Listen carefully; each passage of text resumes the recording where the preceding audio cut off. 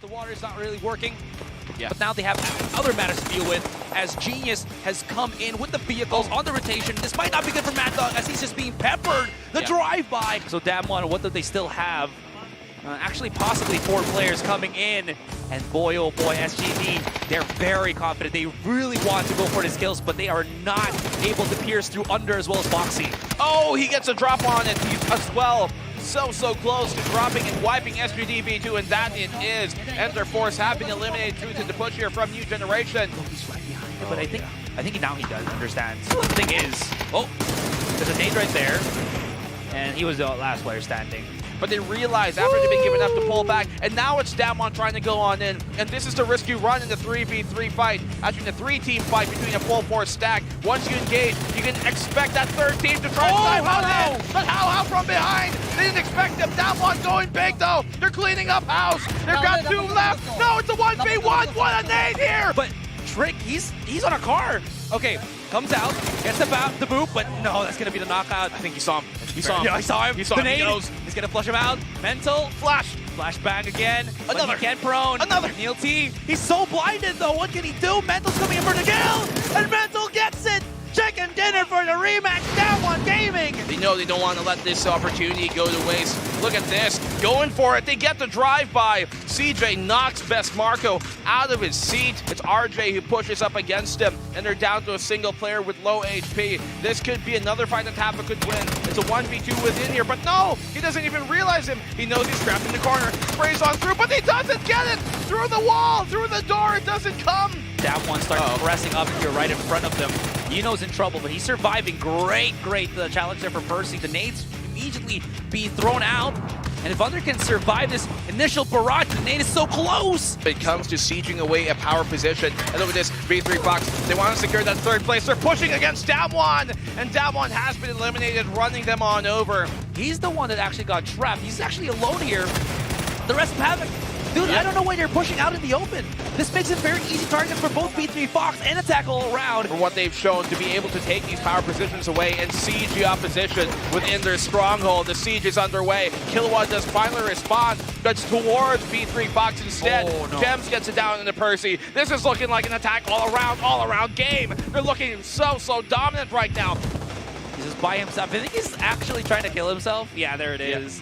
also maybe to deny an extra point or tackle around. Trying to take some shots here at SGDB2. We're now going to have to fend off Damwon, who are really rolling up real hot. They've kind of dismounted here right now. IMP can't really confirm anything, doing some damage, but it's not enough to try and stop Damwon here. Foxy, great down. It's actually Mental who takes it away from him. SGDB2, they have the high ground, but they're taken down low. Not's placing himself. I don't think he spots out Loki. Loki to the side. Not's got him. Oh, this is huge for Archangel Predator. As Not comes in, he's swimming inside the zone, but it is paying off. The flank's coming in. Mental's still here. But the rest of Archangel Predator, they've surrounded Damwon Gaming. And Damwon, no way! Mental still hits the shot. He's still surviving. Evil Patrick to remain 1v1 as Evil Patrick been under. But Evil Patrick, he could not convert. Yeah, they have kind of like a 3v3 fight here. What a nade here thrown. Gani taking so much damage. They've used these smokes to close the gap. GNL are playing this perfectly. The nade lands right on target. They still handle something from up above. And again, they can't go for this pinch. This could be a glass house right at the making. GNL, they've taken down Zest. That's a big pick for them to find. As you said, they take down one. They take down the entire train. A single point of the structure has been demolished, and the entire piece folds. The defense goes down, and GNL absolutely perfectly playing the final two zones. 3 players, but Damwon's got 4. They can't find another here. Foxy's not connecting. He's running out of ammo. How is this not hitting him? He knows they're coming here. Oh, he has the information. They don't expect it. They still get damage on, but look at that. 1 HP left on Janku. Oh, is it gonna reach? No, it's flashes. They're looking to push Kimgani by himself here. It's been exposed. He's still blind. He can't do anything, and Kimgani is gone. Now he's looking like the nail instead. Taekyon, he's gonna have to provide overwatch from up top. But look at these nades just sinking Hammer into the ground. He's actually right beside them. Air Ray, as well as Ursap, they know they have to go for the contact, but Archangel not giving them any chance to breathe. CJ finds one. There's the follow-up. Another cleanup. Early at least secure the second round finish, but GE, they were so much better. What a shot from Glories to land Crazy Bobby insane in the brain. And this gives GE the upper hand. Marco Gaming being taken down, but the response from Juansong is absolutely huge. He's been knocked out as well. Guy went they're lining up. Lining up, but not enough bullets to actually transition into anything. 1 player remaining. Clory is going to be picking up Simon T at this point. Can he pull out the stop here? Can he club this one out? Oh, he exposes himself. The flash kind of blinds Clory's by himself here, and that is it. There's Genius securing their second chicken dinner of the tournament. Push up north if it ever does come to it. GNL spraying on through here. Taekyon, he's done some great damage here towards 20 ATD. Great shot. Don't go straight up. So Spatek actually spotted. Didn't hear the rotation from Yuta, and he's gonna pay the price for that one. Pop, pop, pop. And Yuta finds himself 1 kill. Now he knows. In-zone spot that Magic Esports has. But look at this, the flank from Cloris, his big ass arrive. He's got them off guard. They have no real recognition where he is. The flash keeps him off of the angle, but he's gonna spray on True and land True as well. He connects, and this is looking like NGE be taken out. They're about to bump heads right now. Here comes the siege on towards Magic, but it's Magic who finds the opening kills. They get the confirm here on Pete. They get the second down to Loki. Mr. Flank able to retaliate, but it's not really going too well for SGDB2 here. Raze gets another down. As Genius is still 4 versus 2. But no, we're down to Kamon. His head's popped out, but oh my god, Yuta. What an aim demon. Petrek goes down, and as soon as one falls, the rest will follow. They secure the second place finish at the very least by taking out Gulag, but the nade here to drop KSMs makes it dire. This game is going to be Genius. It's all left to Earth Zapali, but Earth, Q, Rocket. Here comes Genius, scarring and soaring sky high to take another chicken dinner. Speaking of teams that could get too much damage, it's going to be Damwon Gaming. Oh, you're stuck on the boulder. And Star-Lord gets 2. Final stat, it's going to be a difficult one though. Nade doesn't go on in, but the second one, it might just go in right inside. My god, it does! What a grenade here from Yuta! And he eliminates Enter Force with a single stroke of luck and a good arm. As their flank gets a confirm on the kill, Taekyon goes down here to Pat Dr. Red, and this is what I'm talking about. Magic taking Simon on this fight. Simon goes down to his own demise. This is not great. Zest goes down, Glory's confirmed, and MG, they have completely just decimated them. GNL has been eliminated, but Genius, they are in no better shape either. And here comes Makan Samari trying to chime in on the fight. There's a poly trapped here between these two teams. Raze as well within the smoke. MG Magic, they've suddenly pulled a disappearing act, but it's not going to last too long. He gets caught on out. Drake is already pushing in, spilling blood in the water as he pushes forward, spots everybody, shoots him down. The gallery is here, and oh boy, is it artistic. That's gonna be Machang Samaru cleaning up house, although can it, will it, should it? It won't, as this is gonna be Teddy so little HP. This is done indeed. Yep. Oh, the nade. There it is. With a whimper as well. As BR4 rivals, the universe has finally aligned in their favor, and they get the final chicken dinner of day 2.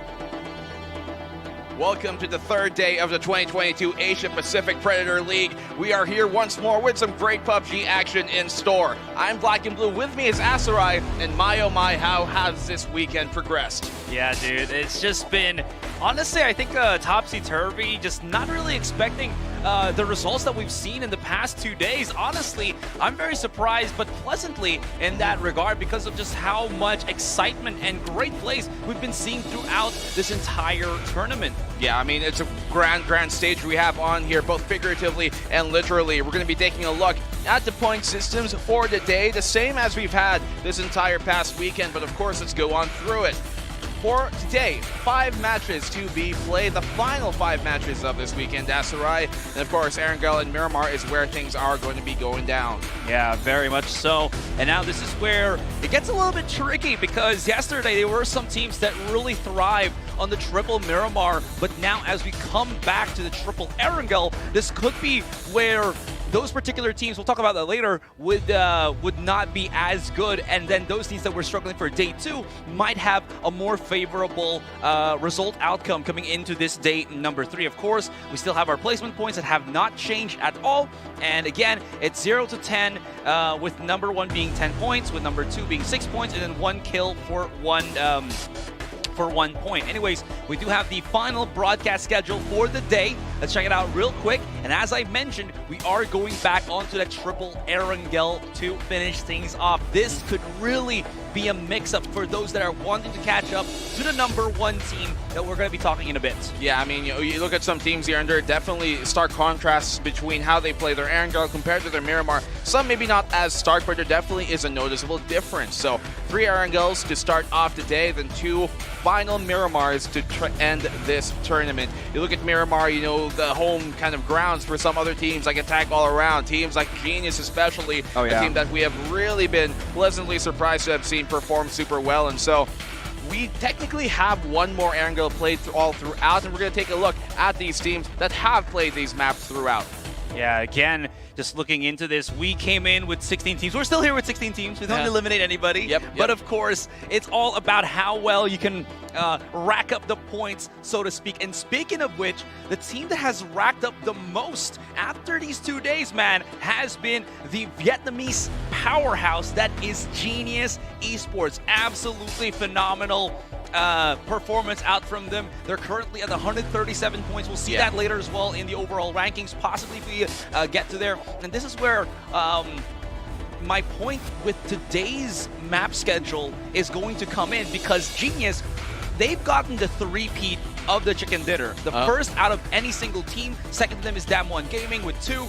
But all of their chicken dinners, man, have all come from Miramar maps. Yeah, just on Miramar. So you can really tell that they have kind of like their home base set up when it comes to Miramar comfortability. Definitely something that has come into the fold. You look at Damwon as well, the only other team that has more than a single chicken dinner win here in the tournament. And I mean, we almost saw Magic even be able to get another one, but no, it didn't come to pass. So Damwon doing really good, but that's on Erangel. We haven't seen them been able to win an exact Miramar map, and other teams, or other Korean team here, GNL, also at 4th place with Archangel at 3rd. So teams really doing well, and some of them not as really, I guess they're doing better than we expected initially. Yeah, and you know, we're Filipino casters, we come from the Philippines, and we weren't really expecting Archangel to really be this consistent. They weren't as explosive as the other teams, and of course, comparing them to Genius Esports, they weren't really up to that that explosive caliber. But what they really shined, you know, during these past couple of days was what I mentioned before,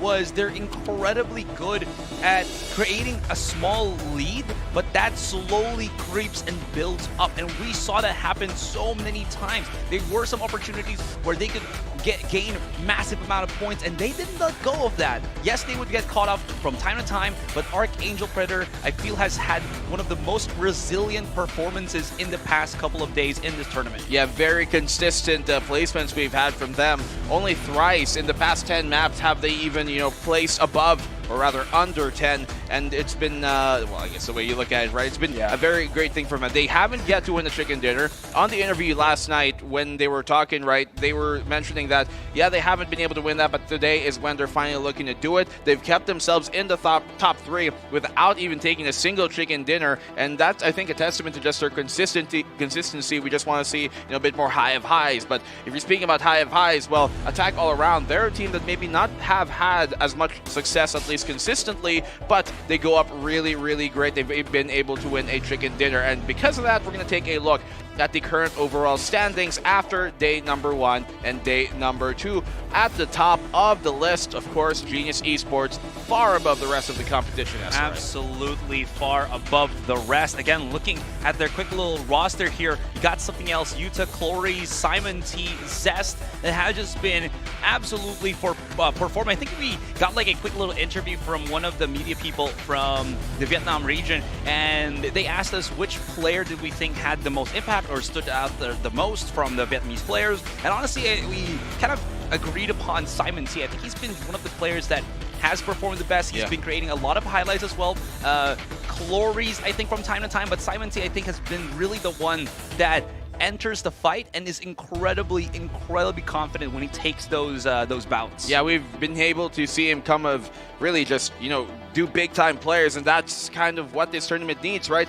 Big-time players making big plays, and Genius, they have a hugely impactful player in Simon T. But you move on over to Damwon at second, and we've seen players like Mental go absolutely crazy. Foxy doing lots of work, Loki as well under. Just a lot of, I guess, really kind of calculated decisions that has been able to keep them here near the top. Archangel Predator, we've seen players like Mad Dog, players like CJ just be so, I guess, frag hungry and just completely demolish teams. When they go into a 2v1, you can almost expect them to win those. Yeah, and honestly, that's where I think another team tends to struggle right now. I mean, it feels like the word struggle and this team don't really mix well, like with Damwon Gaming, because they're 97 points, they're still number 2. But the thing with that is, it feels like if they need a player to step up, they can't really seem to find that particular player to really be that person, because I think it was one of our production people that we were talking to mentioned it perfectly, that today has just been a day of just pure outright gunplay, right? Damwon Gaming, they play a lot more heavy rotations and all of that good stuff. It's good, it's great, especially in Erangel, as you saw with how they've been controlling themselves around the map. But the problem is, once they arrive on those firefights, you can see here the kills from them not really as high. Yes, it's 54, but they really just kind of wiped out the bottom 8 of the bunch. But when they're up against like GNL, their counterparts, and the other Vietnamese teams, the other, let's say, Archangel Predator, they tend to kind of fall a little bit harder. And this is where I think Damwon, especially in this last day, really need to adjust in that specific aspect of their game that is looking pretty much weak right now. I mean, I guess maybe as a team as a whole, and especially as of late when it comes to Miramar, but we did see them win that 1v1v1 clutch with Mental doing really big stuff. So I don't know, let's see if they can come back into this. All right, we'll see how this goes, because guys, this is it. Predator League 2022, final day, match 11. Let's get it started. Erangel is the map. Here we go. 11th game of this tournament, first one of the day, the last day of the weekend. And we're going back to Erangel, a map that has, as we were aforementioned, the aforementioned team. Yeah. Damwon have found much more success compared to most of the other teams here in Erangel. We swap on over to Miramar, and it's been Genius who have been able to find really their flow in it. But the rest of the teams, that's what we're looking to stand on up here.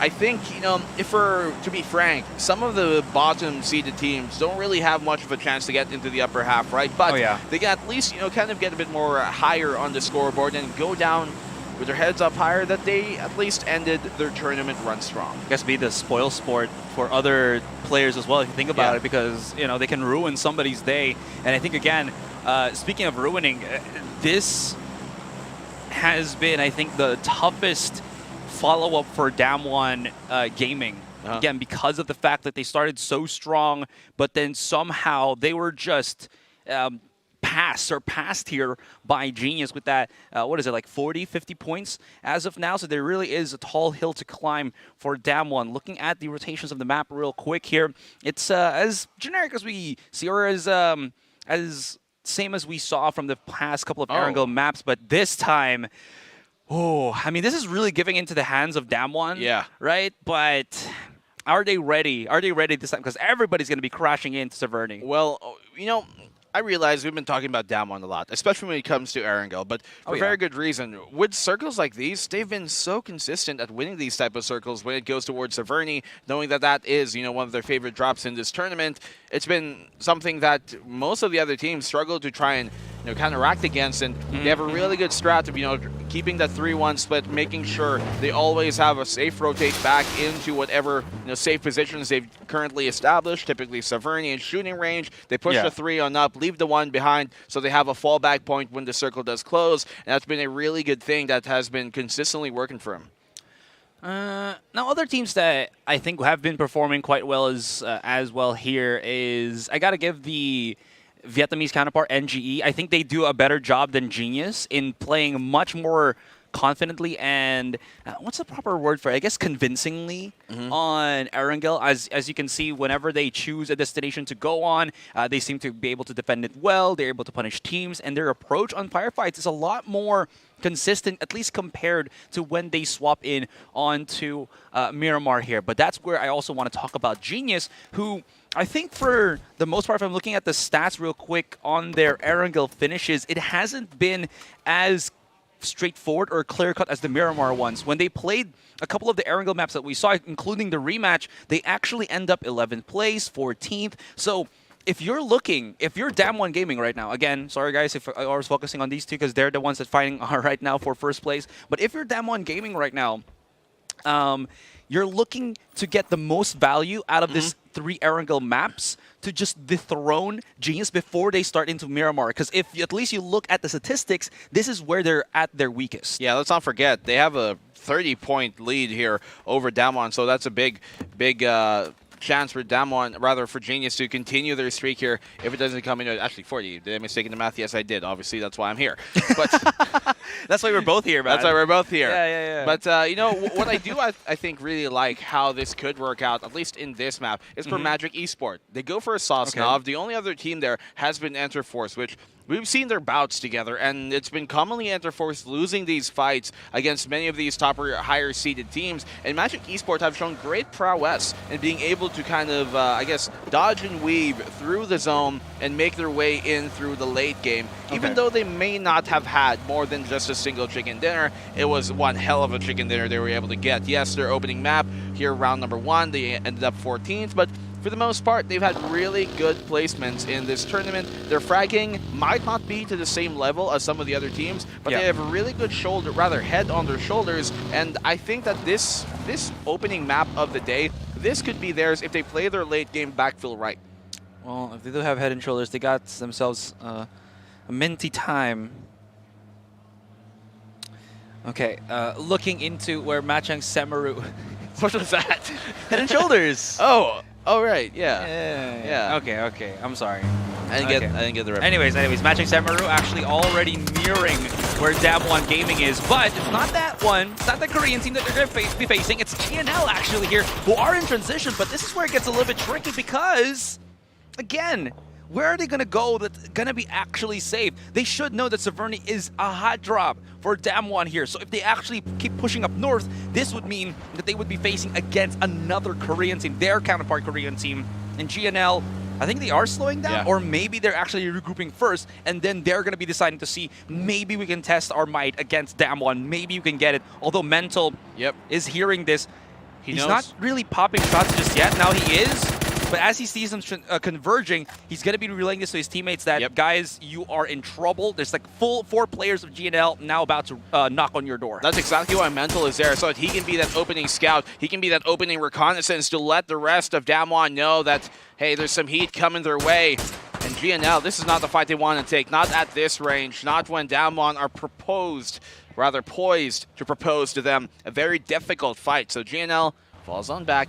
Takes a high ground instead, just a bit more west. They could run into Shute Rong here towards Stalber, but they're not going to continue on forward. So I think this is a position that GNL are looking to hold. They are decently stocked up to continue a fight for just a bit more. So they can, I guess, use this high ground for the meantime. Yeah. I mean, Shute Rong's position, even though they are on the top of Stalber, not really a spot that I feel like will threaten GNL. So they need to get a little bit closer to start shooting at GNL here. So I think GNL, as I mentioned, have found themselves a good spot. Not a really super defensible spot because it's still out in the open. I think they have like just maybe one small hut to play around for cover.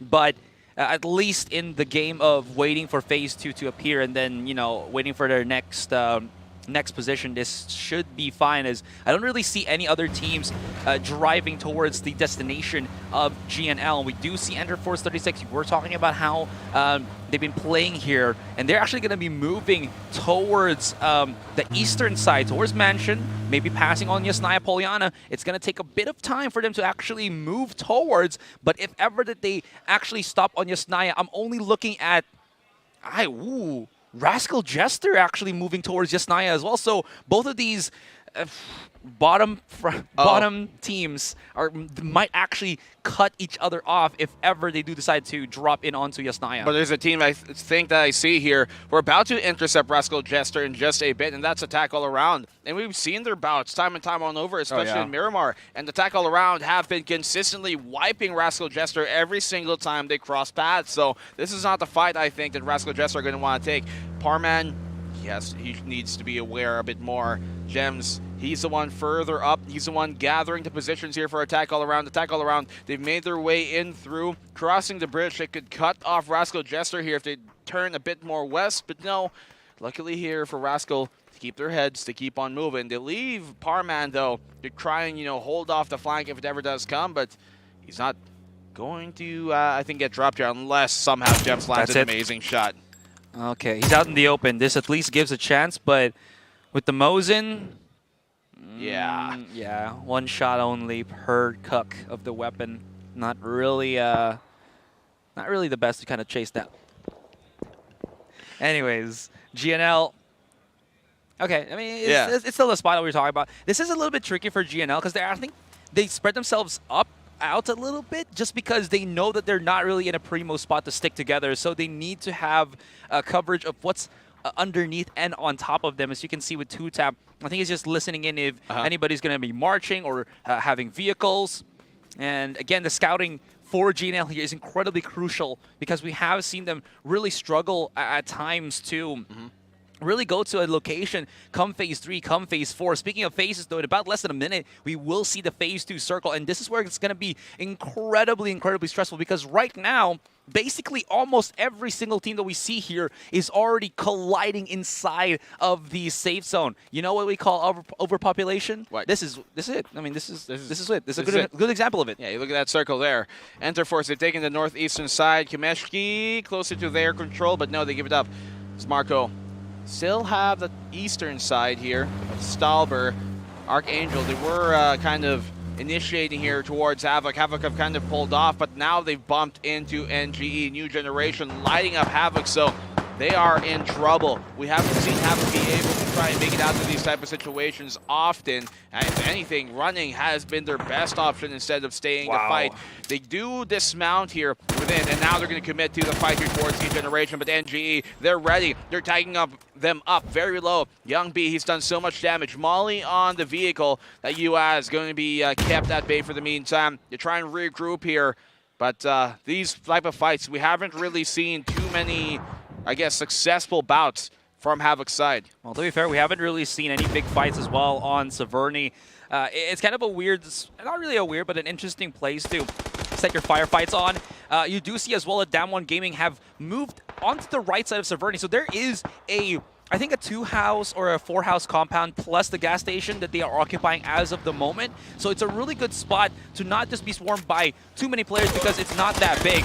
Anyways, Mental is by himself. He does get down a couple, but I mean, he's solo man, YOLO man, so there's really nothing that he can do against Shu Tae-rong. Even if they are underperforming from time to time, they do have that numbers to just come in. Minksa and Bulang will be safe on the location here, and it seems like Damwon cutting their losses, actually calling under, I believe, to start grouping up with the rest of the team, as he was also the same, nearing the same position as Mental, as they were kind of just spread out looking for information and covering more ground. That was unfortunate here for Damwon, because if they were actually playing together, I think they could have wiped NGE right there. Mental alone with the pump shotgun, able to get 2 down, so it was really good. Could have been really good, but ultimately doesn't really amount into much. So V3 Fox, they've kind of joined the kerfuffle here, or could join it if they continue to press on SGD V2. Enter Force playing a bit safe there towards the northern shore. knowing that taking the fight early hasn't really been working out for them in this tournament. Same with Rascal Jester trying to stay away from most of the action. And I think it's Havoc really here who are in a rough spot. They're now up against NGE. They could have pounced on the opening 2 downs coming in from Mental. Let's look at this. Gani, he spots one. Knife out in the open. KMF1, he's been taken down, and he should be secured. Yeah, should be about it. Percy's just trying to go downhill to maybe help it out, but Oweki is right here. At least challenges back V3 Fox. Both teams taking casualties right now, black and blue. Yo, I was kind of about to ask, where is Enerforce 36 and Magic? And I'm looking at our mini-map here. They're actually going for the long rotate coming into Phase 2 and Phase 3. A little bit smart, a little bit delayed. It will burn a lot of their meds, but I think this is fine because right now there's so many firefights happening. If they read the situation correctly, this means that when they come in, if it's on a good timing, it could be a third party. Hold on. SGTV2, though, Aweki and I Am Pete starting to move in near onto Enerforce 36. It's going to be Sylphia, always a solo player, but this time might have the element of surprise. There's 3 here. He's making noise. They know. The nade for delay, mayhaps. Okay, so nice little lob. Maybe that will deal some damage. But in any case, Sylphia is definitely in no man's land. I Am Pete, though, burning. I think he's going to get knocked out. He might have made a mistake getting too close underneath. He was healing, but he will take the damage. And Sylphia, good utility usage, good nade control. But the problem is he's also stuck where he now lies. This could actually work out here for him. He was able to get to the rest, wait till the rest of his teammates get to him and support him. As I Am Pete was down, Enerforce taking pounce on this. Amachi to 10 and Starlord on the move, on the prowl, trying to help on in. Damwon engaging Marco this time around, and also GNL and Archangel trying to take down here SGD V2. So lots of fights being scattered all throughout the map right now as it is closing. The zone making sure that these teams don't have no comfort to be weighted in. Attack all around. Could roll up here against Makang Simeru as well.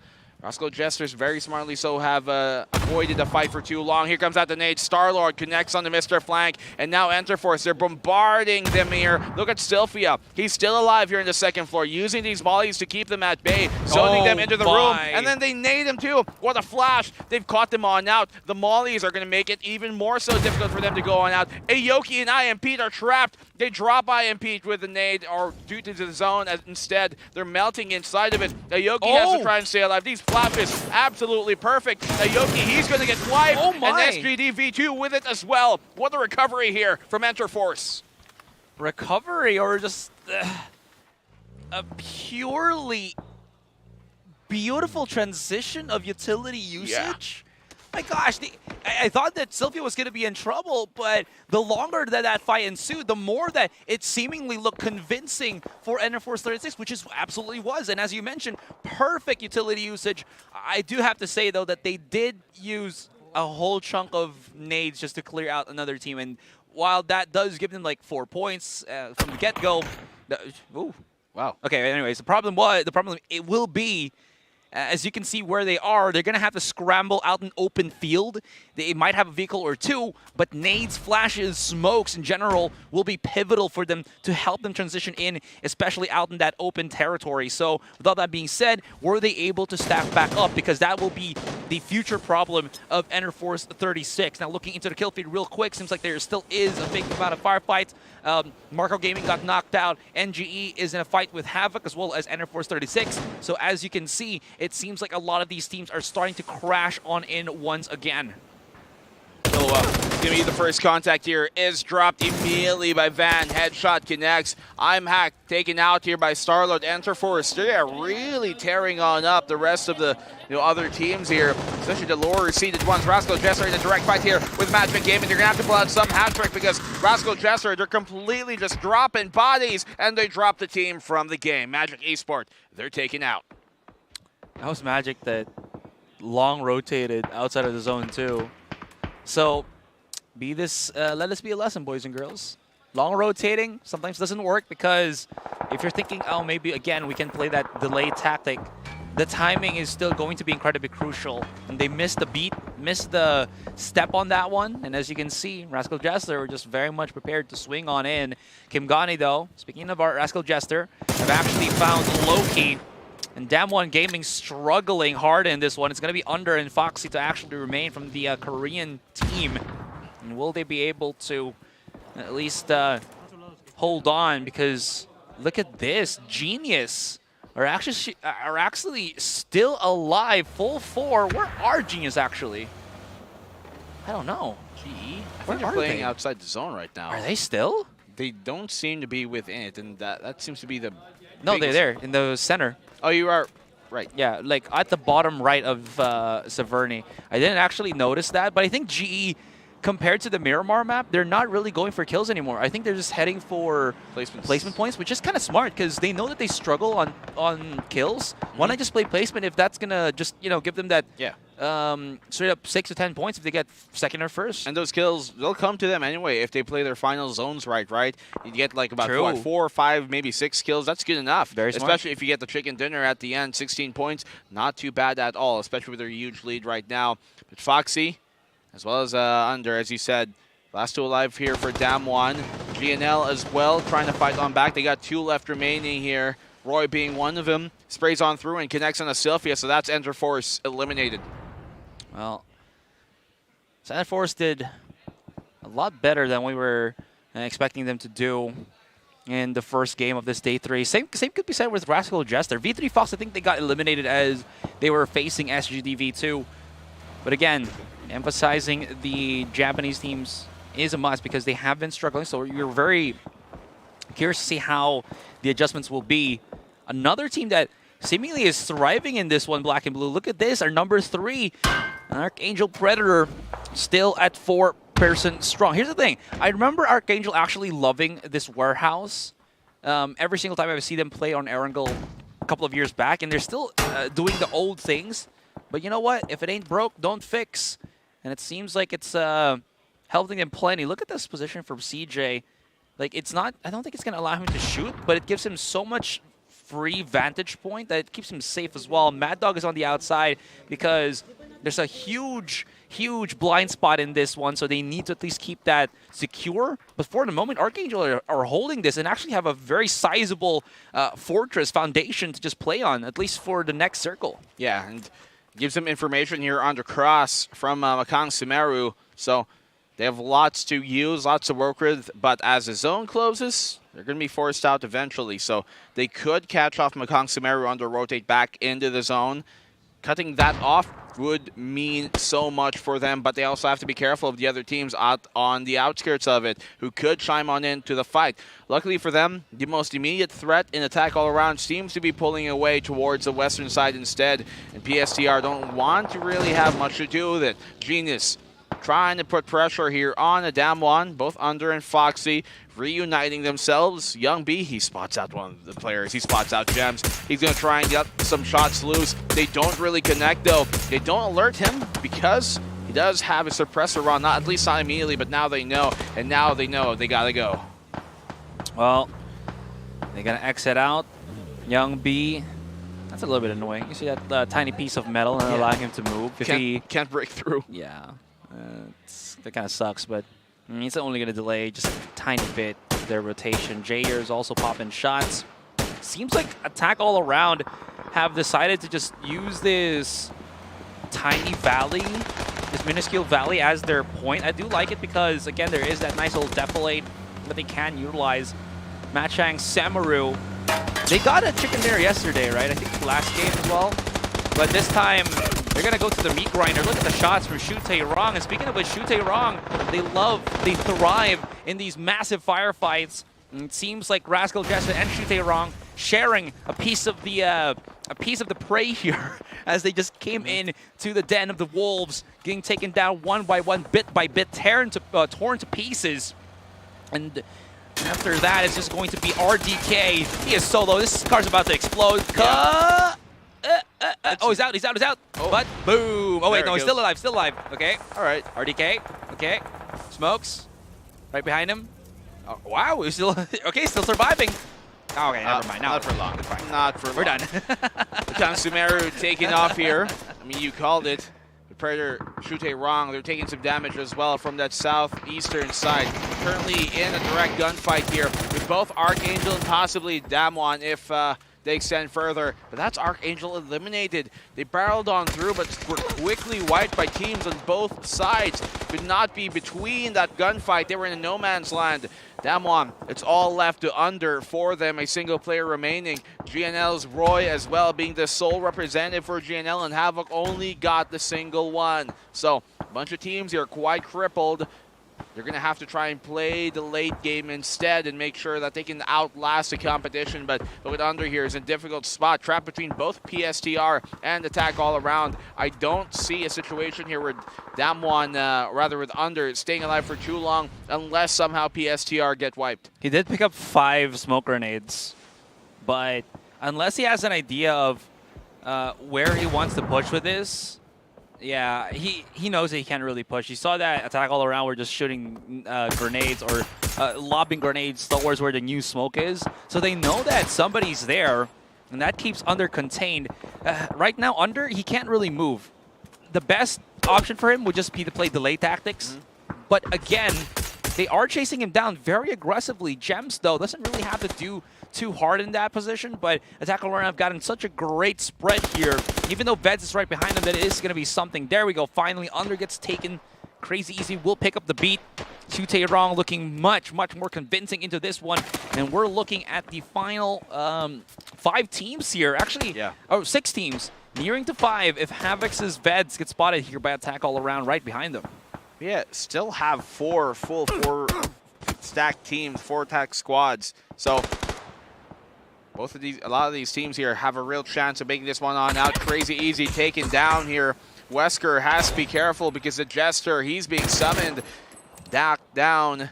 Zest gets it down here on a Janku. Attack All Around in a difficult spot. But look at NGE here, New Generation. They move northeast directly from the west. They cross the entirety of the zone on the upper side of it. But Veds, yeah, he got the down and the kill as well on Janku. Follows up on Exquelsia, going absolutely huge. So Havoc, the only single remaining player here, sole representative, doing lots of work to keep them still in the game and gain them even more points. But he's been eliminated. Gem spots him on out. But the real fight here to be aware of is NGE versus Rascal Jester. Yeah, Mingze is going to be joining into this as he does have, I believe, a vehicle getting closer and closer into this squad versus squad onslaught. New Generation still full on players here as Rascal Jester is slowly dropping down. Mingse coming in, stealing the kills away. And Predator Shute-Ra, as he saw it, guessed themselves 10 kills straight from the get-go. Absolutely phenomenal from our Taiwan region team. Mingse not stopping here. Does throw out a couple of the nades. Gets a little bit more, but again, that's still 4 players of NGE right in his face. He's got to be careful about this one because he doesn't want to get knocked down, as that's going to leave Baogin in a very awkward situation. Few players left remaining here for Archangel. That makes 1. As Gems has been down, it's going to be difficult for them. For Attack All Around, it's going to be difficult for them to continue on as JRS is the last one remaining in any fighting capacity. PSTAR down to 2. This is looking like a potential GE game as Genius here are pretty spread on out and have good control of practically half of the entire zone right now. They have so much space covered, but the zone, it actually shifts here towards NGE's favor. So NGE, they do have a possible chance here, especially if they can wipe PSTR out soon, because that's their immediate threat. If they can take them out and have that eastern side control, they could somehow make this happen. But I think the west side is an important factor here. So GE, Genius, they're looking to potentially take their first chicken dinner here on Erangel. West side is West Life. Gotta love it. They're trying to move uptown, but girl, is it not working? Seems like Baogin's last person standing for Shute-Rong here, but he does have to flank, does have to wrap around. Although he's been spotted out to the open, he's going to go for the Hail Mary shots. Not going to happen. Clover is in you to explode. And this leaves NGE in a very less than favorable situation. Clory throws out the nade, and they know that they got this in the bag. All they really had to do is plug up the escape routes here of the remaining players of NGE. Oh, yeah, that's two more to go, but they're extremely injured right now, Black and Blue, as Simon comes in, Cloris comes in, basically everybody from GE is coming in. We're going to need to see young Bill here go absolutely huge just for them to have some sort of chance. They drop Diam. This is looking pretty difficult. NGE down to a single player. Neil, the only remainder, and that, my friends, is Genius getting their 4th chicken dinner of this tournament. First time on Erangel. Wow. Wow, wow, wow. Again, mentioning Genius's name on Erangel doesn't really sound right because they do tend to struggle. But coming into day 3, man, match 1, they look absolutely set, dead set on just getting the chicken. I don't say phenomenal because, again, I think they also understood that they had some issues with transitioning from phase 1 to ending phases to, you know, get that chicken dinner. So what we saw them change up in their playstyle is go a whole lot more passive, start looking for positions inside the zone that they can immediately utilize, which they did up until the very last moment, and they capitalized hard on it. It's not the typical results that we see from Genius because now they're only at like 6 kills, but still looking at things, that's a huge, huge lead, and you don't really want to give Genius this these kinds of games anymore, but they're still able to make it happen. Yeah, I mean, that's the thing, right? They're not confusing the forest for the trees, the cactus for the oasis. It's been them finally recognizing the adjustments to be made when it comes to Erangel, right? They haven't been really finding the same type of success when it comes to fragging out there in Erangel, so they played a longer game instead. You saw them play it a bit more passively, right? They come on in when they know that they only need to, and whenever you see in these final kind of phases, like you go into phase 6 and onwards, you see that the classic Genius esports spread where they play this 1-2-1. They are so good at making that effective. I have talked about it, you know, this entire weekend. That 1-2-1 spread of theirs in the final phases has been some of the best, if not the best, we have seen all tournament long. It's part of the reason why they've been so consistent at bagging these chicken dinners. I will say, though, as well, that it felt like Damwon Gaming had a 1-2-1 split too, but it didn't work as well as they were kind of hoping for because there was more teams that was fighting them. I do think that the approach was different where that Genius was using that to end, you know, to finalize wins against teams, but Damwon was using that to get a little bit more information and map control. I think, again, we go back to the point where Damwon loves to go for those rotates, but a lot of teams, they don't really care about that. They want to go for bigger fights and bigger explosions and all that action-packed stuff, and it seems like Damwon not really changing genres at this point is really crippling them. Even though, again, they're looking good at second place, is that as far as they can go, and is another team going to be overtaking them soon enough? No, it's a really great point, right? With Damwon, they do the 1-2-1, maybe sometimes the 3-1 split earlier in the game, and then kind of all group up into a four-man squad late game, but Genius do the exact opposite. They stay 4 throughout the game. When it comes to late game, that's when you see their classic split come up in the final few phases, 7, 8 onwards. And that is really, I think, the biggest thing that has been so successful for them. As we said, you know, play a bit more passive of a game, it works on out. But, you know, PSTR, they were able to get decently deep in this. I think they finished 3rd, right? Yeah. So, at the very least, you know, able to get them one of their better finishes in this tournament. Maybe don't have super many frags to at least gain them a bit more points. But with them, you know, being near the bottom of things, to finally get, you know, a 3rd place finish, which is one of, if not tied with their best place finish. They've only been able to reach the 3rd place once, and that was during game number 9 rather. Then this will really at least help their case in that lower side of things to really bolster them up. Yeah. It could also, again, this was for Shutaerong, right? Yeah. Yeah, again, Shutaerong, we go back to the point where this particular team, this Taiwan team, really loves to go for firefights more than anything else. So I think this was the perfect situation that they could definitely thrive in, right? Yeah, they had one team after the other that they could at least focus on.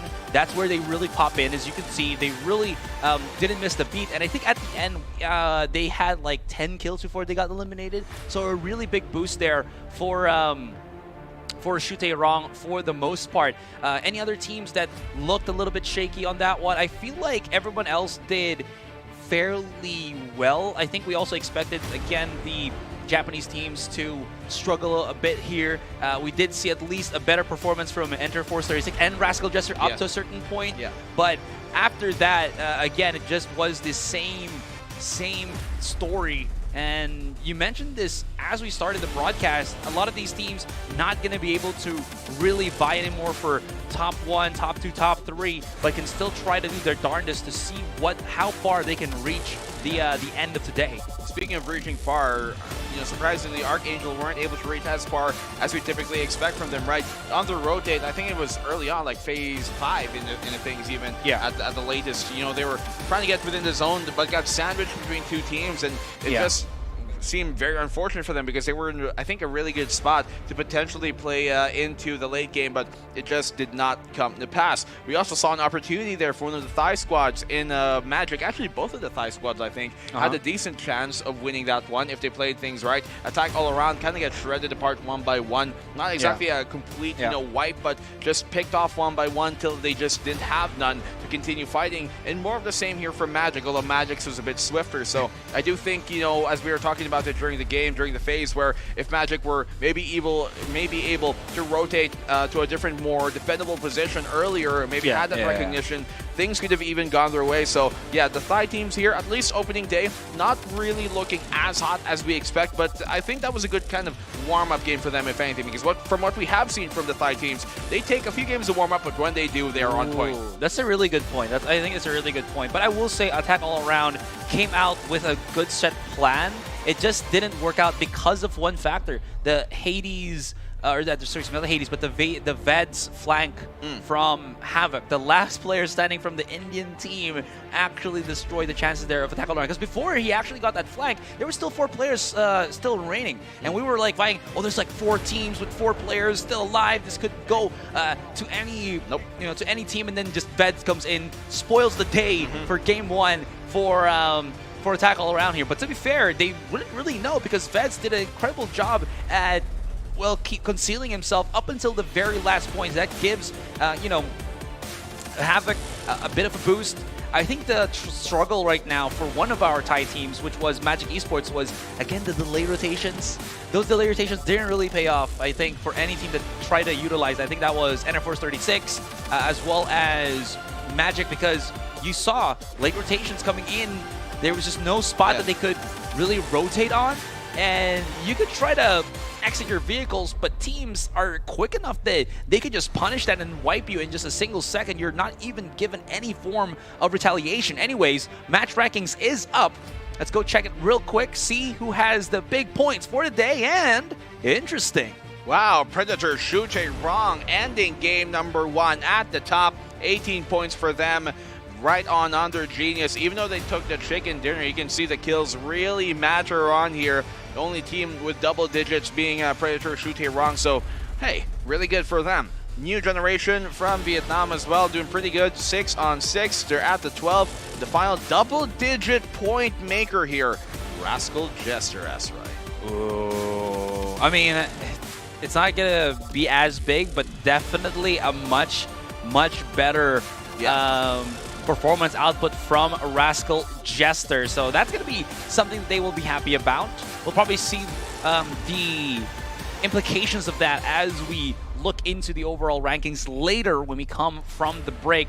But anything else that strikes my fancy here or strikes me in this performance, interestingly enough, I thought Archangel Predator had a couple of kills, but no, it's just the position, the placement points that they actually got, which was 1. So that's going to hamper a bit of things for them. Damwon Gaming, similar could be said. They had a couple of kills. It looked good at the start, but they definitely halted or planted their faces in the ground as every single team started to collide on him. They had the right idea to, I guess, spread out a little bit here, but it definitely crumbled fast as Mental was separated from the rest of the team. And this is what I was talking about, Nico, that if Damwon Gaming or Mental gets knocked out, that's when Damwon seemed to struggle the most, because I think Mental is like the spear tip for this team. If he loses, they can still try to transition, but they have a very difficult time at moving the three players remaining, 2 players remaining for Damwon. Yeah, well, he was able to get 2 there, but we're going to see if they're going to be able to do more. Some teams stepping up, the others still waiting for their moment to shine here in the spotlight. We will be back with game number 12 here right after this break. We'll be back at 4:30, so guys, make sure that you tune right back on into the APAC Predator League. We'll see you guys in a bit.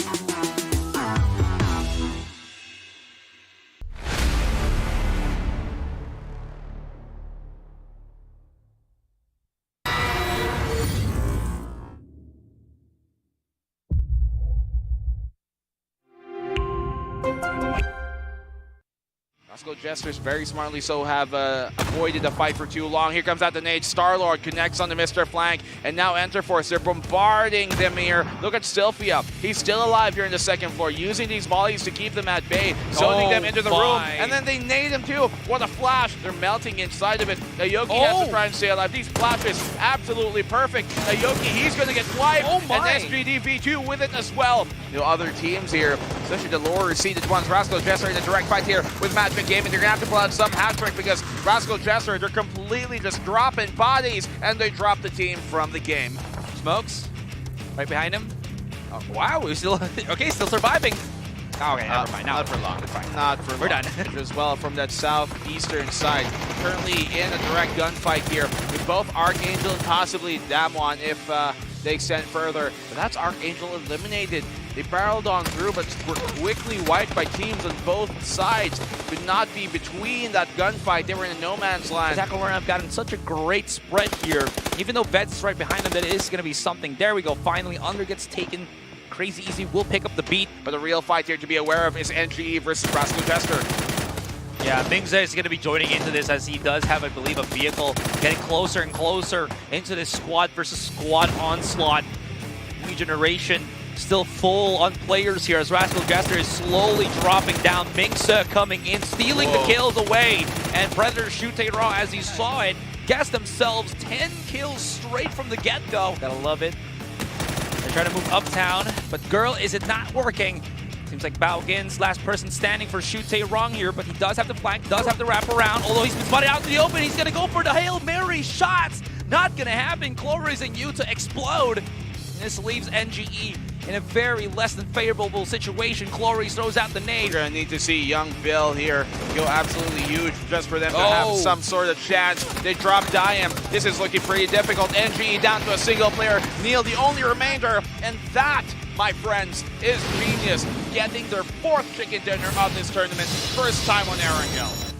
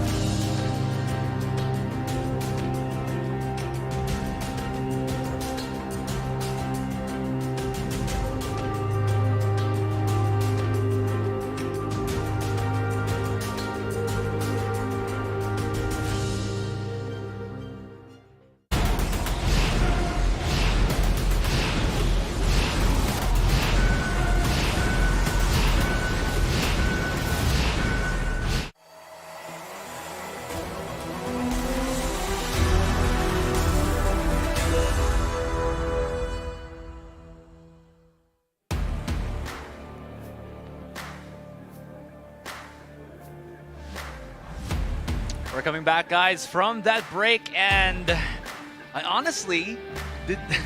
You know, I keep saying I honestly did not expect that to happen, but again, the trend continues. I honestly did not expect that to happen. Genius with a high IQ play, a genius play to actually allow them to get the chicken dinner on a map that they struggle, Erangel, and they make it happen here in map number 1. I honestly did not expect you to start with that again. In this case, yeah, like Genius, they haven't really shown us that same side of prowess when it comes to playing on Erangel, but we've been calling for it the entire weekend through. They've been wanting for it the entire weekend through, and they get the job done finally. About darn time, right? Especially for a team that has just looked so, just in large contrast, spectacular when it comes to Miramar. But Erangel finally looking like something they can be confident in.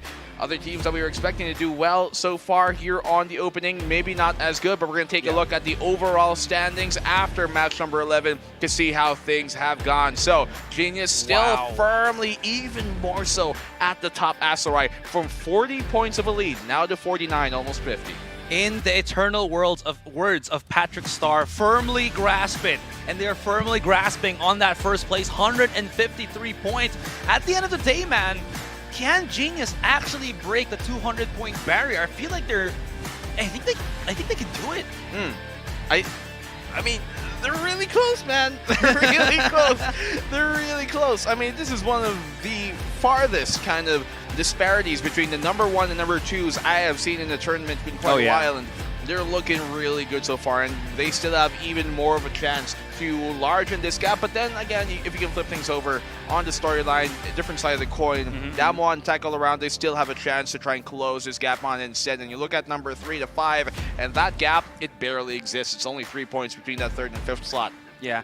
Okay, I think that's the best way to kind of go about this storyline right now. Let's look away from Genius because, you know what? They're already so far ahead that everyone else is just not playing catch-up anymore. They're just trying to see who can vie for that second place. Unless Genius make terrible mistakes from here on out, I think they're safe for first place. I'm already calling it, man. But yeah, going into the other teams that we have, as you mentioned, really, we see Damwon Gaming, Attack All Around, Archangel Predator, GNL, NGE, New Generation Esports, and Magic Esports, all actually still in very close proximity to each other in terms of the points. So with all of that being said, that means that there is still a very viable chance for teams to still overtake one another. So if you're expecting that, oh, you know, Damwon and Archangel have gotten this in the bag, they're still not really in safe waters just yet. Maybe Damwon slightly better than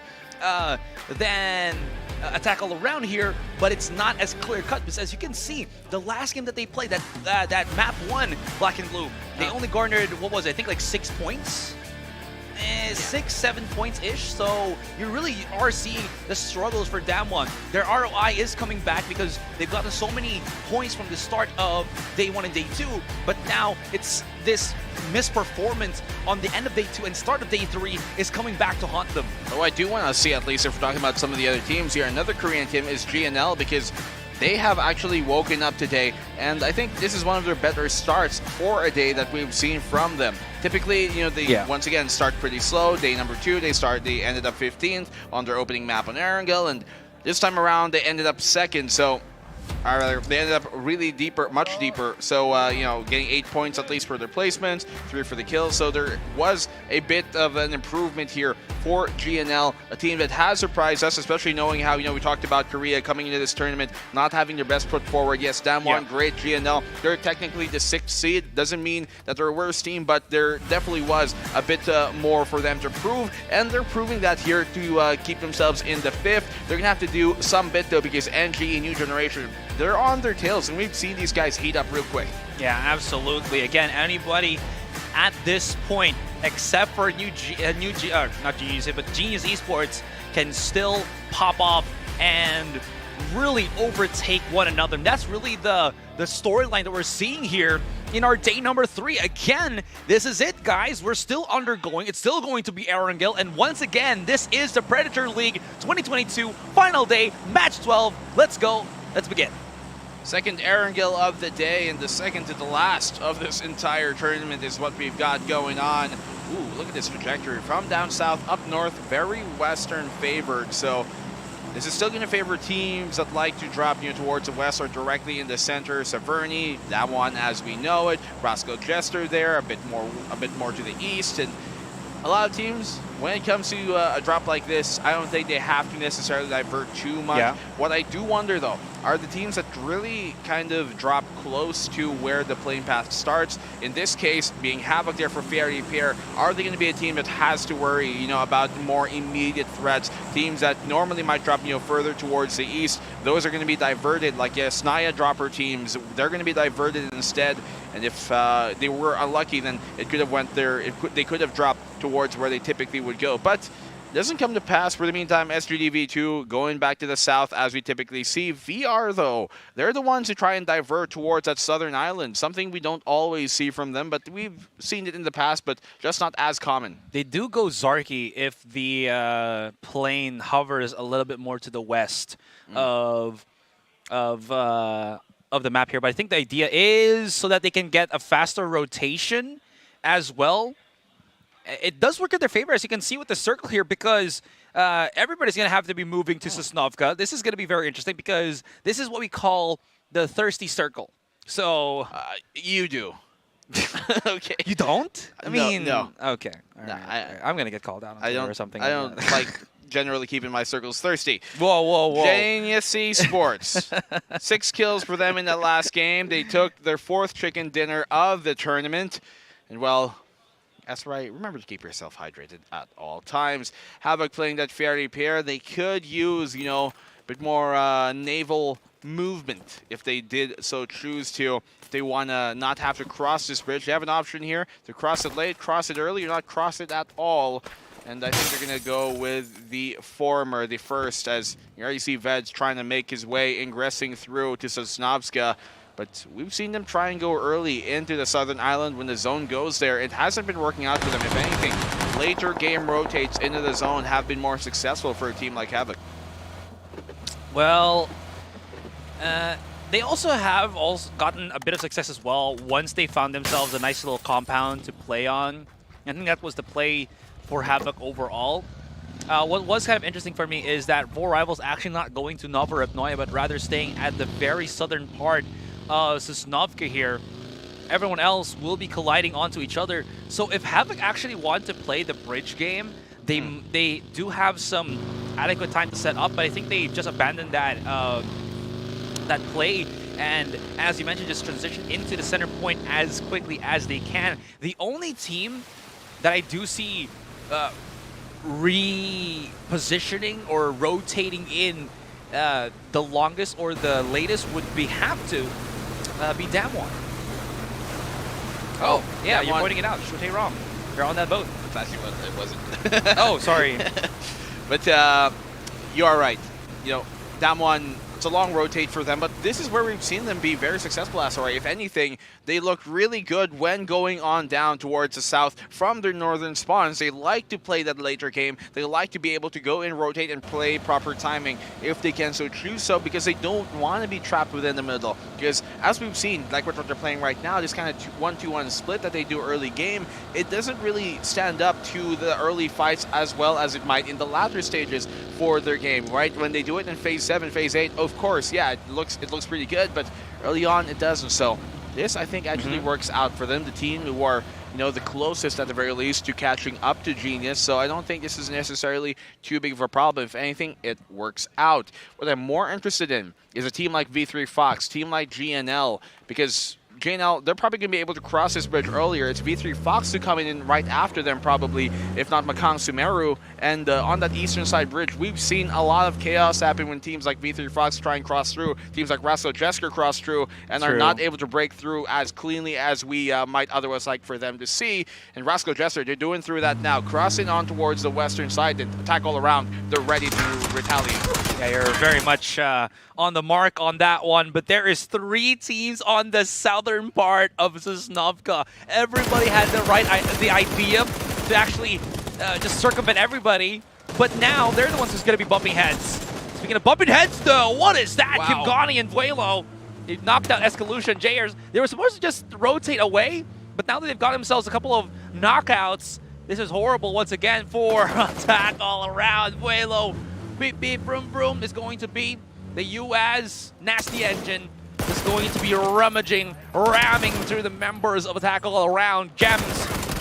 This is like he's being surrounded by wolves, my guy. He's just being chased on, slowly crippling away at his defenses, and that's going to leave Janku by himself, and he has no chance in this one.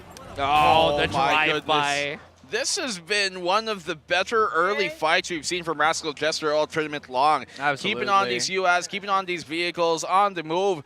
They've been just like hyenas, you know, pounding and pouncing on a single target at a time, diving whoever is out exposed and isolated. Looking really good so far here. So Rascal Jester able to fend off the bridge camp from Attack All Around, almost practically wiping them, and they've gotten themselves a good position early here within the southern island. It's good genius. They're planning to try and swim across. Is that the idea here? Could be. Magic. I was going to ask if they picked up like a vehicle or something to cross. I think there is a vehicle there. As you can see, they are driving, so maybe. They got the boat. Yeah, imagine if like this tank can actually be used as a vehicle, and then you. It'd be too OP. No, I think they are swimming across. Taking a look at things. But Magic here in a direct fight here versus Marco. This looks like a heavy commit towards the fight because whoever wins this fight can control Fairy Pier and then cross on over through the bridge. So that is what they want to fight on over. New Generation taking the boat all the way down to southwest. We've seen them do this in the past, so they should have an easier time trying to ingress unless the beaches are going to be too hard to storm. But Best Marco, he starts off this fight with a pick. Yeah, it seems like this is looking the best right now for Marco Gaming because it seems like Magic don't really know where to look at, although the whiffs from Marco almost shuts him down. Although this is still looking good for them. The nades, the suppression, as well as that knockout on Pet Dread, not really helping Magic Esports. One more to remain, the last target, and Marco, here's Polo. That is going to be defined on the elimination of Magic Esports. Now coming back onto Rascal Jester, seems like they only had one stint Flint as they only got the kill onto Attack All Around. Well, SGDV2 wanted to investigate, and boy oh boy, they got more than what they bargained for in a good way, as they do take 3 players already away from the Rascal Jester roster. Rascal Jester struggling early on here. They were able to do a hell of a lot of damage and practically wipe out Attack All Around, but they've kind of shared a similar fate right on after. So do they really get that much benefit from this? Maybe if they can place late, maybe if RJ can find a kill or 2 more in the game, that could bolster their ideas more, and at least they're standing here in the tournament as we are on the final day. So Genius on the move as well. They have that northern side. They've successfully swam through without much of a problem, without really anybody spotting them doing that. So they're in pretty good spaces right here now. Yeah. Try and circumvent a lot of the defense within this island. So Damwon coming late, probably going to be the last team to cross, as they typically do like to be. Yeah, they will be butting heads with V3 Fox, possibly if they do go faster now and V3 Fox take a slower pace, because they're still they might be a bit more cautious that there is a team that could be in front of them. But either way, they will be somehow intersecting pretty soon.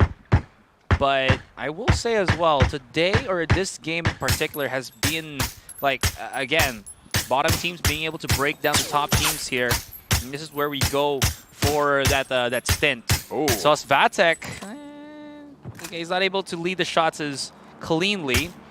M16. 2 M16s. No. The other one's a different weapon. I think both weapons are just suppressed, actually. All right. A little bit more to the left. Okay, nothing really. Nope, not really connecting. Just barely.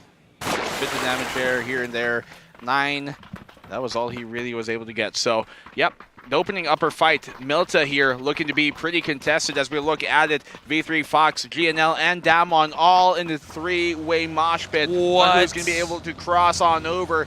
This is not a very forgiving circle and how it's going to be turning out to be. This is going to be quite difficult. Hugging that shoreline could be crucial. Damon waiting in the zone. They want V3 Fox to commit first on the cross before they do. They're going to have to be wary, though, of the gatekeep, but this is something I think they're ready for. GNL looking across another path. They do not want to have to contest that bridge along with V3 Fox and Damwon. So you see V3 Fox already engaging towards GNL here. They're playing outside, just outside of this bridge, even though they are in the zone. For the meantime, it won't be that much of a problem. They've secured themselves a ride to cross, and they should be able to land on the eastern shore. No way Damwon don't hear that. Yeah, Foxy and Under will be the ones to forward scout first, but both V3 Fox and GNL are just gonna, well, abandon the fight and actually start moving in. Damwon, they're moving a little bit to the other. Oh, is the play to actually go for the boat first rather than crossing the bridge? Or are they going to try to cross the bridge because the zone is about to close in about 20 seconds? So they're going to be swimming inside, rather going to be baking, microwaving inside that zone or outside of that zone for a lot longer here. Was looking at their bandages and their heal kits. I think they had 7 health kits and then about 10 bandages, so they should be fine in trying to get themselves back up to full if ever they need to. But Damwon are really playing delay tactics game here. So we were talking about, again, right, that Damwon is a team that really struggle to go for fights, especially when they lose mental. So I think the play here is something similar to what Genius has done, which is just to play the long con, the long game, to play a lot more passive and make sure that nobody else is going to be able to cut off their rotation, and they're the ones who's going to be doing that against other teams that will be struggling as they are in the middle of these fights. Nade could go in through the top floor. It doesn't connect. MCS here, Makang Sumeru, have a potential real good chance, I think, of winning this fight if they can be able to isolate one of them, especially like Bulang, who's further in that other house on the second floor. If they are able to get the down on him, this could just start the catapult for them to try and take this. But no, Shute wrong. They were so good on their gunfights in the opening game, ending up at the top because of how many kills they were able to secure. And I think that is what one of the biggest things they've got going for them. Marco Gaming here also engaging VR4R towards the southwestern side. Nothing really to come of it though, but Makang Sumeru versus PSTR fight right now that could really change the tide of this. New Generation joins in as well as they're playing Spoil Sport, as you mentioned, with Machang Samaru. They're very far, but they do have the line of sight to actually start popping shots in. Oh, there. Machang Samaru is taking a bit of damage here. Enderforce. Is Enderforce actually in any danger? Not really. They're going to be colliding against Archangel and SGD V2 if they push a little bit too far forward. Havoc, who we haven't really talked about as much in this game, finds Vuelo. And was that the done and dusted for RJ? Looks like no more Rascal Jester players coming in. That circle just keeps pushing everybody closer and closer to the shoreline. Get a swim, guys. Get your hats on. Or rather, get your trunks on. It's going to be pretty wet here in the sandy beaches of Erangel. Beach day here, but now here actually comes on the fight. How he drops Baugim. They know another is in the container. He pops out the volley, but he's not ready. He's got the nade on the gunfight. Crazy Easy able to get the trade immediately. Bulang finds another.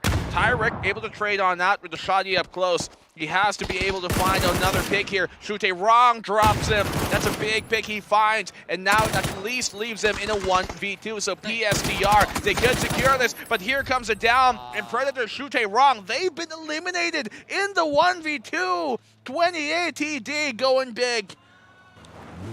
Oh, wait. I'm Hack. He's charging. Teddy. Oh, did he actually pick up his teammate? I don't think so. Yeah, he's just going to run away for dear life. Yeah, he knows this is a lost cause now. He can't really save his teammate, try to pick up the loot. What vultures V3 Fox are, dude? They're hyenas. They're scavenging the just corpses of opponents here. And Teddy, all he can really do is run away and hope to dear God that he does not get found out.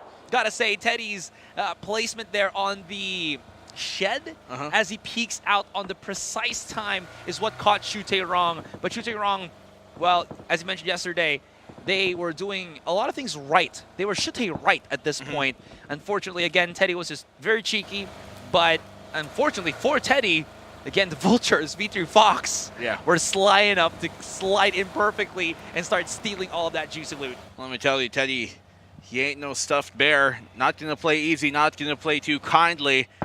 Able to get, at least Macau Samaru here, a decent amount of points in this game in terms of kills. GNL in this direct fight right now versus NGE, New Generation. Young Bill has to be careful on that low ground here in the water.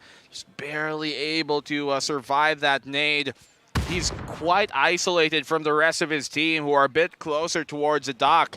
This is not a great place for him to be in on this split. He is a bit safer, at least now that he's found a small crevasse to kind of wait in, but Yeah. the rest of NGE, they have to somehow back him up, but it's not going to be easy, especially with these rocky high ground that GNL has been able to secure. Well, it's blocking the vision of NGE, but as you mentioned, because there's this weird landscape of the rock actually facing to the right of GNL, they can't really spot Young Bill right in front of them, but Young Bill does decide to go a little bit farther out in the ocean. Yeah. I'm not a big fan of this, but if he does, Yeah. I mean, I was going to say if he does like get proper coverage from his teammates, maybe he can cross, but I think he should have just, hit underneath the cliff. That was, I think, a bit too presumptuous for him, so he just needed to wait for the rest of the team. Anyways, going into the other side here, Genius. Oh man, Genius has just gotten better and better every single time. I mean, there's just one killer here, but they're still full 4, and they're already looking at SGD V2. While this team does do well in firefights, I don't think they do super well with firefights against the top 4 teams that we are seeing here. With GNL or Genius being such a fire-heavy team, what can they do? Well, Genius up top on the north. They're engaging now SGDV2, who are in a difficult spot to try and win this on out. They have the man advantage, a 3v2 effectively in the favor here of Genius. They've taken the wipe off Aoki. IMP, he spots on out where Zest is. Cannot really connect much of a shot, but Zest, oh, that's him tagged on up. If they're able to down him, this is going to be big. They finish off Glory, so they do really secure that 2v3. Here comes out the nade. Could be big. No, doesn't finish him off. IMP still alive, but he is down. So only a single player here in fighting capacity. Only a single player on his feet for SGDV2. It's Mr. Flank, and he's going to have to somehow bring the bank to the fight. He's all alone. Going to find some way to cash in. Melting down in the molly. Forced up top the plane. Half HP left of him as he's corroding slowly but surely. And this is looking ever more so dire for Flank. You know what? The higher he goes on this plane, the more he's exposed to Havoc. So even though he's dodging the line of sight of Genius, he's nowhere near a good spot. There we go. Yuta actually finds him already, and that's going to be number 12 for SGD V2. Genius now set their sights onto Havoc here. They've yet to really explode. Damn One Gaming late to the party, but still full for it. This is what they were looking for. And GNL, as you can see on the other side, also is just cleaning up house. Neil finds one, but that's about as far as he can go. GNL, though, lose Hammer. That's not going to be too big of a deal because Taken is still here. And where was the fight that we were looking at a while ago? Oh, yeah, the Damn One Gaming and V3 Fox One is about to undergo as well. And we'll see if Damn One have gone cold or they just need a chance to, light up the candle once again. Archangel. They pushed Havoc back. We were a bit closer to them a while ago. Havoc retreating smartly so. Oh, what a down here coming from Non with the Mini 14. Hades has been taken out, but not exactly killed just yet. Only down, but they should be able to get the res up on him. At least burns some of their util. Cracks the shields, cracks the armor on him.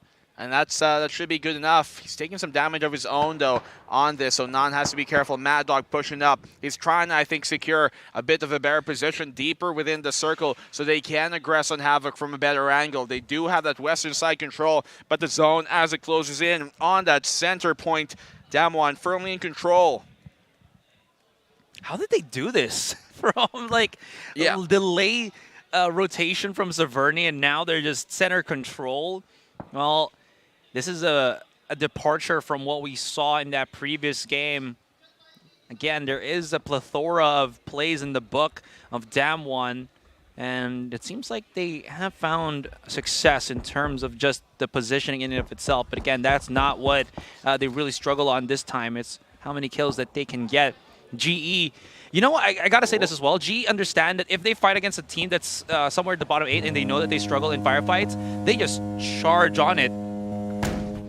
Oh, I thought that was like static. That was plane? It was the pier.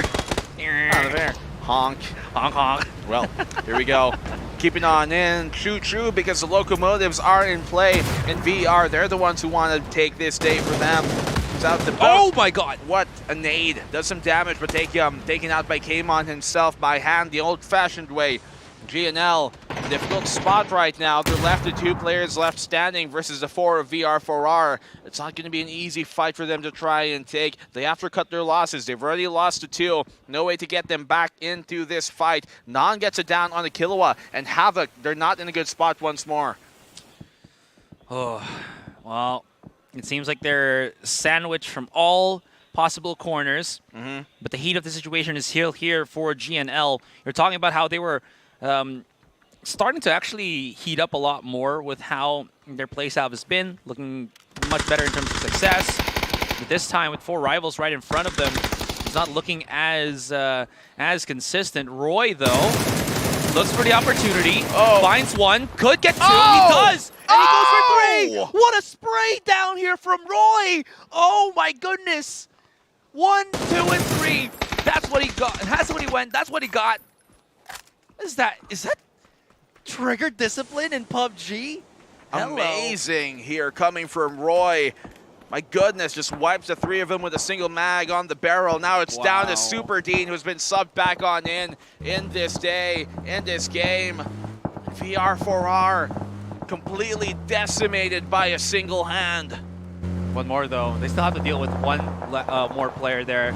But you don't usually see that black and blue, where the 4v2, yeah, there it is. Nade from Roy, yeah, saves the team, saves the chances right now for GNL, as they've actually cleared up the pier underneath Sosnovka. So that means that they can slowly creep up without anybody flanking them from the back. Unfortunately, as the zone closes, they might be forced to get out into open territory, but look at this. They will have that open space plus a crate to actually loot up if they do decide to do so. So the transition point here for GNL is not really the worst, but looking at how many players are still, about 3-4 players remaining, this is going to be a tall order for GNL to make things do. But I will say as well, Matching Semeru's Teddy is doing a phenomenal job at just, not giving away his location and giving a better chance for a better position, better ranking for Matching Semeru in this game too. You have a chance here. It is only down to a single player from MCS here, McCang. But as we said, we've seen these type of situations be converted into one where they do at least surmount a decent amount of points. Same with Sophia, the only remaining player here representative for Enter Force. V3 Fox, though, still going strong. They haven't really pushed out of this compound where they're directly beside Damwon.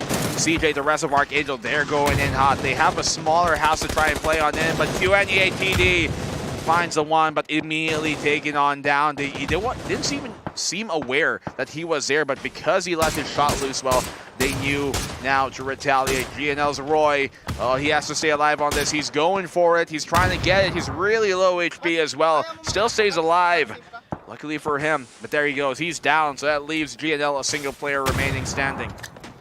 Is GNL going to be able to save him? 2-tap does have a vehicle, so he can block for Roy here.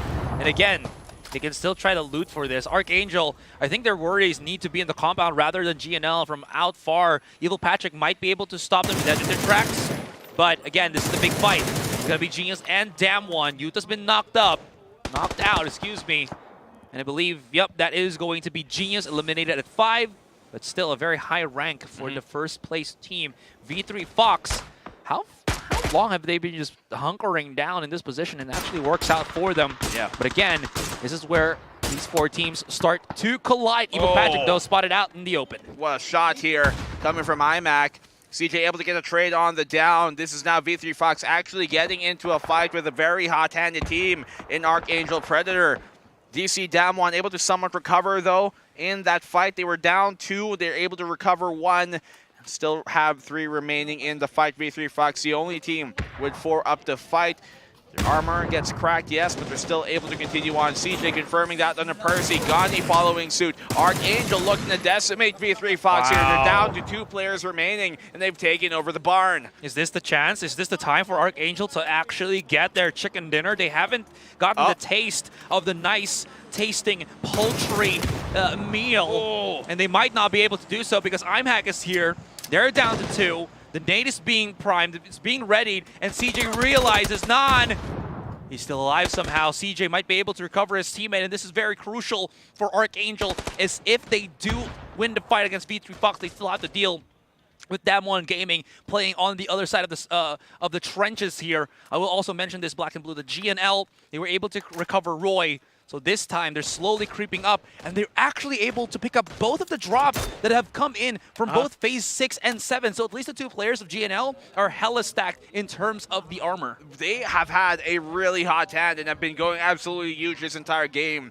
It's not going to be easy, not at all, but this is still a winnable conversion for them if they're able to make something big happen. Look at this. Roy, he has eyes on it. Mark 14 in hand. He can do some real damage here, but they know that the better thing to do is wait. They don't have to press the trigger just yet. He has a suppressor on this. And look, another drop here. Just a gift from the heavens above. A bountiful feast. An AWM to pick up.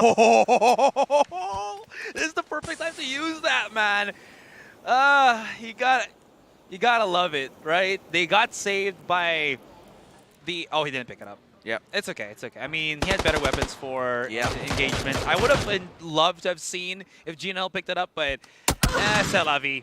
Mad Dog, though, creating some damage from up on the rooftop. Not really afraid of more of what's behind. Evil Patrick got running out to dry. Nades being thrown. This is a good positioning from under. This could be 1 down already for Archangel. They keep getting knocked out, but Archangel's positioning and timing has allowed them to keep themselves very much afloat, and more importantly, the last 4-man team standing in this Final Four. GNL, there's some really, really possible chances they can turn this around. I love what they're doing here, exercising that discipline to try and wait out the storm. They have to target either Damwon here or Archangel. They cannot go after V3 Fox, which is the easy target. They have to somehow thin out some of these higher stacked teams in both Archangel and Damwon. If they are able to do that with proper timing, when both of these teams are engaging each other, then that could be their way to win this. Damwon, though, spotting the cross, spotting the rotate, the push here coming from Archangel. They're trying to wipe out this V3 Fox double squad.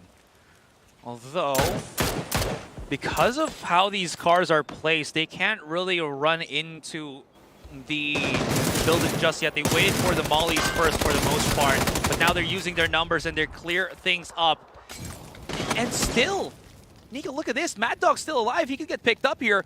Is Damwon Gaming going to challenge this? No, he's not. But look at the circle. Look at the zone. It's going to flush out these other 2 teams. And GNL, you're mentioning it. You're absolutely right. They have a perfect shot at this. But look at this.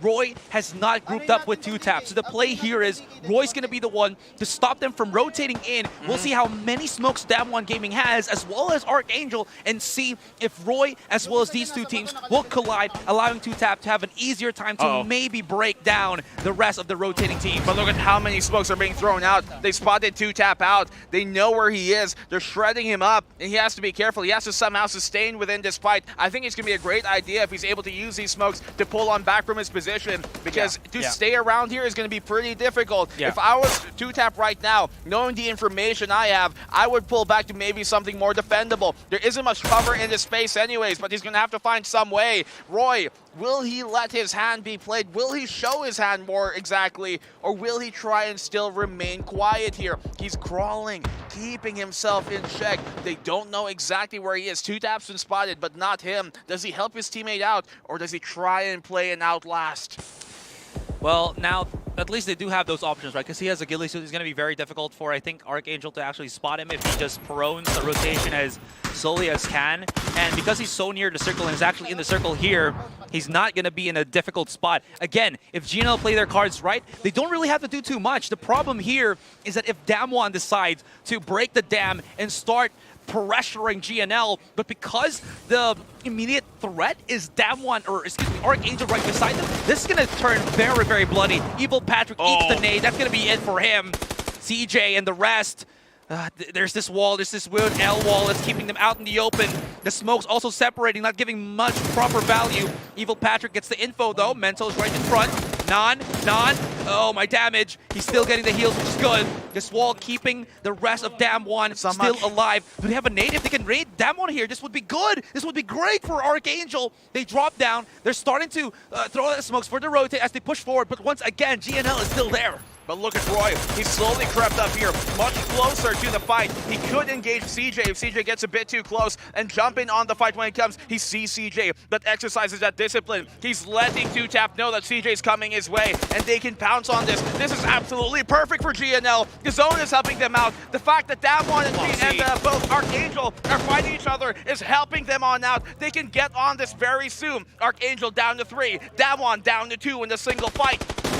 Yo, Roy has vision in the gap of the smoke here for Archangel. They've got it. Damwon Gaming? No, it's still alive. One more player, but that's it. Okay, 2 versus 2. It's time. Comes out. It's time. Explodes. Roy. Oh my God. He got the win against V3 Fox a while ago. Or sorry, not V3 Fox, but 4 rivals a while ago. Now he does it for Archangel to claim that chicken dinner. Dude, that was played absolutely perfectly. You cannot have a better chicken dinner win from any type of game like that. Wow. Absolutely perfectly. As we were talking about going to the final phases, there's a real good chance here. There's one timeline for them to win this, one way for them to win this, and they played it absolutely perfect. Roy going absolutely huge, and this is what the tournament is about. Big-time players making big-time plays, and my goodness, was that absolutely huge here from Roy and GNL. Now, I feel what's going into the heads of our viewers here is, are they going to be blaming Damwon Gaming or Archangel with how they approach it? You can't, because they were so focused on the immediate matter at hand, which is being right across each other, that they couldn't really get that information against GNL here. And there was a really, really big I don't know if the hand of God just reached out and just plucked on the cherry to the ground, because they got 2 loot crates dropped in front of them, which gave Roy the ghillie suit, made him near invisible, to the players here. And as you mentioned, he played his cards right. He knew that he wasn't getting spotted, so he just played the trigger discipline. He gave the information to 2Tap, and he waited till he can strike for the perfect time to get that chicken dinner. It was so close between these 2 teams. Unfortunately for Archangel that got into second, they could not recuperate themselves and then start to work their magic against GNL. That was straight out of an action movie. That might have my vote for the best chicken dinner run of this tournament. Maybe not in terms of domination of how many kills they came to, but just the way they won it, just the mind games. Cerebral, and as you said, the hand of God giving them a bountiful blessing. Here comes on in a bunch of ammo for you, some supplies, and as well as a ghillie suit to keep yourself in check. And Roy played absolutely perfectly as well. We saw 2Tap pulling that aggro right towards him. He had a bit more hard cover, right? The rock, the vehicle, something to actually hide behind. And because he wasn't pushed down here, coming from teams, he wasn't pushed down by Damwon because they had to engage Archangel instead. He saw Roy, as soon as they started fighting, slowly crawl his way closer and closer and closer, step by step, inch by inch, crawling on his belly like a snake in the grass to wait for the proper time to strike. And my God, was his venom fatal. Oh, you said it the best, man. That was just so good. We're still seeing all of these amazing games. We already had a treat for day 1 and day 2. You know what? We're going to get another set of treats here for day 3. An absolutely phenomenal finish. I gotta say, I'm a little bit heartbroken because I was already hyping myself for an Archangel chicken dinner. But you know what? We'll take this one as well. Somebody might just call us, oh, you guys are biased because you're Filipino. But no, just again, Archangel have been doing so, again, consistently getting higher and higher in the ranks, and they were so close to getting that chicken dinner of theirs. Actually, for Damwon Gaming as well, they were so close to getting another chicken dinner and resetting what was seemingly broken for the Korean team, but it's the other Korean counterparts that make it happen. It's the other Korean team that makes it do, and they had to go through hell to actually go through that, because again, the 4 rivals push was really, I think, was supposedly the elimination of GNL in that game. Yeah, I mean, part of that storyline also, for Archangel is because they're the only team in the top 5 without a single chicken dinner right now, right? They have yet to be able to win one, and that is a really big testament to their consistency, yes, but they just haven't been able to close it out in the end to make it through that finish line. And that's why, there was kind of a lot of hopes for them to finally make stuff happen. They had the man advantage, 4v3 against Damwon, and then obviously GNL on the 2-man split, but well, as we said, keeping their eye on the prize, what is the long game here, is the most important factor, and that is what GNL were able to do. They get their second chicken dinner of this tournament. They won game number 7. They now win game number 12, and once again, as you said, Roy, the fact that he was able to just completely wipe VR4 rivals on his own universally just makes him should be a household name, because that was an incredible play on its own right, and then how they ended out after, that was just perfect hunter killer, just wingman type gameplay that you can never really put down. He's a machine, dude. Absolutely. Again, that 3v1 kill that he got on 4 rivals, I'll be honest, I don't really see that too often in PUBG, or maybe at least the matches that we've asked it before. It was so clean. Again, right? The top of the just performance of Roy there is just absolutely awestrucking, just stunning, whatever words you want to describe for what he did there 2 times in a row to again secure that chicken dinner is going to be one for the books here at the Predator League 2022, and just overall history of the PL of the Predator League. But wow. But with all that being said, we still have one more Erangel map to go before we start looking at the Miramar, where Genius again is looking to be their playing field.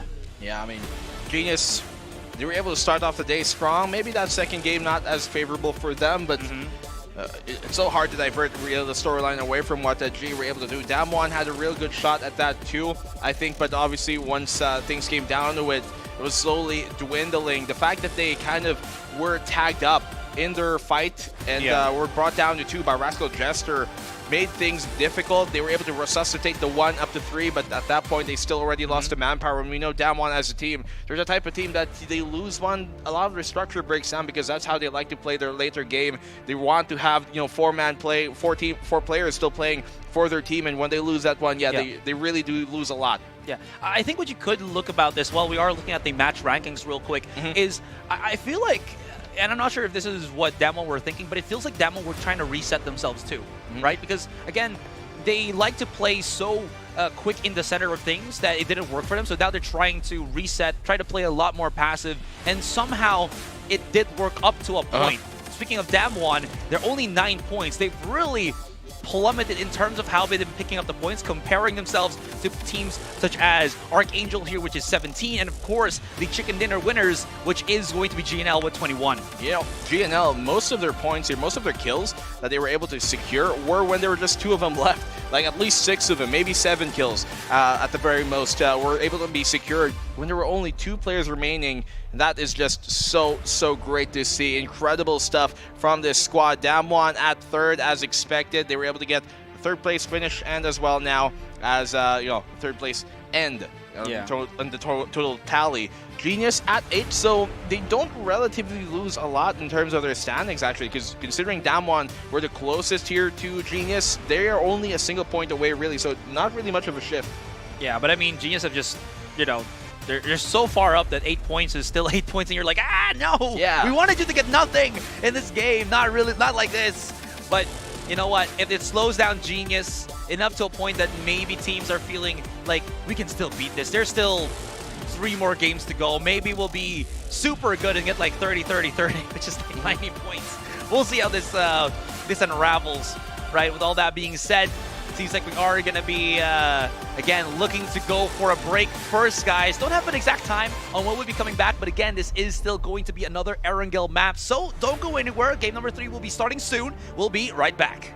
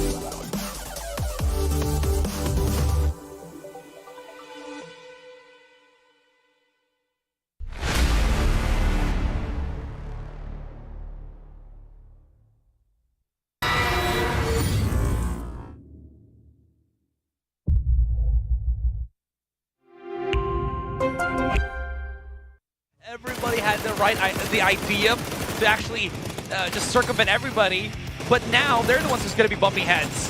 Speaking of bumping heads, though, what is that? Wow. Kibgani and Quelo. He knocked out Escalucia. They were that's going to leave Janku by himself, and he has no chance in this one. Oh, the my drive-by. They should have an easier time trying to progress unless the beaches are going to be too hard to storm. But Best Marco, he starts off this fight with a pick. Almost shuts him down, although this is still looking good for them. The nades, the suppression, as well as that knockout on Pet Dread, not really helping Magic Esports. One more to remain, the last target, and Marco, here's Polo. Beach day here, but now here actually comes on the fight. How he drops Valkyp. They know another is in the container. He pops out the volley, but he's not ready. He's got the nade on the gunfight. He has to be able to find another pick here. Shute Wrong drops him. That's a big pick he finds, and now at least leaves him in a 1v2. So PSTR, they could secure this, but here comes a down, and Predator Shute Wrong, they've been eliminated in the 1v2. As consistent, Roy, though, looks for the opportunity, Oh. finds one, could get two, Oh. he does, and he goes for Oh. three! What a spray down here from Roy! Oh my goodness! Directly beside Damwon, CJ, the rest of Archangel, they're going in hot. They have a smaller house to try and play on in, but QNEATD finds the one, but immediately taken on down. Compound, rather the GNL from out far. Evil Patrick might be able to stop them dead in their tracks, but again, this is the big fight. It's gonna be Genius and Damwon. Yuta's been knocked out, excuse me. And I believe, yep, that is going to be Genius eliminated. Because of how these cars are placed, they can't really run into the building just yet. They waited for the mollies first for the most part, but now they're using their numbers and they're clear things up. Archangel right beside them. This is going to turn very, very bloody. Evil Patrick eats the nade. That's going to be it for him. CJ and the rest. There's this wall, there's this weird L wall that's keeping them out in the open. The smoke's also separating, not giving much proper value. Evil Patrick gets the info though. Mento's right in front. Non. Oh, my damage. The fact that Damwon and both Archangel are fighting each other is helping them on out. They can get on this very soon. Archangel down to 3, Damwon down to 2 in the single fight. They've got it. Damwon Gaming? No, it's still alive. One more player, but that's it. Okay, 2 versus 2. It's time. Comes out. It's time. Explodes. Roy! Oh my God! He got the win against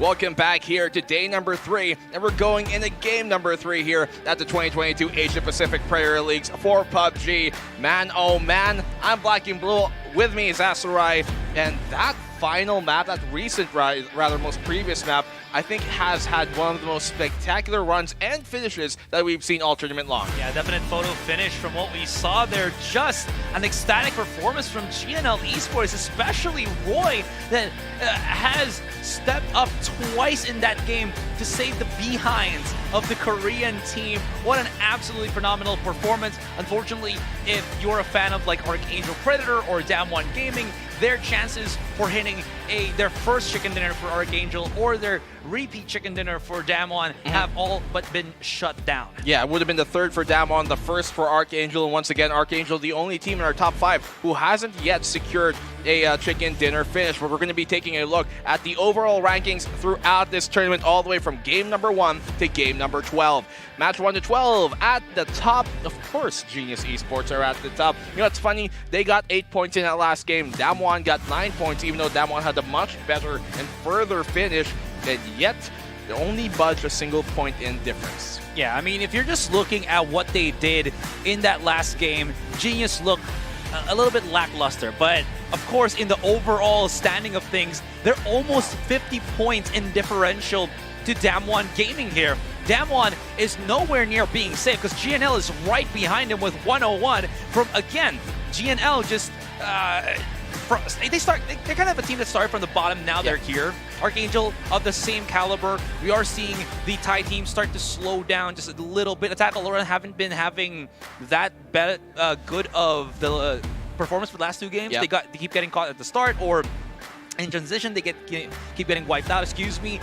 New Generation, on the other hand, here the other Vietnamese team, I don't really feel them as well as Magic. So a lot of teams in the top spot now starting to struggle for the most part here. Well, some teams have definitely jumped up in terms of the standings, right? Attack All Around go down to 5th from the 3rd, and GNL, they swap from 5th place, go up into the 3rd with just such an amazing performance. Within a single game, Asarai, GNL have jumped from 80 points to 101, while Attack All Around barely or even got anything in that last game. They actually still have the exact same amount of points, so GNL's one game shot them up into the top 3. And remind you, top 3 is where we have a lot of our prize, to be set to. Yeah. So again, it is very important that if you want, okay, somebody's feeling the heat a little bit. Yeah, just dozing off. Our players have been hard at work, so every bit of rest that they can get, they really should. I'm not gonna, lay on that, because you saw how hard each and every single team of ours has really gone and tried to go for that next level. And I gotta say, man, I honestly felt like we already established maybe who could win from day 1, possibly even day 2. But at the end of day 2, I was just like, this is not what I was hoping our top 3 to kind of look at when we kind of ended, right? Again, we were expecting maybe Korea and Thailand, of course, they're here, but Vietnam as well as Philippines looking to also overtake. That is absolutely a gorgeous thing to kind of behold. Well, maybe not hoping, but more accurately expecting at all. Yeah, okay, we were coming to this, really expecting some of the Japanese teams to be near the top. Maybe Enter Force, for example, because they're one of those teams with big history. Attack All Around, yes, we were expecting to do well, but they've proven us kind of right on that. They're kind of still in the top 5, dropping down from that 3rd, as we talked about. Had a slower start here today, but we know that Miramar has been a different story for them. That's where they typically do best. And teams like Genius, who we pretty much did not expect, or maybe we're kind of wondering if their playstyle will hold up into international play once more, because in the past it hasn't, right? It does right now here, at the very least, in the Predator League, and they have just completely dominated this tournament, and they finally got their first chicken dinner on Erangel here today for the first game. That was match number 11. That gives them the 4-1s, and we're going into the next one, the final Erangel game for our entire tournament. This is where some of the teams who have shown a bit more prowess on Erangel compared to Miramar, like Damwon, need to step up if they have any hopes of trying to take this first place slot from Genius. I will say, though, it feels like our Erangel here, even though the outcome is like this, I was wondering, is it also because of, day 1 and day 3 have very similar circles where it kind of screws over players where they have to hard rotate because of how weird, or not weird, but how oppressive the circle kind of goes very far south, very high north compared to day 2? Maybe that's also a reason as to why these teams weren't able to really find the mark, which really makes them struggle. But in any case, as you mentioned, we are looking at the final Erangel of the day. Predator League 2022, guys. Final day, match 13 has begun. Final day, final Erangel here on one of the biggest stages you will see in the entirety of APAC. The Predator League has been the gift that has been keeping on giving. So many great games as we saw from the previous one, and another final Erangel once more that we can expect here. VR4 going down towards the south.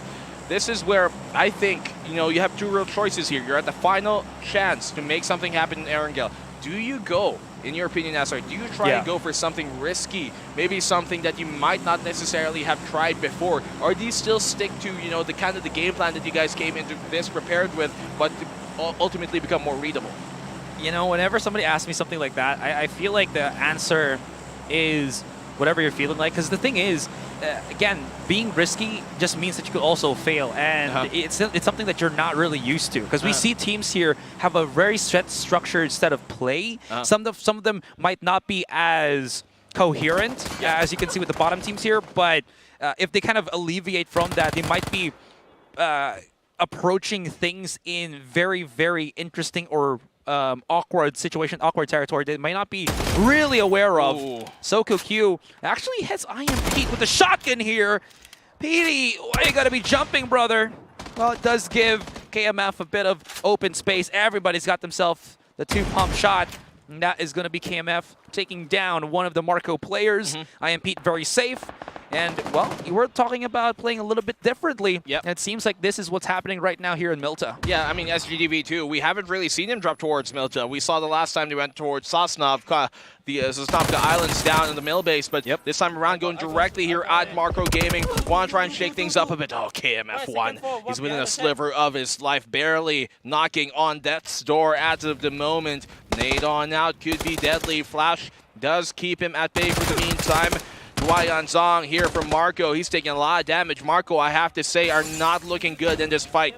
Yeah, they're looking unhealthy, very damaged, although everybody's got a shotgun.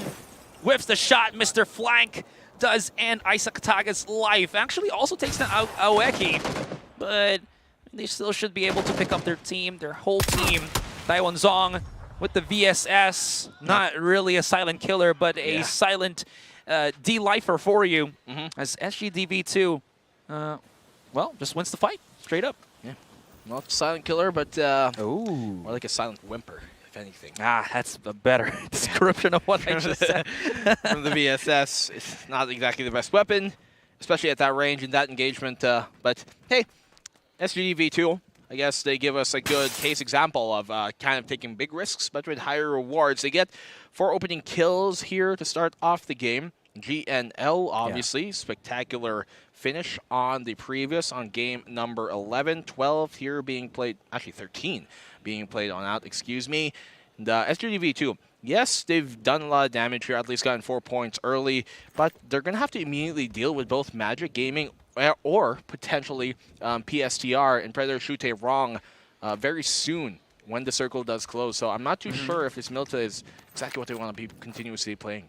Well, they still have to start looting because they took their sweet time to also finish off their opponents. So they need to still loot up back to full. Because a lot of the players of SGD were like on just what is it, like a Uzi as well as shotgun. So that's not the weapons you really want to play with moving forward into this. So they need to at least bid themselves a bit more time. The problem is, perfectly as you mentioned, there could be the hard rotation.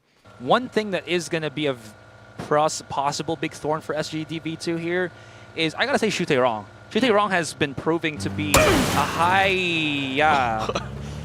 high-performing team. Excuse me. Super as we saw a lot of good firefights going the way of Predator Shute Wrong, especially with, I believe that was Bulong and Baugen, excuse me, that have been just spreading or spraying down as well as melting opponents when they do have the chance to do so. Havoc, especially Veds here, sees the rotate in from VR, but the herd has passed.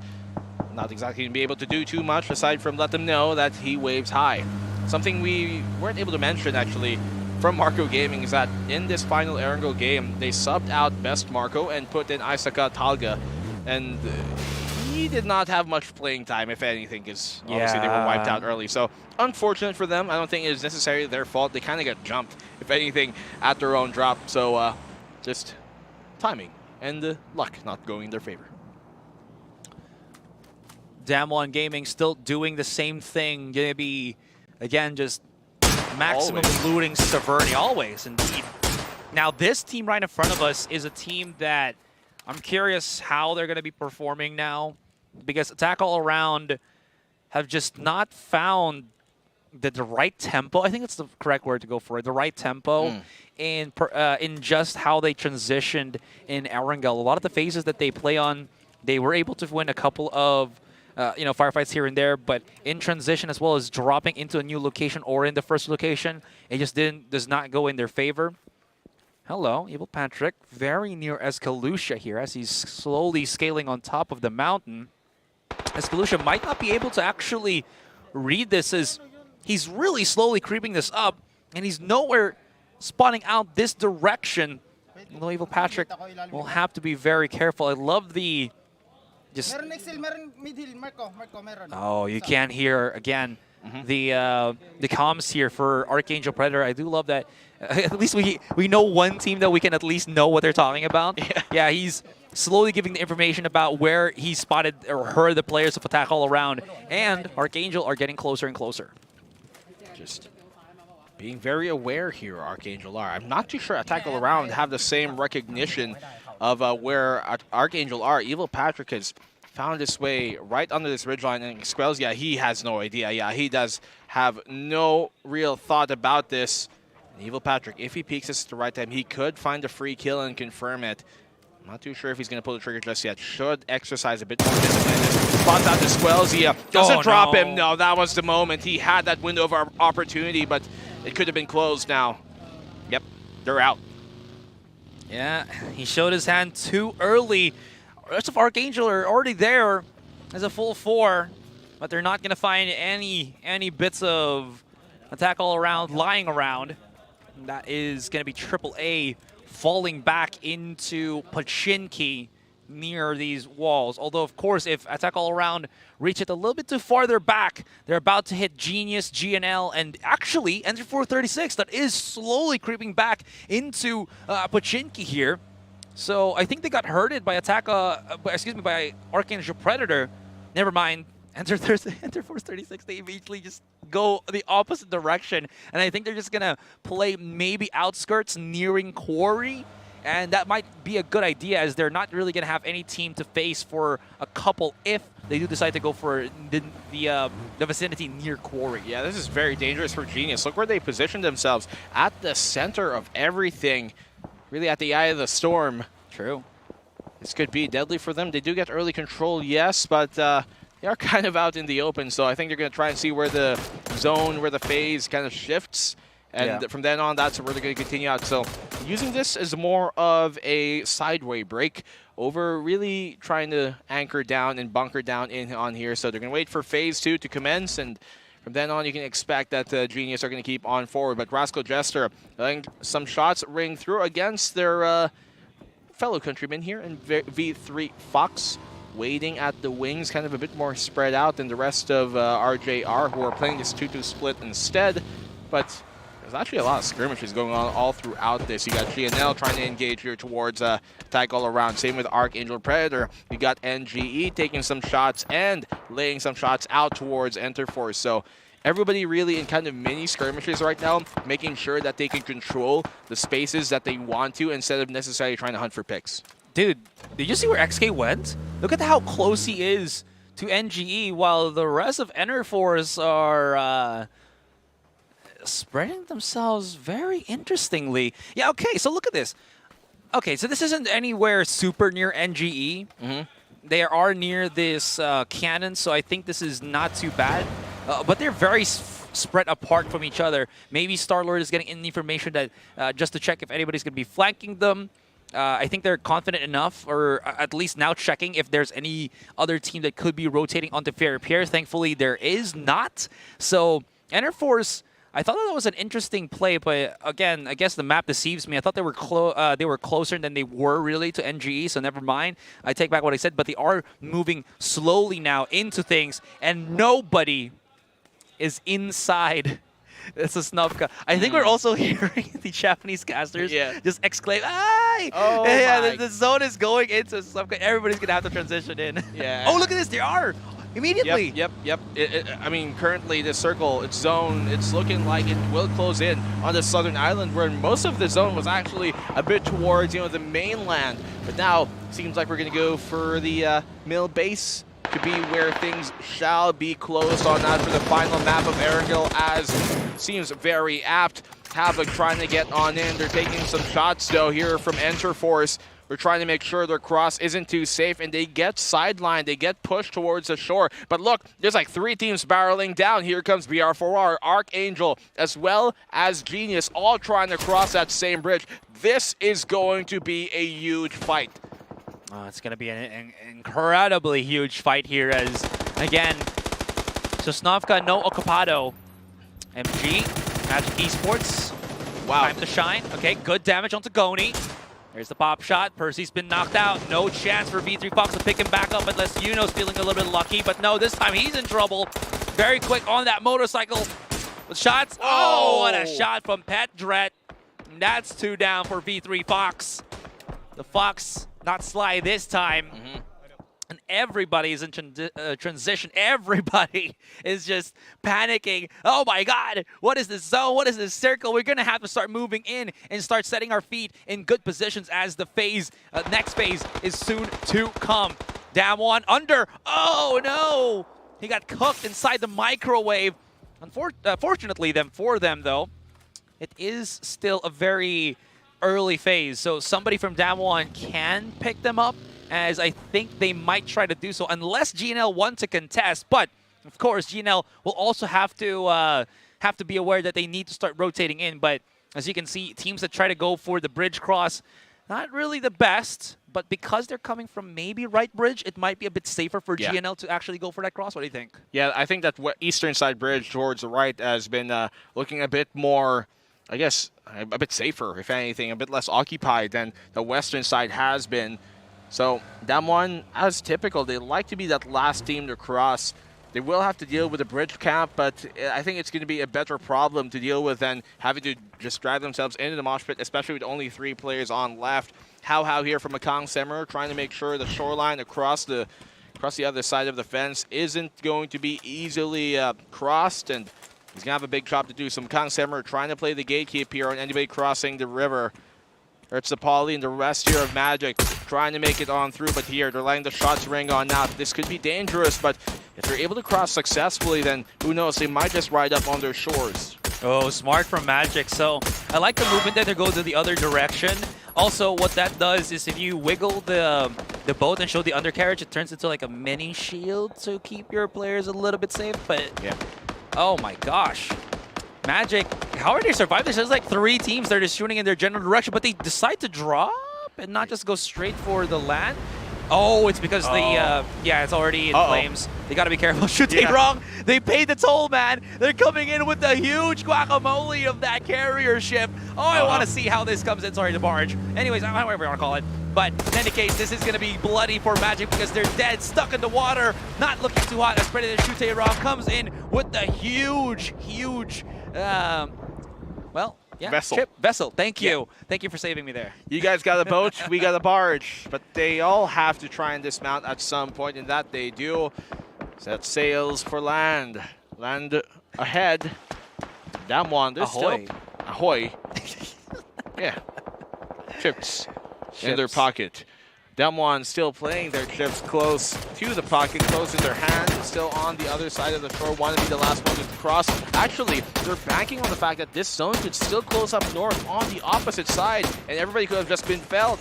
MCS so completely just making quick work here of PSTR. No real way for Shute Rong to fight on back like fish. in a barrel, albeit a huge one, but still easily dealt with. Rascal Jester as well, trying to make their way towards that shore, but it's looking like a pretty difficult day for them to do it. As Makan Semaru, they are playing this gatekeep really, really well. I think you're right, yeah. But Damwon are... Oh, okay. Damwon usually like to actually take a minute or two extra just to make sure that nobody's going to be rotating. So I think it was right that they wanted to see if it's going to go northward, but now I think they also decided there's so much fire happening, so many trades happening that they can actually go forward. Wow. Just the spoil sport, the third party, but they might be a little bit too late to that party as GNL gets a whole squad kill, although they're taking a bit of a beat down here. Taekyeon's been dropped. Roy, very low. And if they're not careful, Damwon might actually be able to intercept. But speaking of which, Damwon still hasn't really gone inside to really do anything. Bridge strolls for rivals. Not going to deal the damage onto AAP as they're very quick in those vehicles to start rotating in. And speaking of the rotations, the zone is closing. They're not going to be chasing down onto Enter Force 36 here. Sylphia feeling lucky. Pops the shots. Patrick's got to be careful, but yeah, he's zooming full speed ahead on that UAZ as everybody's going to have to start moving closer and closer, but they're neck and neck already out in the shores. There's not really a lot of good cover there. There might be in one angle, but when every angle is exposed, this is where shore turns into a bloody battlefield.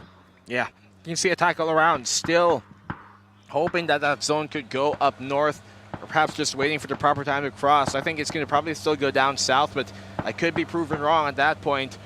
Typically does go further south in this type of case, but Havoc, they're directly going to be intercepting Archangel's ingress here into it, and there it goes. The zone does close on that. Everybody's busy, so that will allow attack around to be able to cross right now. Kilowatt finds the one on a CJ. Evil Patrick getting a trade on the Kilowatt immediately. Hades getting the kill here. Now this is actually a 2-for-2 trade, so 2 left remaining for either side. CJ is confirmed. Attack all actually Archangel. They have a single player left remaining here against the 2 here from Havoc. They could get the res, but that is Archangel Predator eliminated on their final Erangel game. Yeah, this is the sickness from Archangel before, right? Where they just don't really know where to stop or when to stop when they go for those vehicle transitions. Another thing that I also want to point out is that Genius and Damwon are actually right across each other. Now, this is where we gotta actually set our sights on later, if ever. But on the middle of things, matching Semaru in the sightlines of these compounds, now being bombarded by a pretty set amount of teams with Magic and GNL right beside them, shoulder to shoulder. Now this one is where I really wanted to see what was happening, because they have been actually firefighting for I think a minute or so now, and nobody's been dropped just yet. Lots of utility usage. I feel like Genius have taken a book out of the playbook of Damwon and have played a much slower pace here. But Zest and the rest of GE, when the going gets tough and they need to go for the fight, it seems like they're always pretty much victorious in this one, as Damwon has already lose mental. Foxy right beside Yuta, coming in for the huge fans. Loki is making a lot of noise. Flores gets Foxy, Foxy gets Yuta. There's one at the bottom. Loki's gonna have to respond because he's just by himself, but can't really decide where to look, where to shoot. And Damwon has been eliminated. This is gonna be a huge one because they're eliminated down to 12. Yeah, much colder game here from Damwon here today. Haven't really found the same successes aside from kind of like that game 2 that we've had here. Enter Force, they're doing some real damage towards 4 rivals, but 4 rivals looking to come out on top. Only a single player remaining here from Enter Force. Not much to try and contest with any much more, so they're going to have to try and play the long game.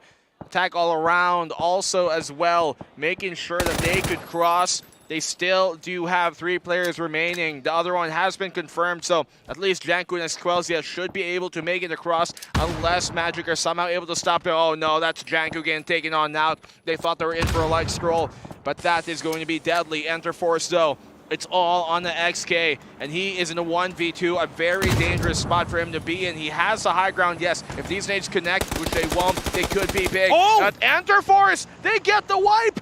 XK going absolutely huge here.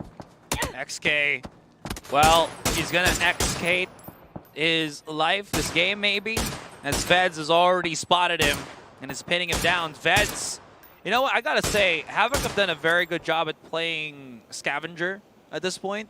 I mean, they're not gonna they're not able to really explode in these games, but they found a formula that allows them to stay longer so they can rack up some of that placement point goodies. And Veds has been really creating himself a nice little body count.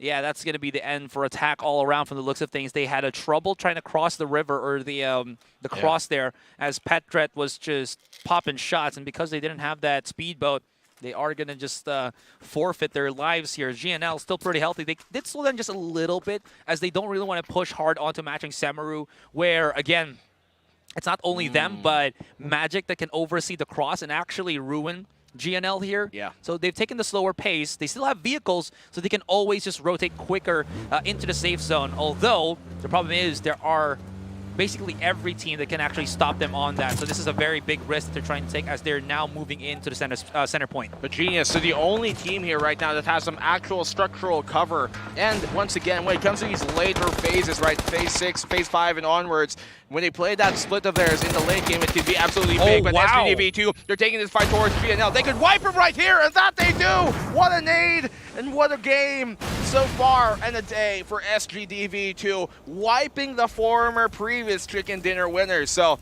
this, I think, especially with SGDV2 doing that, makes the case of Genius even more so. They can outlast this, they can wait this out. They have the high ground and some structurable kind of anchor power positions to play at.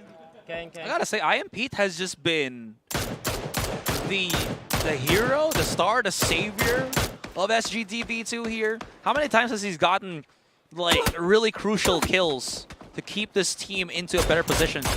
You might, look at the recent example with him not really spraying down, but rather just multi-nading GNL. Again, that was, I don't know what GNL was kind of thinking at that point. Like they could have, I guess they were afraid to not take too much damage from the circle, but they had vehicles. And again, if they try to transition in, there's like 3 teams that's shooting in their general direction. I mean, they're easy pickings. Well, they're kind of banking on the fact that maybe it would work on that. Look at the Genius here, trying to take down XK, but that's actually Havoc and Veds laying shots down, and little does he know, he's actually keeping XK alive. Sure enough. I actually thought XK would be eliminated already by Veds, but somehow he finds this crevice, this ditch, that he's just going to play comfy on for as long as he possibly can. Now, looking back into where the rest of the offense is, okay, it's not SGDV2 that has the most defensible. I think it is going to be NGE as we're looking into phase 6 here. If we look at the overview later on, I think it still should be V3 Fox and NGE, who still should have a building. Ooh. Hold the phone. Nope. Both of them. It's going to be NGE and GE, Genius actually, that have found themselves a no-person compound. That is huge for GE.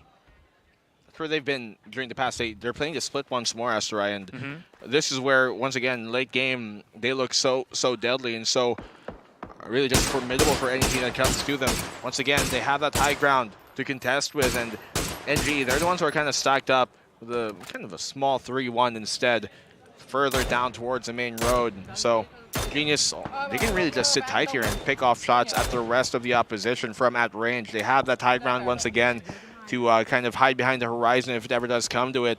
They have to be careful not to silhouette themselves here. They've given themselves away, yes, but they could be in for a rough surprise, especially if they start getting hit or downed, and XK could come in to wipe him from behind when they least expect it. Well, we'll see how far this can work. SGDV2 slowly creeping up. Oh, so GE's play would be just get that high ground, get Utah in the first spot. XK, which team was it that got screwed over by that? Oh, it was Attack All Around, I think game 1.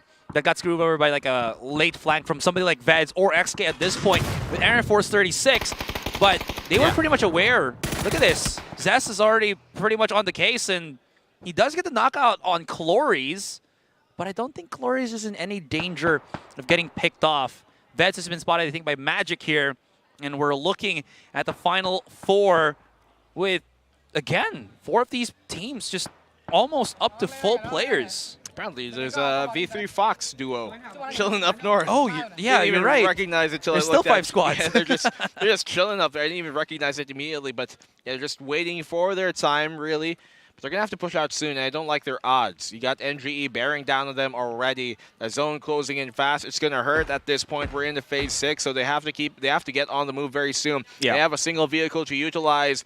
I'm not going to be picked up here by his teammate, and hopefully they can get within for their own sakes, get within the zone soon and safe, but I don't see the possibility of that being too likely.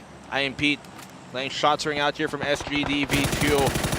They're all going to focus, oh my goodness, all three teams focusing here on V3 Fox. They drop IMHack, and they're going to drop Gagne as well, so V3 Fox taken out, and now we have 4 teams with NGE and SGVD2 looking to fight, while the other half, GE and Magic, looking to take the same aggression. The push here coming on in. They drop IMP, one of the big players here from SGDV2 and NGE. They could secure this, but they're only pushing up 2 players to try and take down 3, arguably 4. Okay.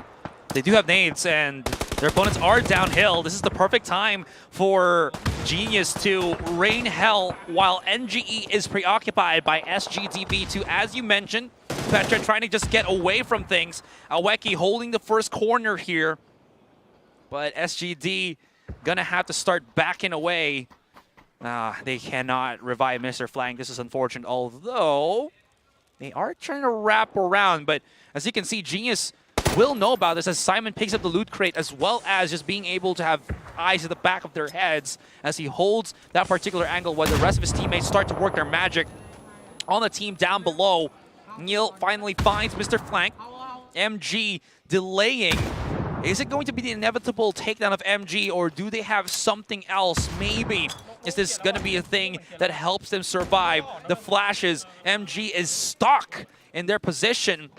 The zone is actually not really going to force out these teams just yet, so they have a bit of wiggle room here, black and blue, but it is a real race to find primo spot as everything is kind of exposed. But I think GE, they've called back their players, and they're in the only compound that is left inside the safe zone. Yeah, this is looking pretty good for GE, I have to say. Plus, there's a drop, another gift from God up above, given to them, so Yuta, the rest of GE here should be able to make quick work of that. They have the man advantage against most of these teams, aside from NGE, but NGE have the low ground. They're going to have to play this right. If they have enough smokes to close that gap, then maybe they can make this one and flip the odds, turn out in their favor, but it's still going to be an uphill battle, an uphill climb. There's a drop from Raze, who takes out Dian. That is huge here coming from NG. That, if anything, helps the odds of Genius even more.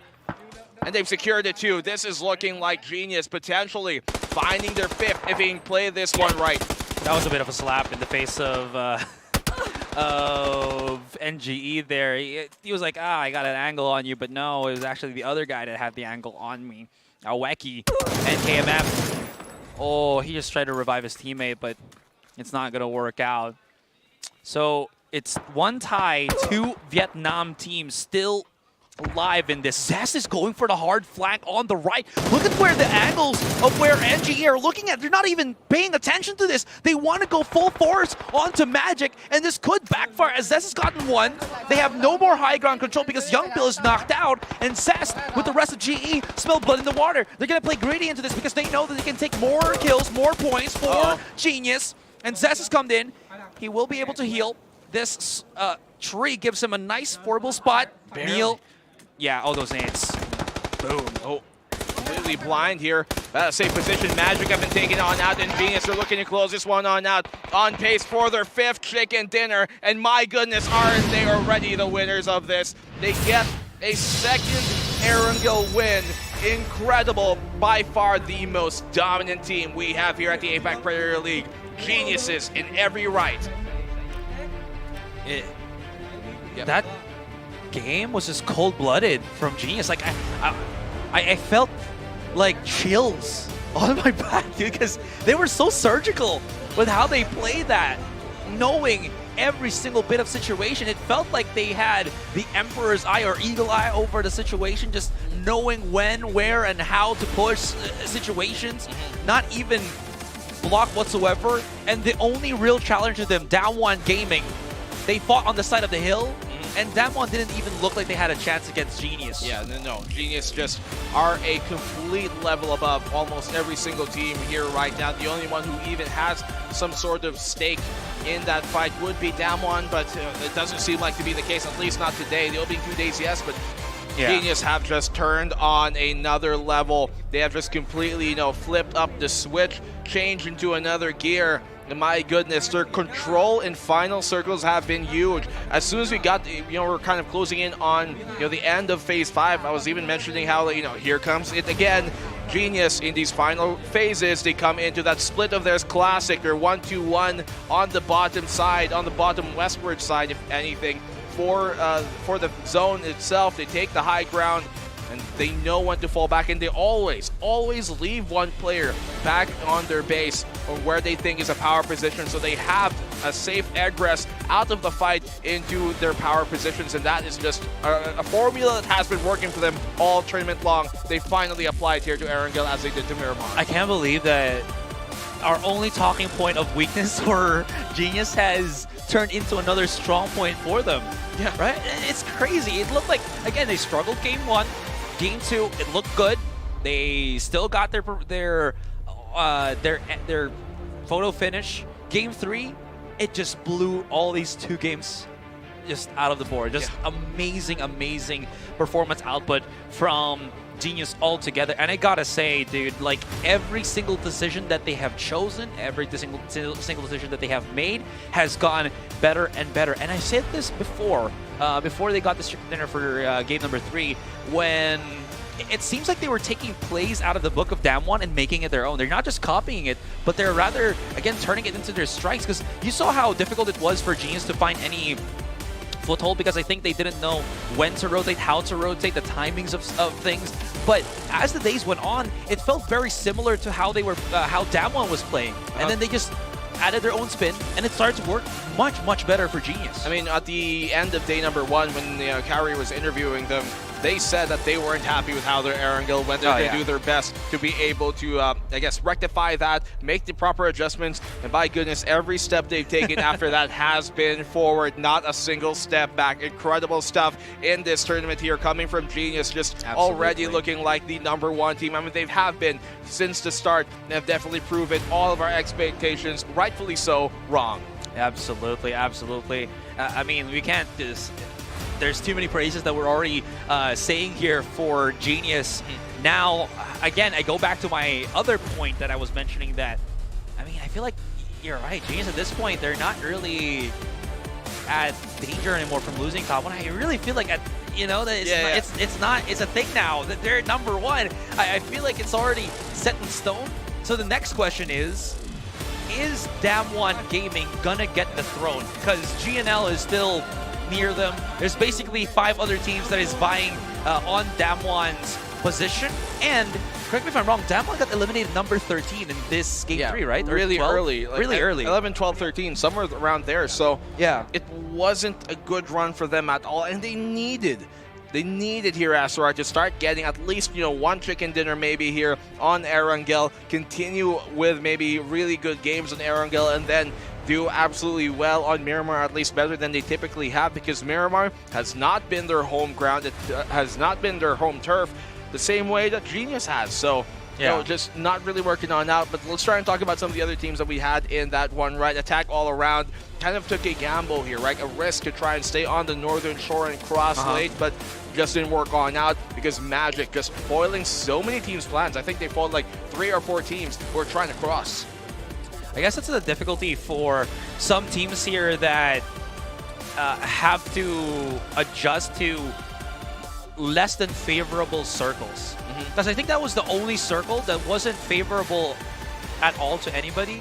I think, right? It was like, oh, phase 1, it looks really nice. It allows us to play in the middle of Erangel, and then boom, goes straight to Sosnovka. Everybody is nowhere near there. And then once they saw the second phase come in, they were like scrambling to cross the bridge and hope to dear God that they got themselves a good position. The timings for each team, I think, were intersecting. That's why we saw a lot of clashing teams very early. And once the dust settled, once they got settled in, the problem was teams that were late to the party really got destroyed. And one of the big examples there was the Filipino team, Archangel Esports, or Archangel Predator, because they looked good at the start, and then once they were like transitioning in, they just got shot by 3-4 squads, and after that they were just like poof, You know what I think vanished. happens to Archangel Predator as well is that, day one, they felt like they were playing a bit too passive, right? Yeah. And so they do much better on day two, and they said that it's because they were playing more aggressive. And they said that because of that, they want to play a bit more aggressive here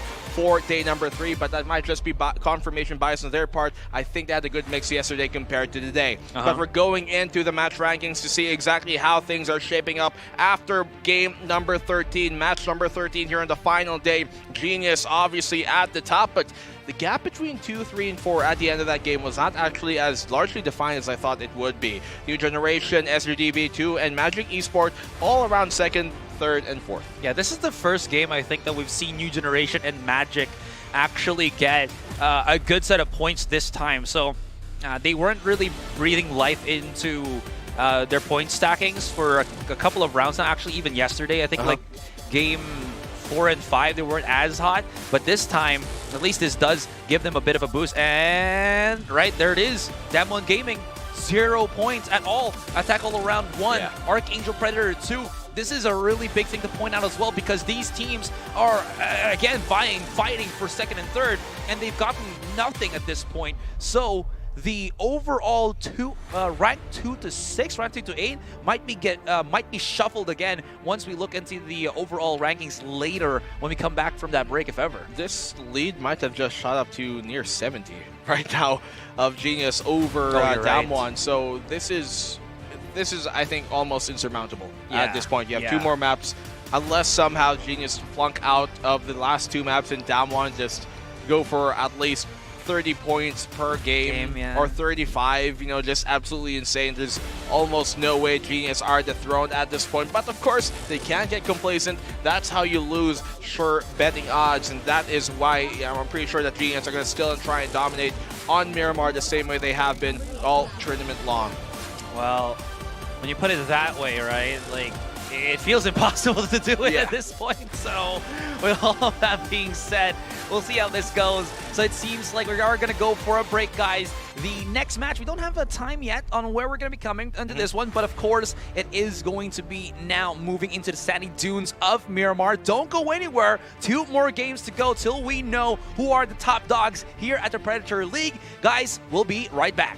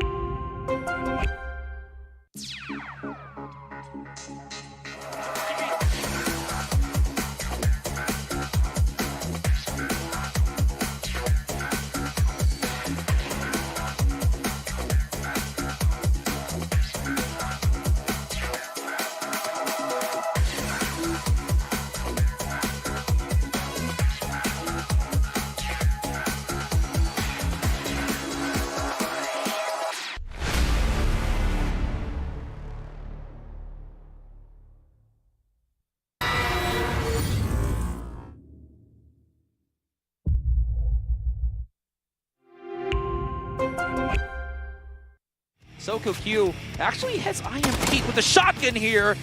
Petey, why you gotta be jumping, brother?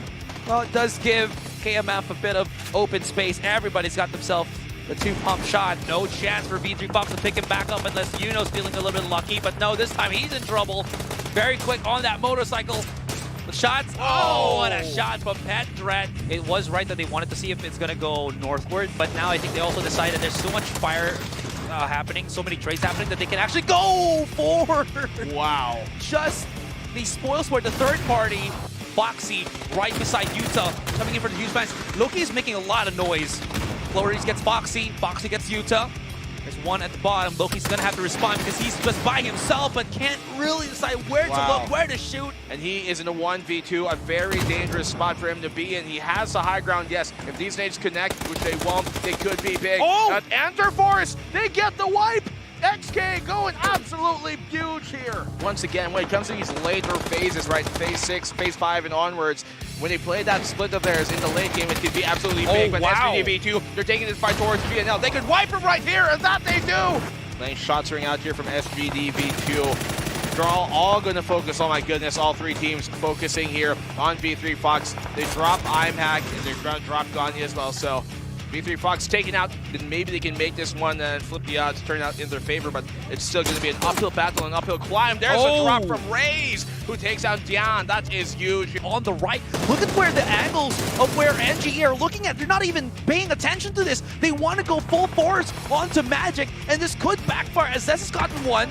They have no more high ground control because Young Bill is knocked out. Shri gives him a nice portable spot. Neil, yeah, all those nades. Boom. Oh. Completely blind here. Safe position. Magic have been taken on out, and Venus are looking to close this one on out. On pace for their 5th chicken dinner, and my goodness, aren't they already the winners of this? They get a 2nd Erangel win.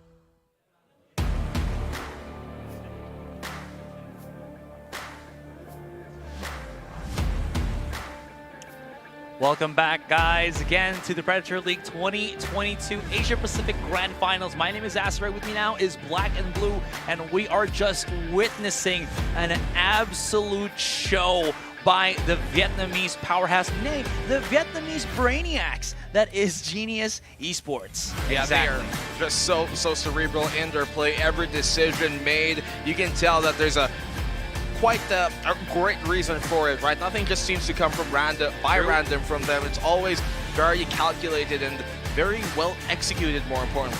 Yeah, and of course now our overall rankings is available. Let's see how that is looking. Oh boy! Wow. You were talking about, what was it, 70 points differential? Yeah, not maybe 70 now apparently, but It's getting close, man. It's getting close. They definitely have thwarted Damwon Gaming, who got kaput in that previous game. But I think now is also a good time to talk about who's right at the back of Damwon Gaming. You're just tapping them a little bit, guys. We're just a little bit more from overtaking you this time. yeah, like 66 points I think here from pretty much getting to that. So huge numbers, if anything.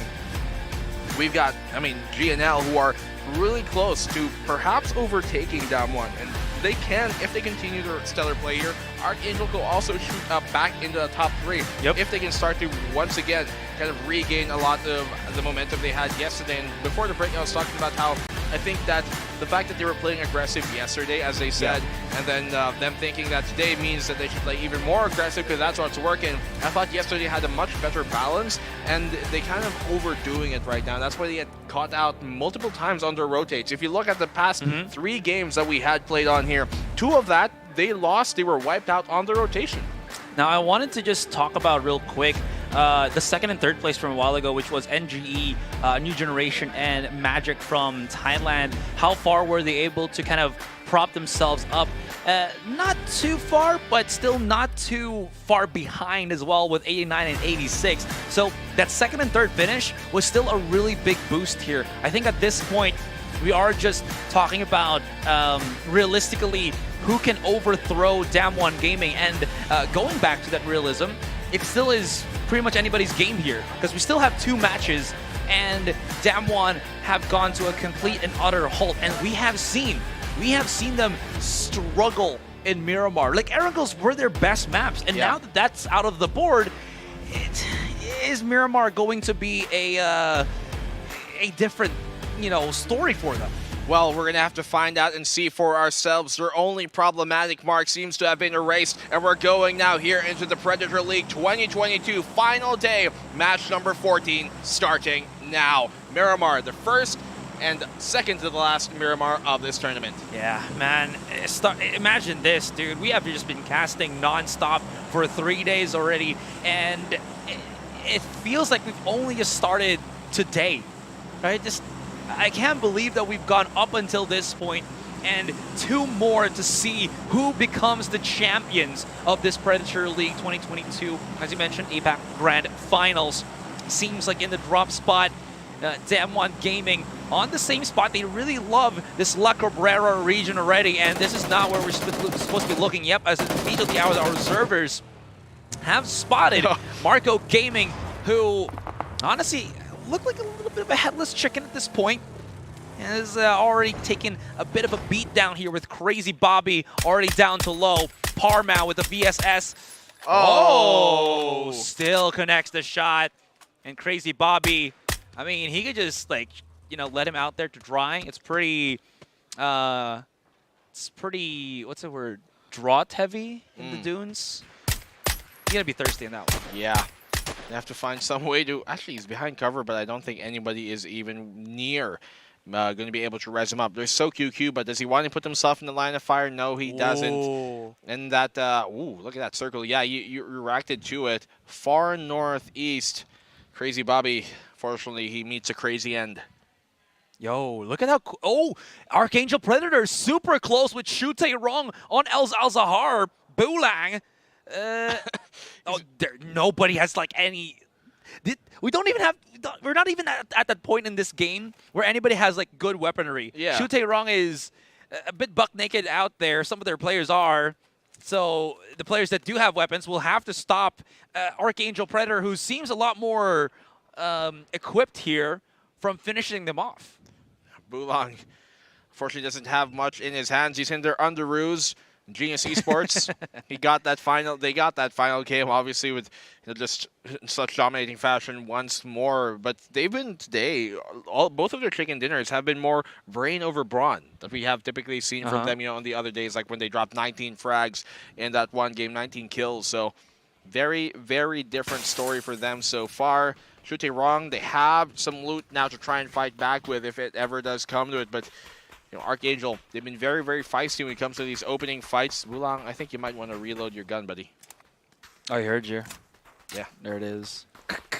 Oh, is that your sound effects? Yeah. All right. Decently well made. Nice. I mean, you can pay me $1 to, to produce a... How about the high five? Ouch. Yeah. I mean, not even $1 for like... Nah. All right. Anyways, yeah, this is a problem circle once again. Look at just how many teams will have to be starting to collide on this once again. Oh, Loki, though. Look at the positioning of where he's at. He's going to go for the long con straight into possibly Campo Militar. A bit of a mix-up for the calls here of Damwon Gaming. I am curious, again, with this one. I think Damwon also realized that, guys, we've been long rotating on awkward and, again, non-forgiving circles. And this hasn't worked for us, even if we play super slow. Because the problem with them is, again, I did praise them before on day one because it looked very smart. Their reads were good. But now that everybody's so quick to start pushing in on there and a lot more teams are looking much better in the firefights, the decision for them to play slow is looking to be not as good. What is the other thing that Damwon can do here? Maybe it's not the rotation. Maybe it's just the firefights that they need to get better on. But it seems that's the biggest thing that really is pushing them, or is making them struggle. Yeah, they're kind of playing this 3-1 split, but it's a very wide one, if at that. SoQQ gets it down here in the Vuelo, though. Rascal Jester, they have had, by far, I think, the worst run on all the mirror maps compared to all the other teams when you take a look at it in totality. Nade on that should confirm Vuelo actually goes a bit too deep, so he's alive so far. Has maybe some time if he could get res back on up, but it's going to be difficult with SoQQ holding down this cross. He spots out the head of Parman, could take him down. Parman's lucky to still keep his head. The thing is, SoQQ's alone. Yeah, he is. Does Rascal Jester actually realize this before the...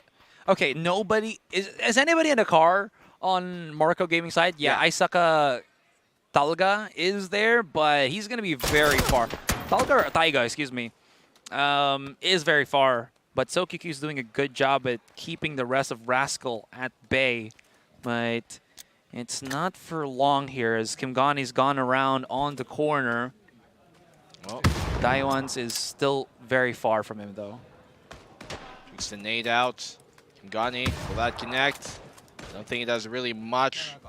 Could be mistaken, though. SoQQ, yeah, still staying strong. He comes out on another. Doesn't really do much either, so able to successfully keep himself, in real good shape against this skirmish. Right now, Rascal Jester, these opening fights, especially in Miramar, don't really go their way, but this is still winnable. This is very winnable, if anything, actually.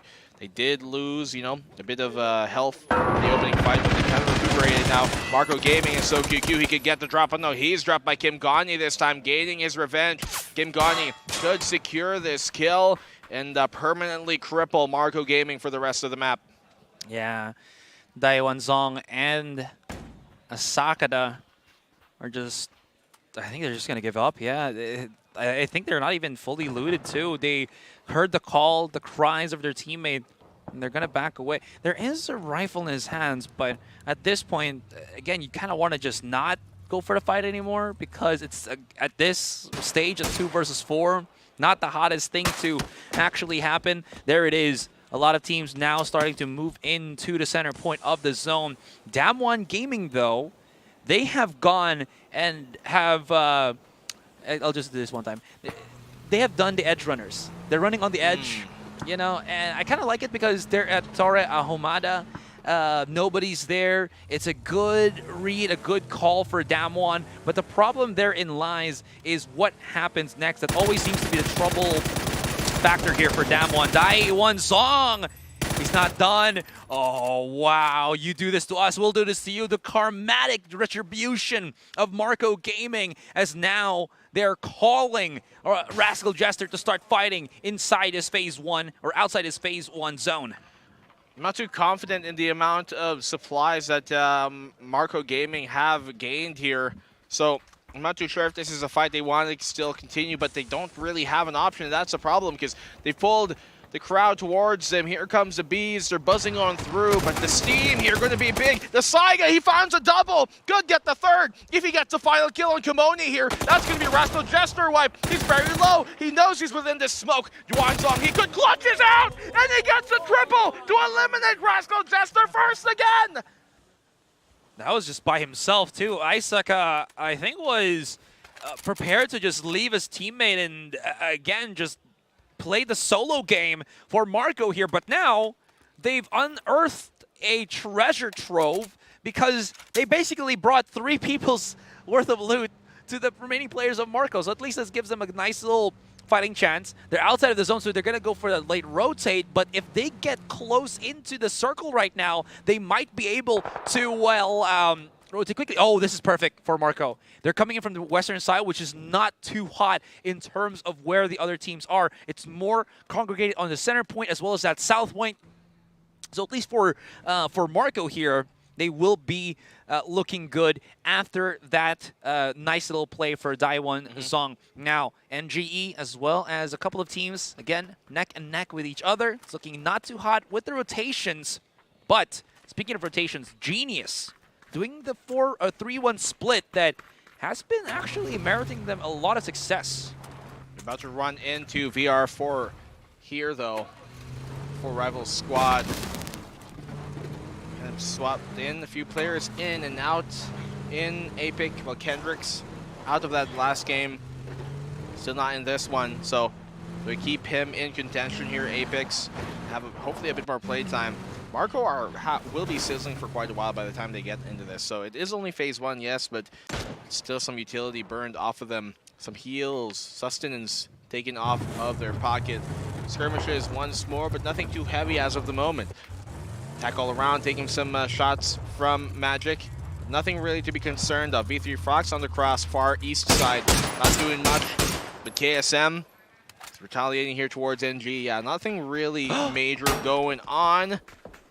But V3 Fox, they're between 2 teams, and this is dangerous. I was gonna talk about the other thing. Simon spotted out HGDV2 on the rotation and has called the rest of Genius to actually intercept. This is a big moment for SGD because they're still in the cars. Although, of course, if Utah makes a mistake here, they might be in trouble.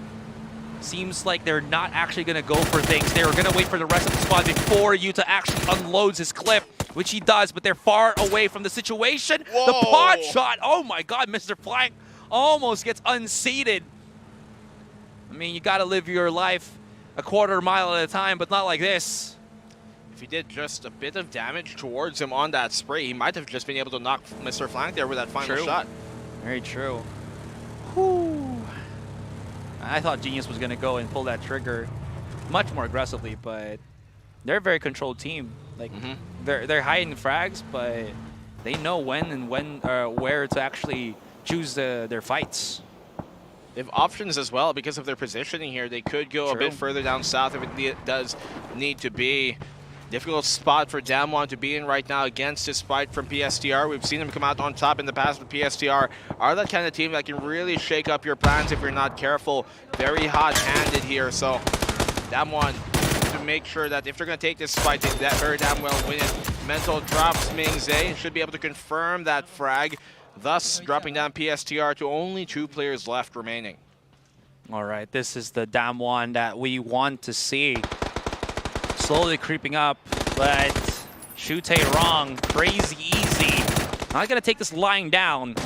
Beautiful shots to create. He has a nice little corner here of the world. Let's see, he's peeking in and out, tries to reposition with the rest of his team, but this is still horrible for Shute Wrong as, unfortunately, it's not only Damwon that was shooting in their direction. It was also, what was that? I think it was NGE and V3 Fox. So many teams I should try to deal with there, and Shute Wrong just could not stand up to the pressure. So Damwon reclaim one of their fallen players and are still back full to 4. Well, Enter Force, they've lost one. Marco, the double a while ago, yes, in that fight. It's VR, but I mean, rather RJ from Rascal Jester.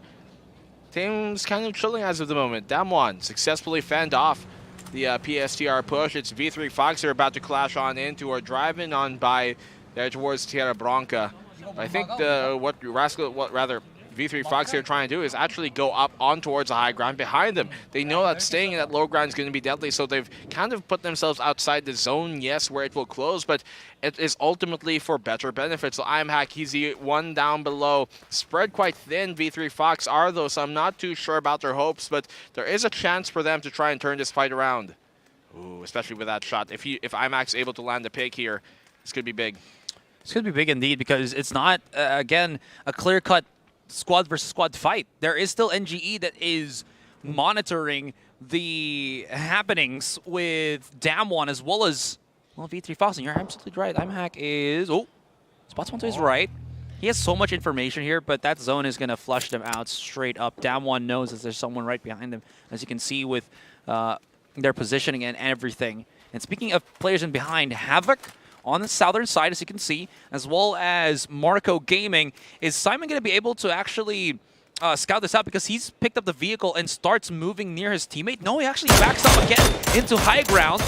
Back to the fight with V3 Fox. Pops shots from ImHack here, but now they've let the Korean teams know, and this might not be the smart decision for V3 Fox. They do have energy as well as heals, but that can only last them for so long.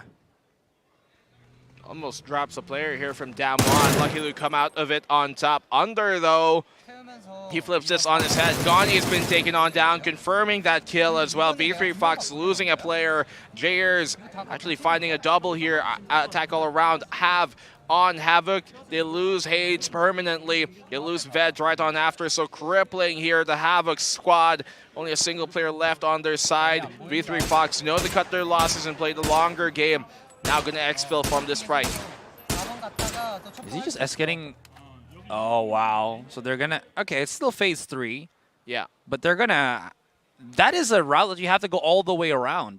That's going to burn a lot of time. And even if they try to go through the other direction, that's going to be hitting Machang Semaru and then GNL.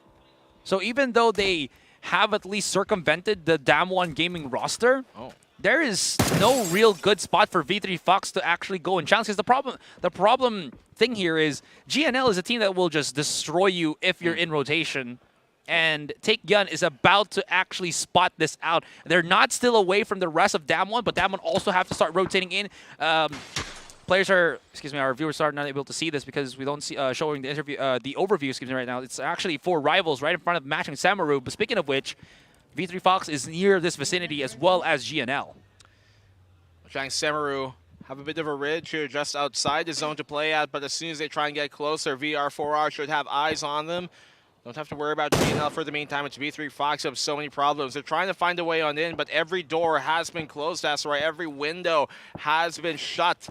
V3 Fox, they're in a very problematic position. Luckily for them, though, Machang Semaru have kind of faded away from that highway, and now they can try and close on in, but as Machang Semaru push on in, that actually gives an opportunity for V3 Fox to somehow get back into this. It's not going to work out too well for Machang Semaru, though, because VR Universal 4 rivals, they're marking their positions, and this is really putting a lot of pressure in their way. If we look at Genius as well towards the western side, they have another quite wide spread, so really lots of map control in their favor. Yeah, and even though this is looking risky, at least I believe every Genius player does have a vehicle. So as long as they're not right beside an opponent, even though they get shut down or get fired upon, they can always just use those vehicles to just run away if it ever. Utah, of course, going to incapacitate vehicles of their opponents here. We haven't really seen much of Archangel, but they're right beside NGE. Attack all around, I believe, thwarted the rotation of Havoc, and now it's down to Killua. GNL has a nice little vantage point here, and looking at the mini-map again real quick, V3 Fox is this time going to have to start moving in. Look at that, Percy got knocked out by his own, so this means that V3 Fox doesn't really have too much to work with. How though, about to intercept Oh, this is going to be bad. V3 Fox. Oh, how? They got out of the vehicle. No. This is not looking well. Percy melted on down. Last two, a single sliver of health remaining, but so is How. So this can still go either way. One player with full HP, one with barely any. IMHAC laying the nades, ring on true. This could connect. That could be big. It doesn't actually land as deep as they thought it could have. Now, they have the high ground advantage. So V3 Fox not out of the count just yet, but that zone is closing quickly. So knowing at how little they could be having here, or rather how much it could burn in terms of, healing items, that could be big for them. So they gotta get out of this fight as soon as they can. Is that a fast enough vehicle to actually go on top of the hill? Yeah, no, look at that. IMHAC is having some trouble here. That is not a healthy vehicle. It's about to pop. It's so low. They're going to have to exit this. Oh, but no. Epic, oh my goodness. He's not missing the beat. He's hitting the shots. And that is V3 Fox down already.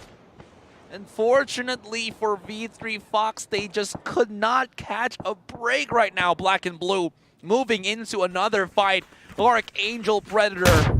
They lost the beat last game, but this time in Miramar, they're looking a lot more solid. This fight between Archangel and NGE has been going on for quite a while now. True. Almost an entire phase, if anything, and they only just now find an actual confirmed kill off of the nade. So NGE losing the advantage in this fight, and still equalizing up though. Jan getting looted. Oh, look at this angler from Vang.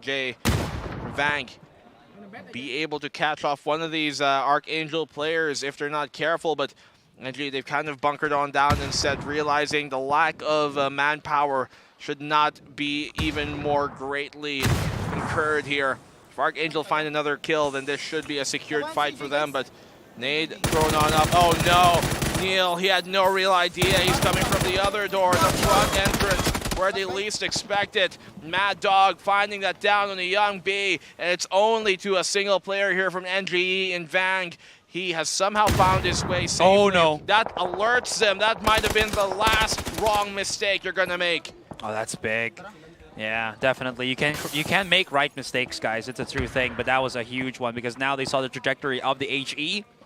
They're going to have an idea as to where Van supposedly is, although they also have to be aware that they need to start getting that rotation in. So it's a two-pronged approach. They need to be aware that the flank is there, as well as where they're going to have to rotate. Because the problem is, Black and Blue, so you can see with the map positioning, that's a big mountain to scale for Archangel Predator. And if they're not sure about the scouting around them, if they focus too much on Van, however you want to call him, this is not going to look too hot. Speaking of a not too hot situation, Machang Semaru caught rocking a hard place outside here in the open.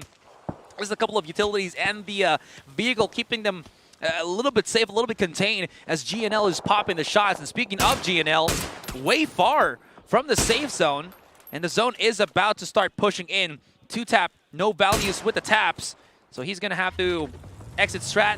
Yep, start moving around. And, oh no. That's not good. Okay. That's going to hurt a little bit. Look at his HP. Just immediately sizzled. 3/4. And the car is sliding. Oh my god, what is this? New Generation Esports eliminated in this bout.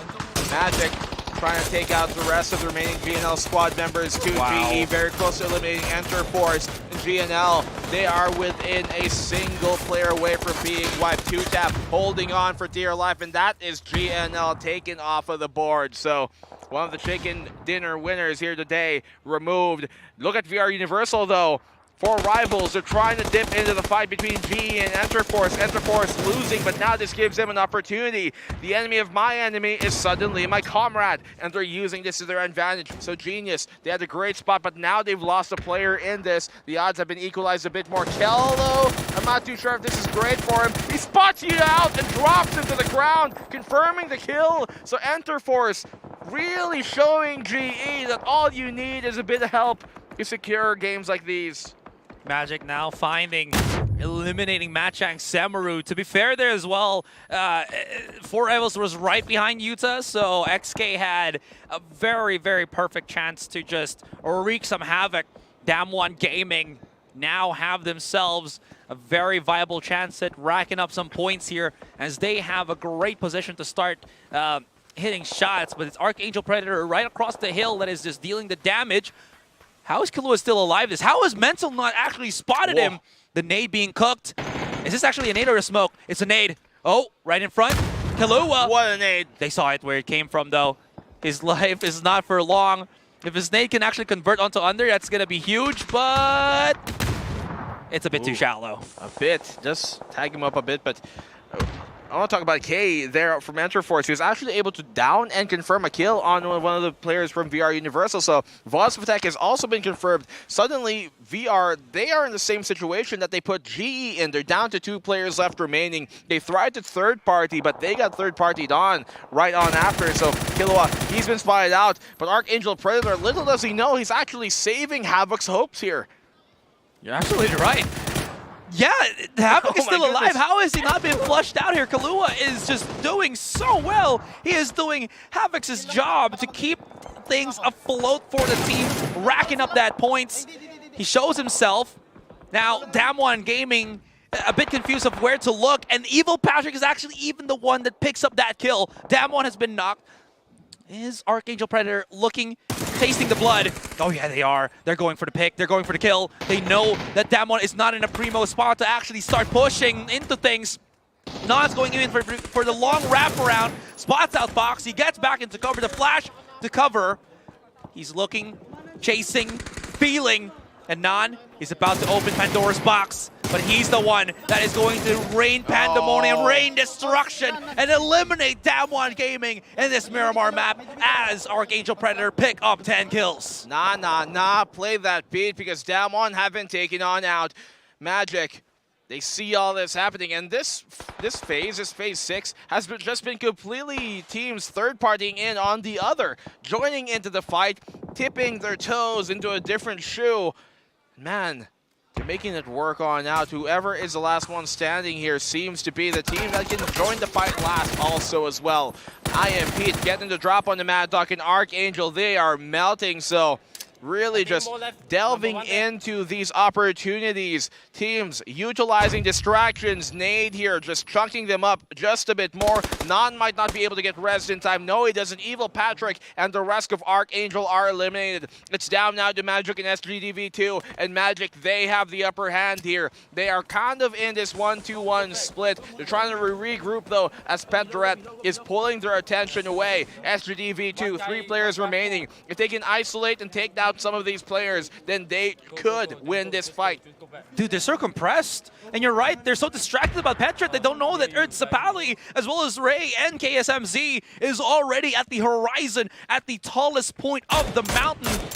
They're scaling it. Oh, they're falling down the hills. This is not good. They don't really have a position to start shooting in. And if Petret still survives, if he just waits for his teammates, this should be a straight-up shooting Valerie from up above by Zapalui. Gets one, gets taken down himself. They're not done, Ray only has the red dot. Not going to be able to convert properly, although one coming in. Aweki with the hero plays. Aweki is missing the shots. Aweki's hitting everything. Oh my god, SGDV2. They're actually turning the fight, and Petret's the only one standing. Mr. Flank down below can actually pick up IMP, and now the tables have turned. MG have whiffed the crucial shots here, black and blue. Oh my goodness. He was letting them know, Petret, he was transmitting that information to the rest of MJ, but they were so focused in securing the kill on IMP and Mr. Flank that like a deer in headlights, they seemed to tunnel vision on what they thought was the real prize.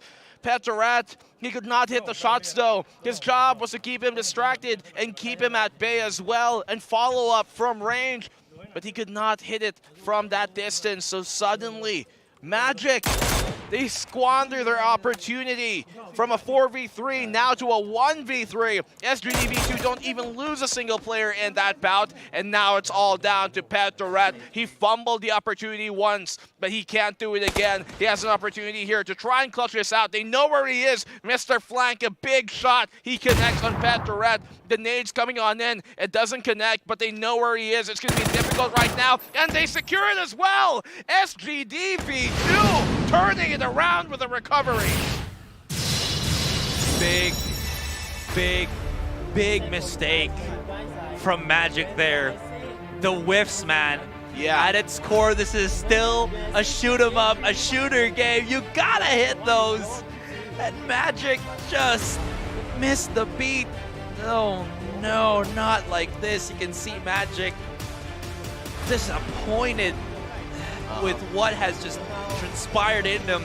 SGD, this is their first chicken dinner, if I'm mistaken. No, second. Second. It would have been either team's second there at the end. Amazing, amazing stuff from SGD there as they stop Archangel from claiming even their first chicken dinner and getting one of their own once again. SGD coming out from the woodwork, unstoppable. What a rebuttal, what a relapse. And honestly, I can't get over the fact that Magic just whipped that. All of that. Yeah, dude. I mean, it's hard to blame just one player, but frankly, if Pitret was able to, you know, get the down at the very least on Aoki, I think that would have been secured. That would have been their game. He was relaying the information, yes, but in that, you know, at a distance, could not adjust for, you know, the elevation, could not hit the shots. Aoki on the flank, just dropping 3 players here coming in from Magic. So once again, seems like they were the ones who didn't have the right trick for this stage. Yeah, again, it was painfully obvious to us already about what was already transpiring there. We saw the flank from Aoki, and you mentioned it already, man. That's just, I still am in awe of what has just transpired. But now let's look away from that a bit more and look at what is happening with the other top dogs that were performing in that. I think it's also possibly safe to say that Archangel has surpassed both GNL and Damwon Gaming. I mean, we probably, I was looking at the adjusting kill feed or the score feed on the left. I don't think that actually adds the placement as well, but the kills. But they were already able to overtake Damwon at that point and GNL. So even without getting a chicken dinner, Archangel are looking really, really good at this point. Imagine how much of a great ending it would be for them if to get their final, the final game of this tournament to be their one and only chicken dinner to finally round it on out. Oh my gosh. Once again, they're the only team like in top 5 without one, yet they're really high on up and they're doing super good, fragging out absolutely. That final, you know, phase 6 forward, moving to phase 8 and everything else. It was pretty much 8 different teams dropping in on each other's fight.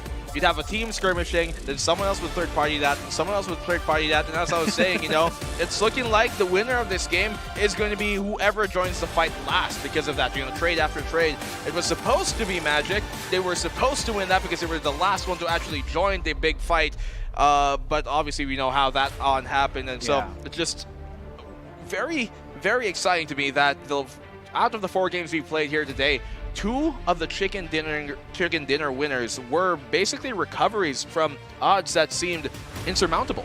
And can they actually overcome the other odds that is being in the top 3, which is the most important here because that is, of course, where the prize pool therein lies for the grand finals here in the APAC, in our APAC tournament. We're still tallying the points as to see what is with our match rankings for this one. It's not yet prepared for you guys, but honestly, I'm so excited now because this has definitely set the pace. Genius, I think, have already solidified that they're going to be #1. I mean, anybody who could just, you know, do the quick maths, actually just compare.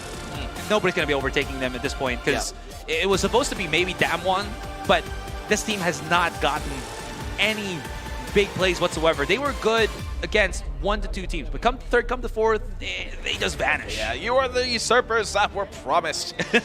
But I guess the Oracle never really came true for them, did it? GE here, Genius, they didn't even perform, you know, to the same Miramar standards we know of them, but it doesn't even matter at this point. What really is up for contention, I think, is, you know, that 2nd, 3rd, 4th slot, which we've been talking about, basically the top 5, 2 to 4, 2 to 5 rather, and it matters because there still is prizes for teams in those ranges, so it really is very important for, you know, teams to try and fight for as much as they can get from this point on forward. Absolutely. We're going to our final map, which means there's very little room for error, especially at the top. I can't believe this is already, we're looking already at the final map. Yeah, dude, this weekend just blew by. Our match rankings are prepared for you guys. Let's go take a quick check on that. See how much. Oh, wow. Yeah. Yeah. All right, you want to handle this or should I? Go ahead. I think you got something to say. Nah, not really. SGD V2, 18 points, but of course that's a big one for SGD because they're at 8th place here. So at least that'll jettison them maybe higher than Attack all around for sure. Attack all around for sure, and actually maybe even NGE because Possibly. New Generation has only stacked up 2 points in this one. The biggest upset would have to be Archangel Predator with 15. And Damwon Gaming once again single digits with only 6. At like three games ago, this was fine, but this has happened 3 games after, and this is now this is not fine. Not fine yes. At all. The antonym to fine, not fine. That I mean, very much so true. Very right? coarse. Archangel here right now. Archangel here right now. 15 points to their name. I think that should shoot them up. At the very least into 3rd. Damwon, I think, is still going to hold on to 2nd, but by barely a small margin. I think like 3, 4, 5 points at the most. So actually, Attack all around. Now I'm doing the math in my head. I think they might still be 7th. They barely maybe might have 2 or 3 enough points to keep SGD where they are, but they've closed that gap considerably. And by the end of this tournament, SGD could shoot up into that top 5 if they perform well here on our final game. And speaking of the final game, we are going to go to our final game after this break. We're going to come back to you guys at 7:15 here locally in Japan, and we'll see you guys in a bit here. We'll be back with the Asia Pacific Predator League 2022.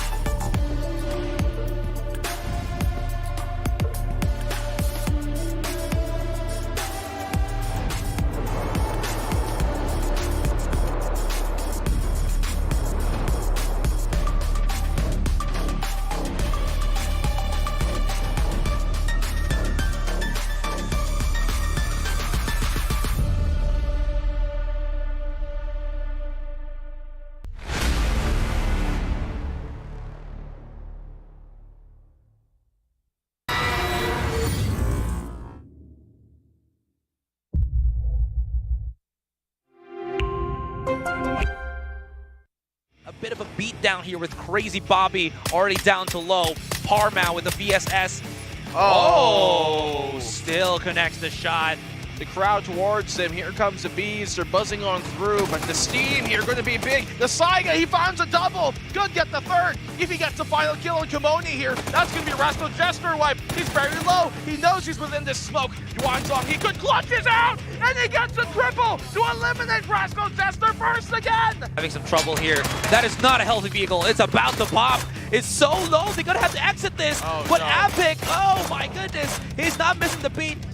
Nade thrown on up. Oh no. Neil, he had no real idea. He's coming from the other door, the front entrance, where they least expect it. Mad Dog finding that down on the young B, and it's only to a single player here from NGE and Vang.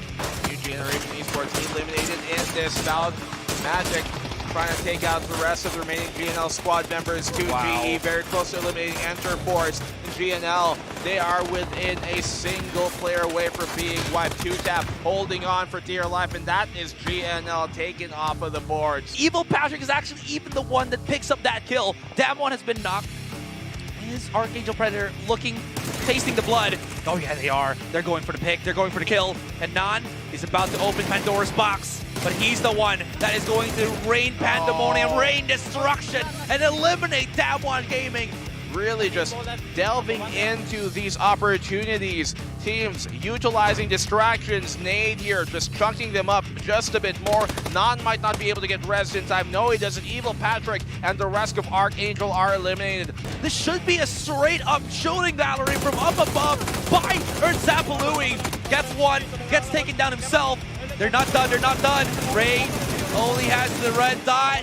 Not going to be able to convert properly, although one coming in, Aweki with the hero plays. Aweki is missing the shots. Aweki's hitting everything. Oh my god, SGDB2. They're actually turning the fight, and Petric's the only one standing. He connects on Pat Tourette. The nade's coming on in. It doesn't connect, but they know where he is. It's going to be difficult right now, and they secure it as well. SGDB2 turning it around with a recovery. Big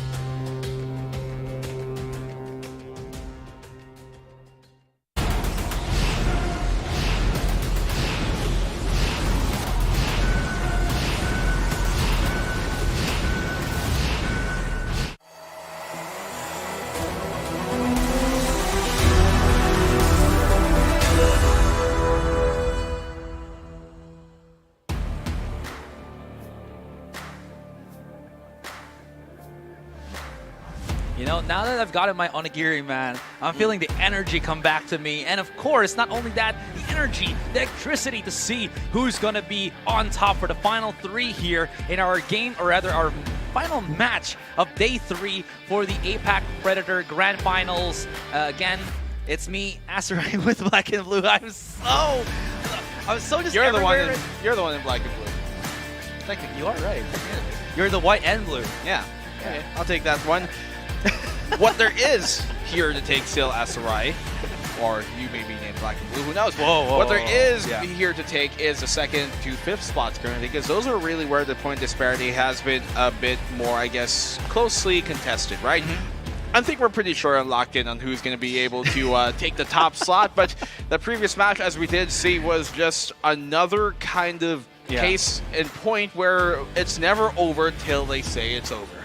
Well, we'll see if there is some teams that we'll be looking at that over point, because now we have the overall rankings prepared for you guys. Let's go take a quick gander at things. And, oh boy, you know what? I was asking a while ago if Genius can break the 200-point milestone, the 200-point marker, and it seems like they are nearing that with just 11 points shy of it. Damwon Gaming 119, Archangel Predator 116. The team that has not gotten the chicken dinner is right behind Damwon here. 3 points just separate these two. I mean, a lot of that is also just coming from how good they are at fragging. I mean, outside from Genius, they're the best fragging team we have here in this tournament, just completely decimating so many teams that come up against them. So Archangel Predator really taking a more offensive approach to their game. It has been, I guess, a bit more difficult for them to really apply that into today here when it comes to day number 3, but day number 1 and 2 especially, I thought were really good. They're still fragging out though, maybe not placing as deep here today, but they are at least racking up points in other ways. They are able to at least keep that that consistency as well, which is amazing to say at the least, because Archangel do tend to make these more than questionable plays from time to time. I think the problem for Archangel is, again, I mentioned this earlier, is one of their greatest strengths is that they're very slow rolling, but it's very consistent. Right? They like to create that slow rising lead, but the problem is when they're put in a spot where they need to immediately change up the play, that's when they really get hit. Because as you saw, right, there was that one point in Erangel where they really had to either push forward or maybe play inside or outside of the zone, and they started to just rummage in. 3 teams were looking at them, and I think at that point we already knew that Archangel just really are a team that struggle with rotations at that with that kind of play. Yeah. I mean, as you said, they feel like aggressiveness has been their calling this entire tournament, and they're trying to make that really proven to be the case. So, but they do tend to still kind of back themselves in the corner every now and then. Hopefully, for their sake, that I think it would be a really good thing for them. Especially, I mean, obviously, it'd be a good thing for any team to get a chicken dinner, but I think even better, more so, to kind of end their story if you're able to do it here finally on their final map, because once again, they haven't had a single win this entire tournament long, and yet they're just so high up in terms of points. So it would be, I think, a great run, and it'd be about darn time for them to do it. Well, speaking of a darn time to do it as well, GNL, they also looking a little bit lukewarm from time to time. Not entirely sure what the goal is for GNL now, but if they can get themselves a huge bump here in this last game, they might still be able to overtake Damwon Gaming and Archangel Predator. But at this point, I think we're looking at specific requirements for that to happen. Comparing it to the Archangel team that needs only 3 points to overtake, for GNL, they need both Archangel and Damwon to lose early in this 5th game. Seems like we are going to be starting to get into our last match here. Miramar once more, and seems like here we are. All right, here we go. The final map here of the Predator League 2022. Miramar to end things off. The final battleground for PUBG. Let's get into it. Predator League 2022. Final days, final match, finally starts right here, right now. It's the final countdown. And we're Sorry, I couldn't go into full detail because, you know, DMCA. DMCA. Okay. No. Okay, no. Moving on. Moving on. The lines here, Lacabrera is dead set and decides, is Damwon going to drop here? Because there is a possibility that another team could contest them. SGD are still holding on to their position. Yeah, Damwon have not exited yet. Their favorite spot could be swarmed by teams here because it's right underneath the trajectory of that plane. And I will say again, Black and Blue, that first Miramar that we just had, very, very unforgiving circle, to be honest, for some teams. The drop for some others as well. Rascal Gaming looking to be very top left of the map. There's also SGDV2. We have Marco Gaming right beside. There is a whole bunch of teams here now right beside Damwon, and this is not looking too hot for the Korean team. Yeah, Rascal Jester as well. You know, they try and divert from kind of dropping close towards Trumasera because Archangel and Attack All Around we saw yesterday have been decimating them. The zone opens up here towards the far southeast, but they're dropping towards where Marco are as well here, coming in for RJ. So it's not going to be a good drop there towards Alguera. We go down towards Puerto Paraiso instead, where it seems to be the center point. Look at this. Race to the start, race to a drop. And they got to make sure they don't isolate themselves here. Wesker has found himself deep within the city. And so they have to be careful that, once again, you know, they don't just get themselves split off. Yeah, great drops from both teams. I mean, not great in the point that they're right beside each other, but they didn't bump into anything. They immediately got into the building and are picking things up. And even though Wesker is separated from the rest of his team, he did get that notion as to where Marco Gaming actually went in terms of the building. Team Ghana is going to be holding the long building here, so that means that there's only the possibility of that one two-floor building and the middle one where Marco Gaming could be occupying. And I honestly will say that Marco is a team that I feel might be not able to explode here, except for maybe So QQ. There is a caveat here, though, for Marco Gaming, is that Daiwan Zong is not even within this fight. He's kind of played the split instead, dropping a bit further towards the east. Found himself a vehicle, but I'm not too sure how well looted he is to really help out in this fight. Rascal Jester, they picked up some weapons to try and start this fight on with mere UMP here for Vuelo, but who knows? I mean, Sokuki's got an Uzi, so he's not better for shape, for wear. Either way, Rascal Jester, not normally too known for winning these opening fights, but Marco, we haven't seen them be as, I guess, consistent as we normally have seen, especially during day number 1, so this could go either way. They spot on out where each other is. Don't really commit to the fight just yet, kind of feeling out the pace of this. This is looking to be one of those long, drawn-out skirmishes as we saw from the previous game as well with Marco. That's terrible, though, because that means that they're the farthest two teams from the safe zone. So if they have a prolonged fight here, I mean, even though this is a big town, they need to still start moving in. This is going to be less than ideal for them.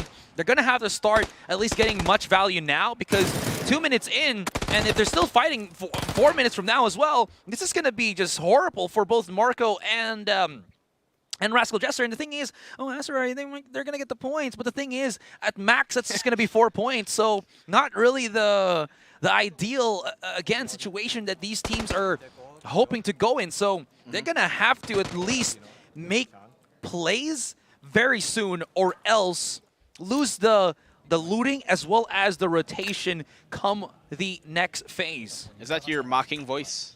Yeah.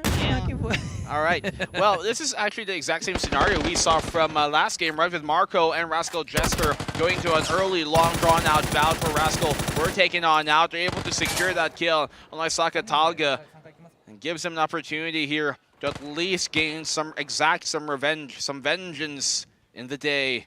And here on Miramar in the final one of this tournament, Marco, lose a player, still equalize things up, especially if they don't expect these angles to be played. Daiwan Zong, very low. He's still continuing on, though. Gets a drop on a Kim Gani. That helps equalize things out.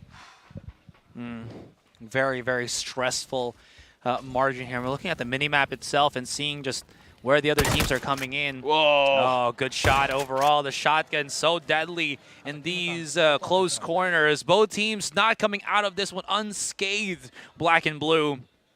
As it seems like So QQ and Crazy Bobby's hands have been forced. They're trying to get in closer, but the smoke not making it easy. Wesker's right beside him. And SoQQ slowly creeping up. He hears the footsteps. Great flank from Wesker. And he hits the shot. SoQQ. Is SoQQ the last person standing now for Marco? Yeah, he is. And now he's found Parman. Duelo's going to be pushed back. SoQQ, last bastion of hope. Who's going to be the first 16 team? Bobby! Whoa, no. He's actually going to revive him. They're right behind Wesker. Wesker's been spotted. The smoke just dissipating fairly enough. But that means that Crazy Bobby is down, cannot be rezzed. And Rascal Jester's the only team here that still has the possibility of a full 4. And SoQQ running headless around this particular building. Oh, that's the play. He's just going to force him to chase him all the way to the top. If he does go to the roof of this thing, he might be able to reinforce himself with a couple of weapons now that he only has that, I think the UMP or the MAC-10 as well. Yeah. Or the Uzi, sorry, excuse me, Uzi. and the shotgun. Doesn't have much to really fight. Oh! He gets the drop, though. That's all he needs to do here. He finds the one, hops on out. The double-barreled coming in big when he needs it to, but it's not exactly the best weapon for multiple targets. If he can isolate them, then sure. What a swing from Wesker. Immediately drops him. And that is Marco Gaming. Well, facing the same fate they exacted towards RJ in the last game. They face it, well, great vengeance exacted.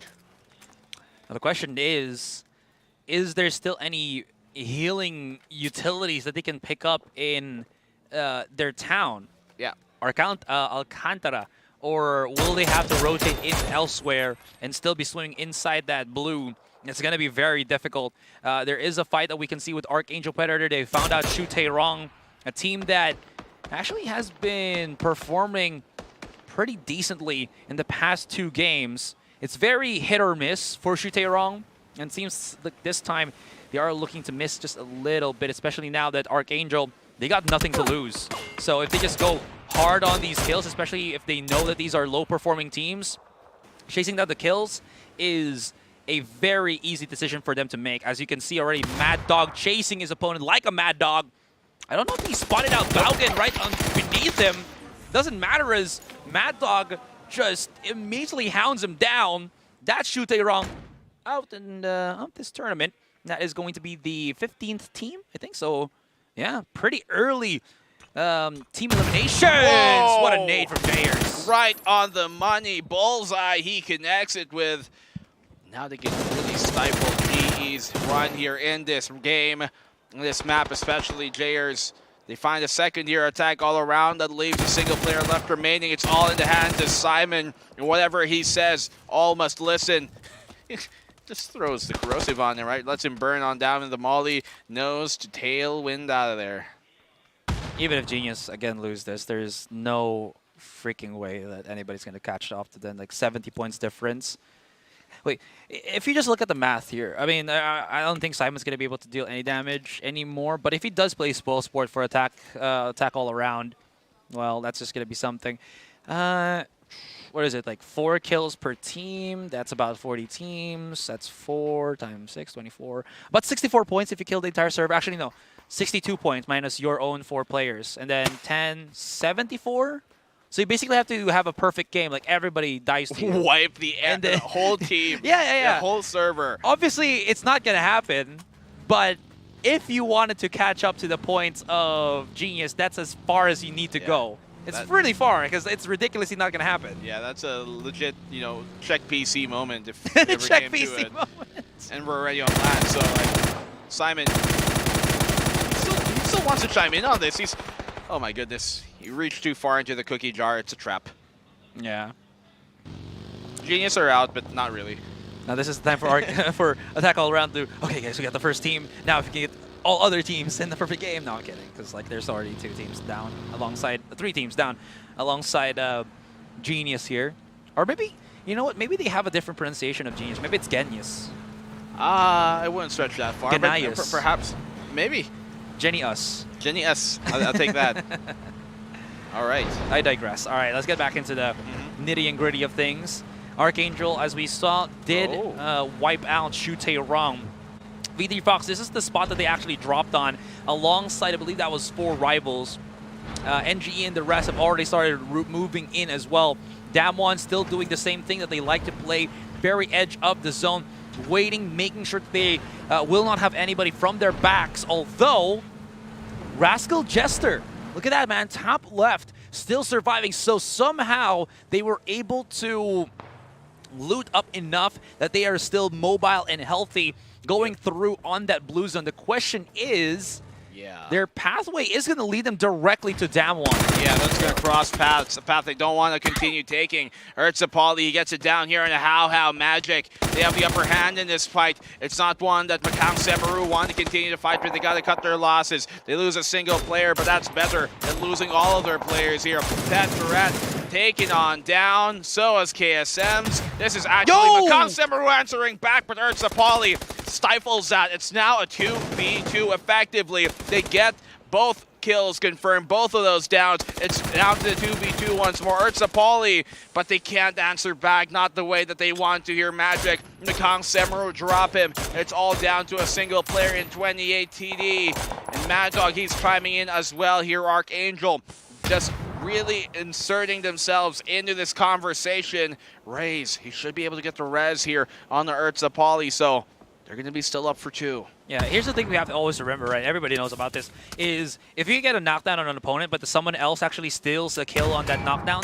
that person actually gets the point. So Archangel dipping into this is perfect for them, because now, as you can see on the score feed, they've overtaken Damwon and still have so many more targets to make do with. Teddy somehow at least stops the bleeding of points on their own end. But Archangel is already near the vicinity. We have one player, I think, still standing for Magic here, and that is Ray. He is somewhere on the divot. Somehow the tall grass is hiding him, and maybe the camouflage, I'm not sure. There's a poly and a couple of death boxes. Allows Ray to at least heal himself back up, but Archangel, they're relentless, and they're hounding him down. Can they sniff their prey? As Ray is just right beside. Nan is very easy to be refragged just in case. He's so near, but he's looking in the wrong direction. Ray, I wonder what's going on in his head. What can he do to convert? No! No, he's the shot! There's a car. Is CJ gonna run it down? No, he has another shot! Ray!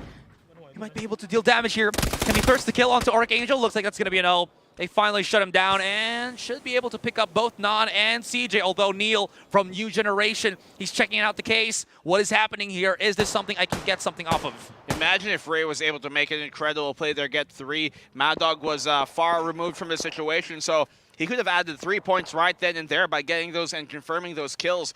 Almost comes down to it still. Very valiant effort. We love to see from these few teams left remaining, especially in the final map of the tournament. This is incredible stuff already we've seen here so far, but we can expect even more. Havoc taking some shots against, from V3 Fox.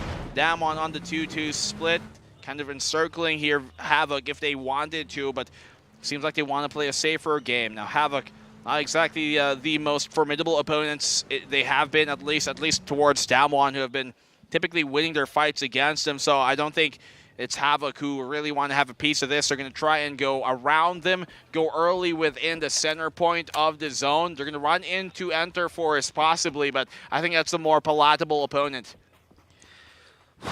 Man, it is going down to the wire here. Damwon spotted one first, but as you mentioned, they might be looking for a palatable opponent. Unfortunately, they do decide to just make sure that they can have a better transition spot. Foxy and Mental going to be playing right across each other, while Loki and Under will be on the opposite end, as you mentioned, with that split. Looking into this, there's not going to be a heated fight just yet. Every team, except for maybe GNL and Attack All Around, are somewhat far enough that nobody's going to be taking the big fights unless maybe a long-range knockdown happens. Mental is okay. Okay. He's just feeling stuff out, you know, just popping shots. GNL, here's the commotion happening right behind them, but they're deciding otherwise. Okay, I'm not really a big fan if they exit their vehicles here on the low end of things. This is quite awkward here right now. Rascal Jester Asteroid, they just bumped into a trap. It's NGE who wipes him on out. Rascal Jester They took a really long way to get here, but at the end of the day, they just drive into their own demise.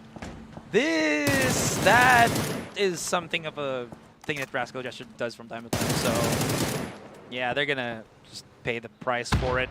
Although, another team that's paying the price, oh, this is not good. This is GNL, dude. This is a team that has still contention, supposedly, for getting into number 3. But at this point, they're getting obliterated by attack all around.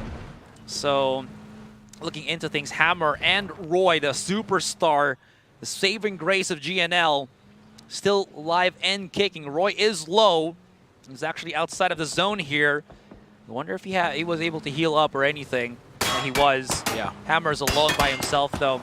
His vehicle is taking substantial damage, but he is able to maneuver around enough away from the shots of Mental. But again, this is not an ideal situation, not even a great situation for GNL. Yeah. In any case, they still are able to survive. It's Damwon as well who are directly engaging them, and if Damwon are the ones to take him on out, they're the ones directly in a slot above here, GNL. So GNL want to make sure that, especially of all people, they don't lose here to Damwon, because once again, Damwon have the most benefit from this. If they keep GNL here, it will further increase their chances of staying in that top 2 slot as Archangel are crawling for them. MG as well, Magic could make their way into this. Shots ringing on out, VR4 Rivals. VR Universal 4 Rivals, excuse me, here. In a direct fight against Attack All Around, who are also in contention for making into the top 5 here.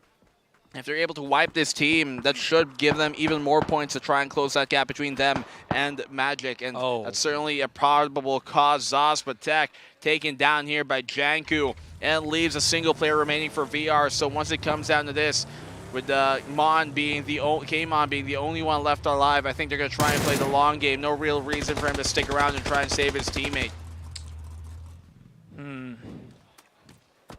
The problem now is for another team, actually Damwon again, is even though they're still full force strong and they're starting to rack up placement points, they haven't gotten any kills yet. And technically they're in the same situation as Archangel, but Archangel are the team that's getting kills. Again, so if Damwon actually, yeah, again, look at that kill feed, man. Now it finds Dian. Here comes Kmon holding on. First kill on Yanku. Yeah, okay, extra bit of point there for 4 Universal, or 4 Rivals, excuse me, as Kmon starts running away, looking into the other vicinity. New Generation spots out V3 Fox. It's everybody's game against V3 as they get shot from everywhere. New Generation now cut ties, bail out. Mayday, mayday, need to reposition. Van's vehicle is 40%, half HP. If it gets spotted and just blasted by a rifle, he is gonna shoot through the stars and not in a good way. Is Neil T running as well. Bumps into something solid, and they're just about to be embraced by Damwon. This is the first kill that they might be looking forward to. Under, needing to convert. Pop those shots, man, it's about to explode, that vehicle. But he reloads. Oh, this is unfortunate. And they lost sight of where Neil T is. Wait, no, hold on, hold on. Shots not connecting, and they're able to get back into cover. Attack All Around taken out already. One of the wheels haven't popped, so it's going to be even more difficult here for NGE to try and exfiltrate from this difficult spot. It's a hot landing, and even hotter exit if they want to get out of this. Archangel Predator here, though, still in contention, looking pretty healthy, at least decently compared to some of the other teams. That nade a bit too deep, a bit too wide for it to really connect. Percy and the rest of V3 Fox have small high ground, but that is completely negligible as well, knowing that it's Archangel Predator on the opposing side of it. They're closing the gap, they're bridging on in. They know the siege is at hand. Their stronghold barely, the walls, it's about to get sieged. V3 Fox, can they stop this army of zombies coming towards them? Archangel, they're looking to finally send him to heaven. They're the messenger of death, but V3 Fox, they're keeping them at bay. A lot of these nades are completely just I guess, messing up the plans here of Archangel. They're trying to wait out the storm, though, letting the utility pass before they commit. SGD V2's right behind Archangel. Oh, this could be a sandwich not really anticipated by AA. Evil Patrick somehow retaliates. Aweki's right here, but Archangel is in a very tricky spot. This is not what they wanted to happen. This is falling too much. And as you mentioned, the delay tactics of V3 Fox has blown up in the face of Archangel as SGD comes in to intercept. And this is so unfortunate. Mad Dog is down, and Ons the only real person alive here for Archangel, unless maybe Mad Dog gets picked back up.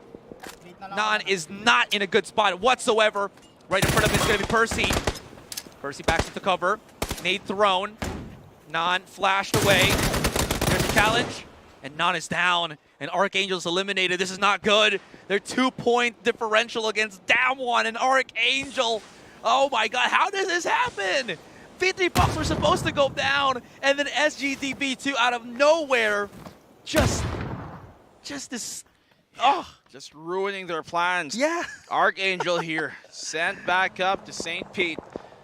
Well, there goes their chances of getting a chicken dinner at the very least to end this tournament off. That confirms that they won't have a single win yet.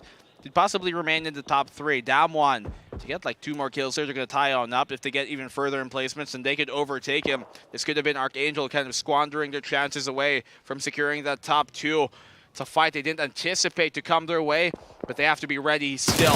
Damwon here. They're ready, though, to try and fend off V3 Fox, but great retaliation on Fox again. You trade out immediately, not letting it go unanswered. Gani winning out the fight here. V3 Fox, they look like they have the upper hand. Suddenly, they're turning this table on its head, on the shoulders right now of Damwon. Is going to be Loki to bring him back, and that he does. Gani goes down. It's down to 3 players here from Damwon versus the 2 left standing from V3 Fox, unless V3 can somehow get to Percy. Gani is isolated. Percy's going to melt on down. Low HP. This is looking like a fight that Damwon have, but Havoc, you can see them slowly coming on in, actually quickly coming in. They want to chime in on this fight. They know Damwon are hurting. They know they're bleeding, and they want to make them mortal. Mental, he's within the smoke. Hades, he's going to send him back on down. He's looking for where they are, and Havoc, they're cleaning up Damwon. Damwon eliminated here by Havoc, chiming in on the fight, and we have our top 4. Wow. How is this the way that both Damwon and Archangel get eliminated from this 6th or rather 5th game? We'll see how this kind of unravels as Havoc is still playing in aggressively into this. Who else do we have that is threatening maybe a point advantage? GNL is still in this one, man. So if GNL, can they still actually overtake Archangel or Damwon at this point? I mean, I'm not entirely sure, but if they can get at least the chicken dinner, they can make an arguable case. If they can tie things, if they can, get chicken dinner, yeah, then they could at least bring it to within 5 points and then get a few more kills. If they get 5 more points, they can tie things up with Damwon or Archangel, but those are still difficult odds to make. PNL, they're hurting from those frags, and this is a prime target for them. They've caught them out. The fray has been set. PNL, they're eliminated. All of a sudden, they've been turned around. Havoc coming alive in the final game. They're down to 2. What is this? What is this? And Air Force 36 are also here. SGDV2 also able to come into the play. I cannot believe SGDV2 just ruining so many opportunities for the top players. I gotta say it, man. I gotta say it. SGDV2, they are the bane of any Filipino team fans out there. In any case, Air Force does throw out some nades, keeping SGD a little bit honest. KMF very close, but also has taken a bit of a beat down here. But XK repositioning is going to help out his team as he goes all the way down. KMF still good with the frags, gets one, thirsts to kill, finishes off Mochi, while Sylphia keeps them at bay, but SGD have claimed, I believe, the house already. And this is not looking too hot. Aoeki got to respect that Sylphia does have that threatening aim with the Mini 14. Sylphia sets up the molly. The rest of the teammates coming into the corner. And it's a pretty messy fight, to be honest. Everybody's just scrambling else and everywhere. And Havoc is slowly joining in. But I think the idea here for Havoc is to really just not commit to this fight till they know it's possible. Once again, sorry, this is a similar situation to what we saw from that win a while ago with GNL and Roy going super big, where you have to wait for the proper opportunity to strike. You can't just dive on him, especially like this. it's the same exact situation, 4v3, v2, but in this case, SGD v2, they're winning on now. Starlord, he's able to get the trade here for Sylphia to get a bit of revenge. 2v3. SGD v2 still have the man advantage to play with here. IMP has been taken down. Starlord showing him the rest of his world. The galaxy is coming on down here for Enter Force as they've been eliminated. And actually, it's SGD v2 now in the 2v2 effectively, unless they can get Kel back up to fighting speed. But Havoc, they're closing in fast. It was only one team that has gotten or actually two teams that have gotten back-to-back chicken dinners, and that is Damwon as well as Genius here. SGD, they could be the third team to be able to make this happen. Look at the cheeky position from Aweki! Oh! And that's it! Chicken dinner picked up by SGD v2. Wow. SGD v2 closing out the tournament strong, back-to-back finish here, and once again came from a big-time player in Aoki off of the flank on match number 14, and for the 15th map, they close it out with a double spray down on Havoc. Great catch-up from him, and an even better, I guess, photo-perfect finish here from SGD v2. They get their third chicken dinner of the tournament. Amazing as amazing can be. I wonder how far it'll propel SGD v2's score here, because they got a lot of kills as well as that chicken dinner. Man, the story on this last game, I cannot believe that is how it finishes. But you know what, SGD, they're a team that can always come out of nowhere, and they impress. They definitely do. The calls that they make, very ecstatic, very erratic, very entertaining as well to watch. Yeah, I mean, they are just, you know, kind of like a firecracker. You'll never know when they're going to really go off, even if you set off the fuse. And SGD v2, sometimes more of a whimper, sometimes a huge tidal wave is what they bring. True. And the latter of that is what they have brought here to the final stages of the tournament.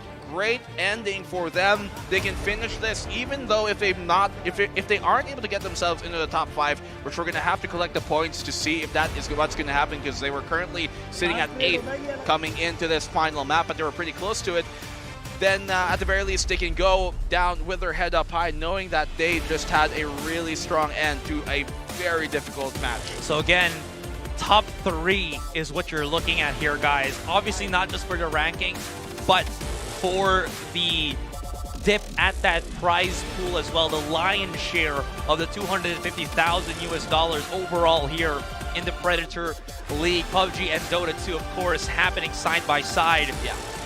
I gotta say, again, even if Genius had a very lukewarm, if close to cold reception on this last game, it doesn't matter. It doesn't matter, man. The ROI has really paid off. Yeah, they invested early, and man, they made bank. They made coin very early as well. They pretty much secured this tournament like a game into the day, like the first game to get that chicken dinner. That was almost pretty much the nail in the coffin, and so really greatly done. Of course, Genius, they're firmly at the top, but we're gonna find out who will take that silver and bronze in a bit. Oh man. If I remember correctly, the game ended with Archangel and Damwon neck and neck, so there might be something. The thing is, they're neck and neck in points, but not neck and neck in placement. It's placements. But Damwon finished farther than Archangel, so I feel, or am already pretty sure, 90% sure that Damwon had picked up second place and Archangel will be third. Possibly. Possibly. Of course, as a Filipino fan, I want them to be higher, but we can only be truly honest into this one. And Damwon, I gotta say, they, for lack of a better term, struggled in these past couple of games, but they were still somehow able to eke something else out that helped them at least keep themselves in contention for number 2. Oh yeah, they had a great opening day. Their second day, not as favorable, but it was still pretty good. And then they come to the third and just, it seems like they started to fizzle out just a bit more. They had some good finishes, yes, in the top 3, top 4, but if you're really looking for another chicken dinner from them, be able to, I guess, put a big stake on who can be that top dog in this case. GNL, I think, had some of the best finishes we've seen this entire tournament long, just really making sure that we are entertained. And boy, were we actually. There were so many different finishes that we saw that I honestly couldn't find a favorite to really look into things. I think one of the ones that I really enjoyed was Simon's play on Genius in that push against SGDV2, right, with the nade and everything through the crack on the shed. The shed. Yeah, that was what, second match, day 1, I think. Game 2, I believe. Yeah, because they got a 2-beat. Something like that. Yeah, it's day 2. Or actually, no. Maybe that was match 1. I can't remember anymore. But anyways, One of them games. there's so many highlights that, again, happened here. It's really hard to track so many things. Another one is, of course, the one where we witnessed where everybody was just falling down. Genius picking up, like, what, 31 points in one game? That was the highest that we've seen ever, and nobody was even able to replicate. It was only Genius fighting Genius, right? Because they had, before that, they had 29 points in one of their games in a chicken dinner finish, and then the other one was 31 points. Crazy. Yeah, that game was just absolutely insane. There are rare moments where you see a team dominate like that. If you counted on Outcast, right, they practically almost took out half the server.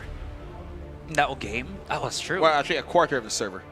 Yeah, true enough. Yeah. Man, that's huge. 19 kills, pretty much 30-some points as we tallied on it. But I think probably my favorite finish still has to be the one from earlier in the day with GNL taking it with Roy, you know, and yeah. Let me check who it was again. I believe it was Roy and was it Tactic? No, Two Tap. Yeah. Yep.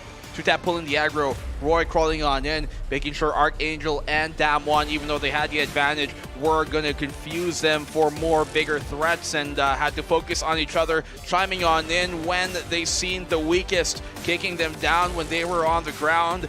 And well, whatever tactics it may have come to, the end certainly justified the means. Now we have our match rankings available for you guys. Let's give it a check. See where we're at. Wait. But for this match. Wait. Archangel. Yeah.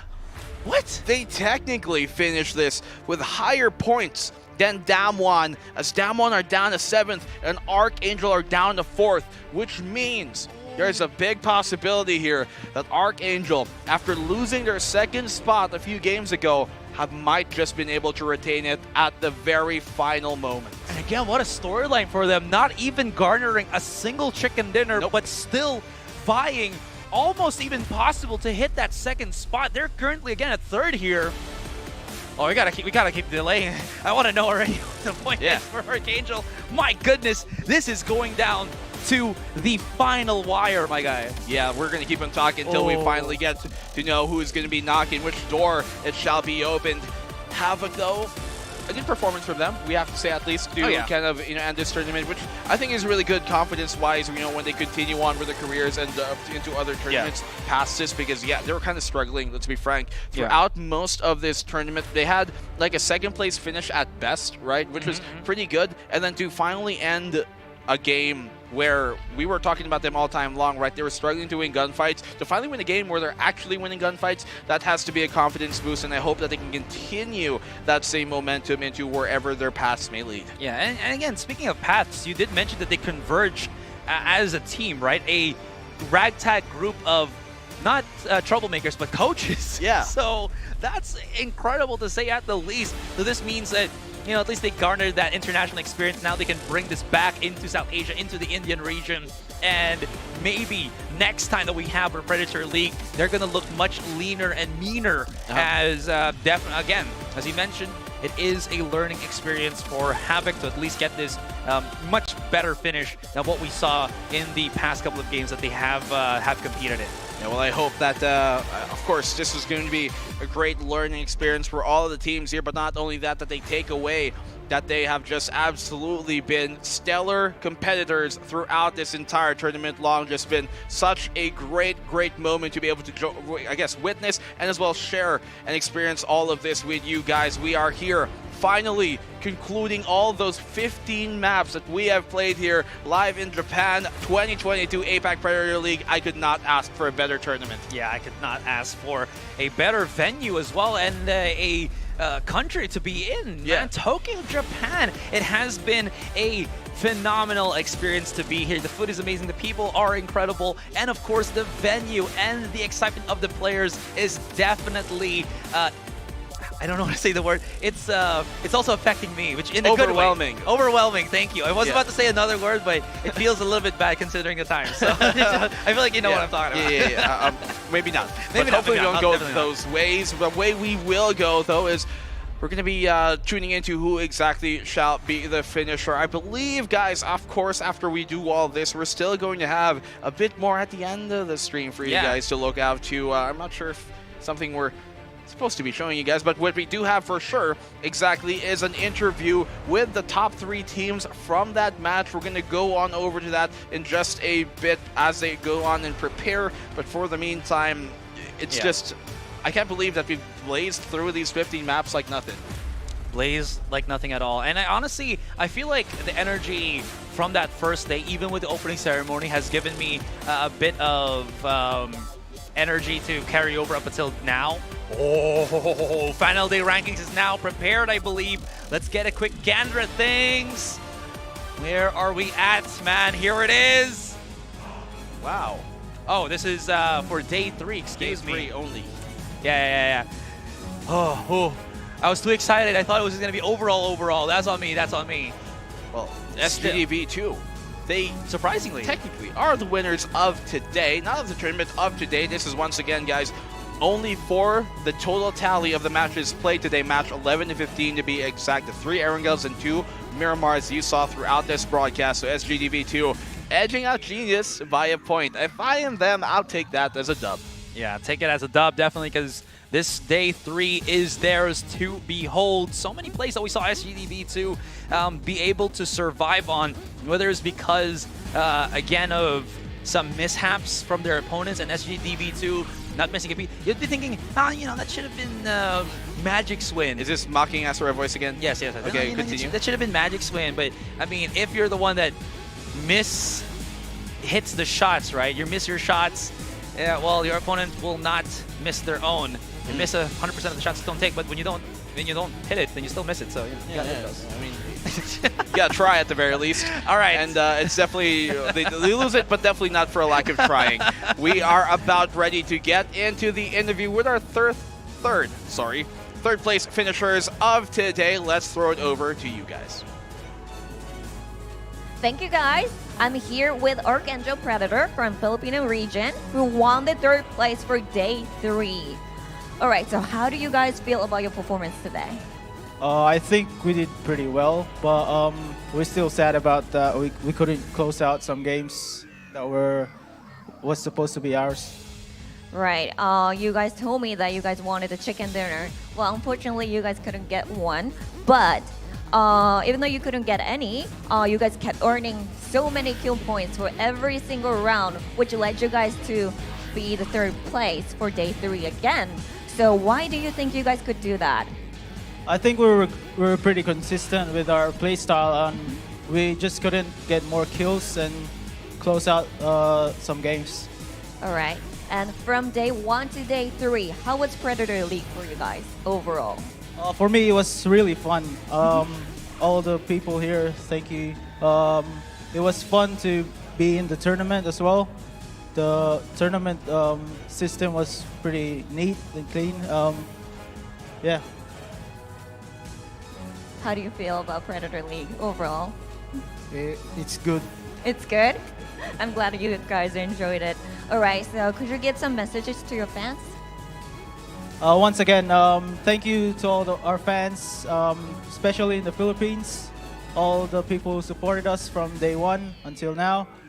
Sorry we couldn't get more a chicken dinner at least, but we'll try to do best tournaments. All right, thank you so much. Thank you for coming here for the interview and getting back to the desk.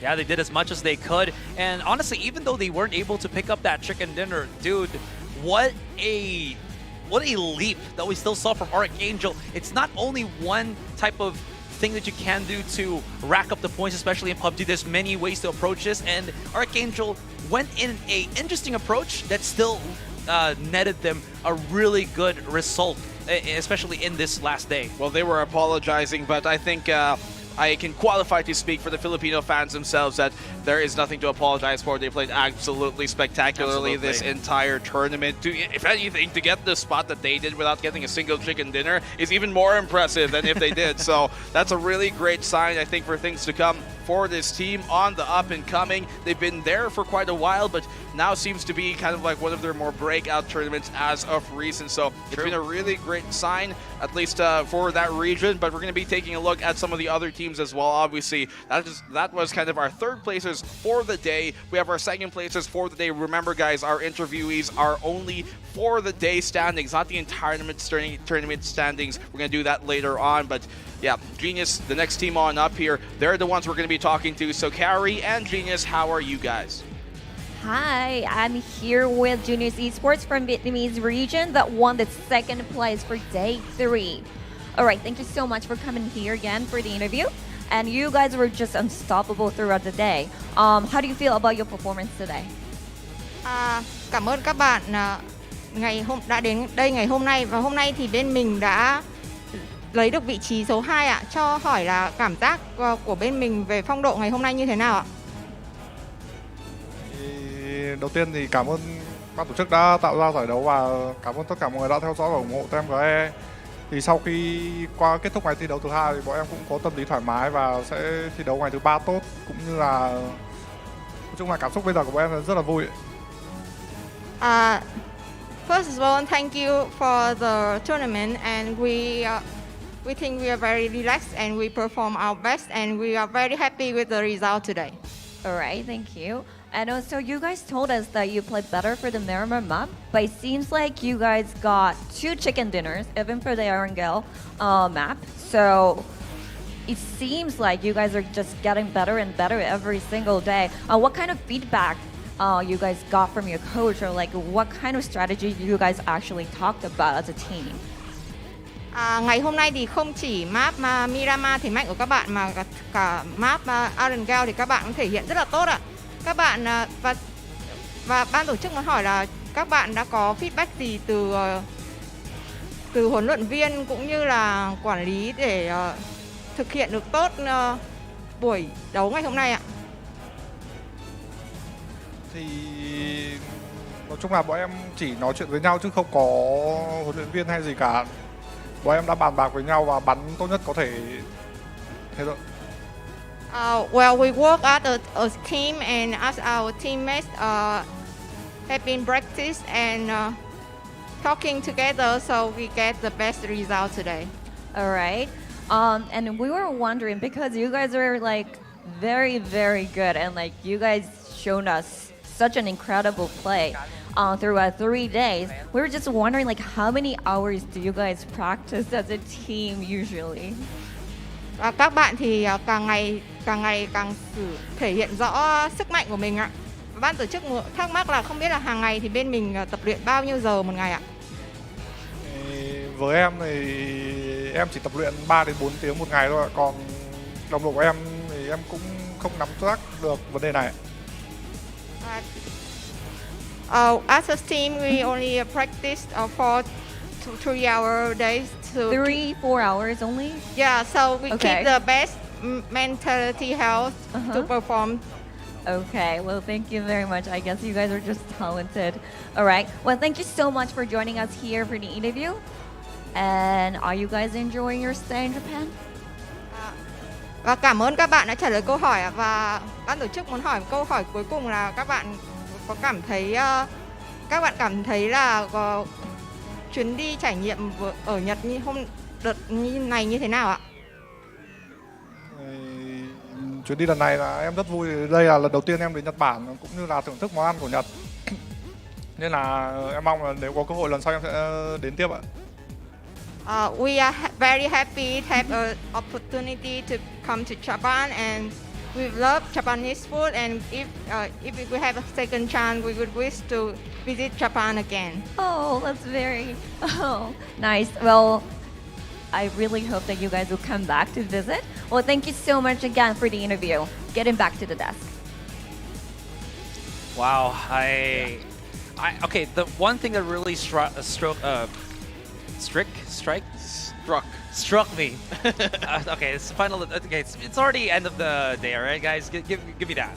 The thing that struck me the most with that interview is the answer that they only play 2 to 3 hours a day on their practice. So there really is a lot of emphasis on, like, I feel like just feeling a lot more not exhausted, just, you know, coming into each and every day with a fresh perspective on each and every game. And that felt really what we saw from Genius, especially with how they made their calls. Oh, yeah, I love that. I love the fact that they talked about that because, you know, my personal own experience, you know, being behind, you know, a professional team on the coaching staff of things is that mental burnout is one of the biggest factors of a team going on their decline. And so it's really nice to see that sometimes quality does really matter over quantity of hours practice. Of course, there's good merit to both, but you have to be at a high level at all times, and making sure you're fresh is very important for a team like Genius, and they've proven in the pudding that it is a viable way to go. It's how you use it is the better thing of everything, right? Exactly that. Of course, we're now preparing our interview for the first placers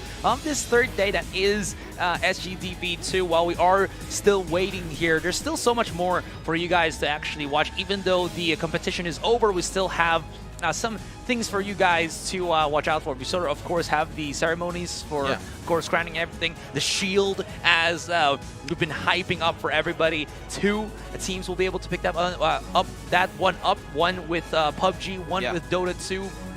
I'm actually curious as well what our Dota 2 counterparts are already experiencing. Were they able to also witness some pretty electrifying games? I bet here. I mean, there's rarely grander stages in terms of, you know, quality of games than the APAC Premier League, especially. So, you know, we're going to have, once again, you know, kind of like a ceremony later on to kind of crown the winners, some MVPs as well, you know, to be awarded. So make sure you guys tune into that. We still have one more interviewee here for the day. It's going to be SGDV2, and this is the first time we're going to see them on that stage here, one of the Malaysian reps, and I'm really curious to see, you know, what they've got to say, because I don't believe we've really had them on this stage throughout the entire weekend. Yeah, true enough, because, again, we kind of want to also pick their brains as to what just happened in that last day. Anyway, speaking of which, we're going to be passing it on to Kaori to talk with SGDV2.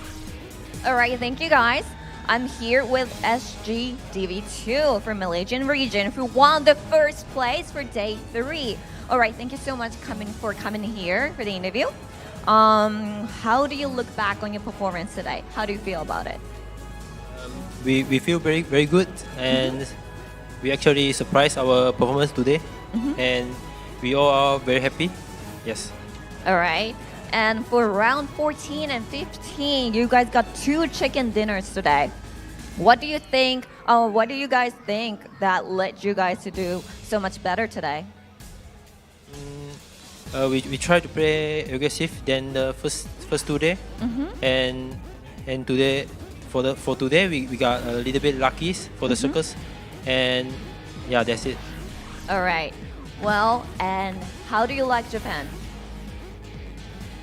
So far pretty good. I like the weather. All right. Is there anything that you guys like particularly? We have going to Shibuya Sky. Oh, you went to Shibuya Sky. Then the view is very nice. The view was very nice. Yes. Did you guys have anything good to eat? Any good Japanese food? Ichiran ramen. Ichiran ramen. All right. I'm glad. Okay. Did you guys all have Ichiran ramen? Maybe? Yeah? No? Just only you? Okay. All right. Well, thank you so much for joining us for the interview, and congratulations once again on the first place for day 3, getting back to the desk. They weren't also expecting for that to be the outcome. You know what? It's fine. They also very much surprised all of us, and honestly, the performance was there throughout the entire day. We saw how well they really worked on day 1. Day 2, kind of cold for SGDV2, but day 3 they finished strong for as much as they possibly can. Now, with all that being said, we are preparing the overall day 1 to day 3 match rankings, and this is where all the marbles will be counted. I mean, based on that interview, right, it just goes to show that adversity breeds the best competition, and you know, just showing here that if you push yourselves, you might just be able to surprise yourself as well. And the edge here, I guess, where the bar is, has been pushed tenfold by all of these teams. Now, of course, I think we're kind of expecting Genius to be at the top of the overall rankings, but it's the second and third place that are really up for grabs on here. Of course, we want to talk about the top 5 as well in general, but there's so much here to unpack as we're going into it. Speaking of unpacking, guys, we have it right now. The final rankings for the PUBG Asia Pacific Predator League 2022. Let's roll it on. Show it to us right here, right now. Come on, show it to us. I want to see it. Bam, bam. Oh, that's perfect. There Okay, who got it? Oh! What? They're tied! Yo, we got to get an update on the TOs on how to count this one. All right, can everybody actually see it? All right, hold on. Genius is 190 points. That was already a given. They're going to be first place. But Damwon Gaming is 125, right beside Archangel Predator with 125 as well. So, again, where does the line is the line drawn at this point? Who has truly taken that number 2 and number 3 spot? We gotta confirm it with our TOs because I don't want to make a mistake at telling you guys who actually got that second place. It is neck and neck at this point. Look at the differential here with the placement points that Archangel and Damwon has. 54 to Damwon, 34 to Archangel, and the kills 91 to 71. Looking very, very, again, neck and neck. Wow, this could not be any much more closer for the second and third. It seems like Damwon will be taking home the silver, the bronze for Archangel Predator, and that's impressive considering this chicken dinnerless run that they have had here, but it seems like breakfast is the most important meal, isn't it? They had a really great start to every single day, and that helped them on out. Obviously, Genius taking home the bag of gold at the end of the rainbow, the medals, it's all theirs, but GNL did such a great job here near the end of the tournament to really bolster their stakes, but the jump that I wasn't expecting from 8th at the end of match 14 directly into number 5 is SGDV2 jumping up 3 places in one game, and the most important game of all. Important game of all. The Thai teams really dropping the beat on this one. You know what? Again, I'll say it again. I'll say it once more, man. I was not expecting for this to happen. As you saw with the points overall right sitting in front of our faces, in front of our eyes. Oh my goodness, how is this what we have experienced? And so is it truly Damwon that have picked up the second place already in our PUBG Grand Finals? I think so, and you know what the biggest heartbreaker of this is entirely is, if you're a fan, is if you're from Thailand, because they were the ones throughout day number 1, throughout day number 2, at least had 1, maybe even sometimes 2 teams in the top 5, but they lose that slot here to SGDV2, both Magic and Attack All Around being taken on out, and that's kind of expected here and suspected. The reason why Damwon are further up above is because of their placement points. They have higher number of placements, and that is what makes their tiebreaker go their way.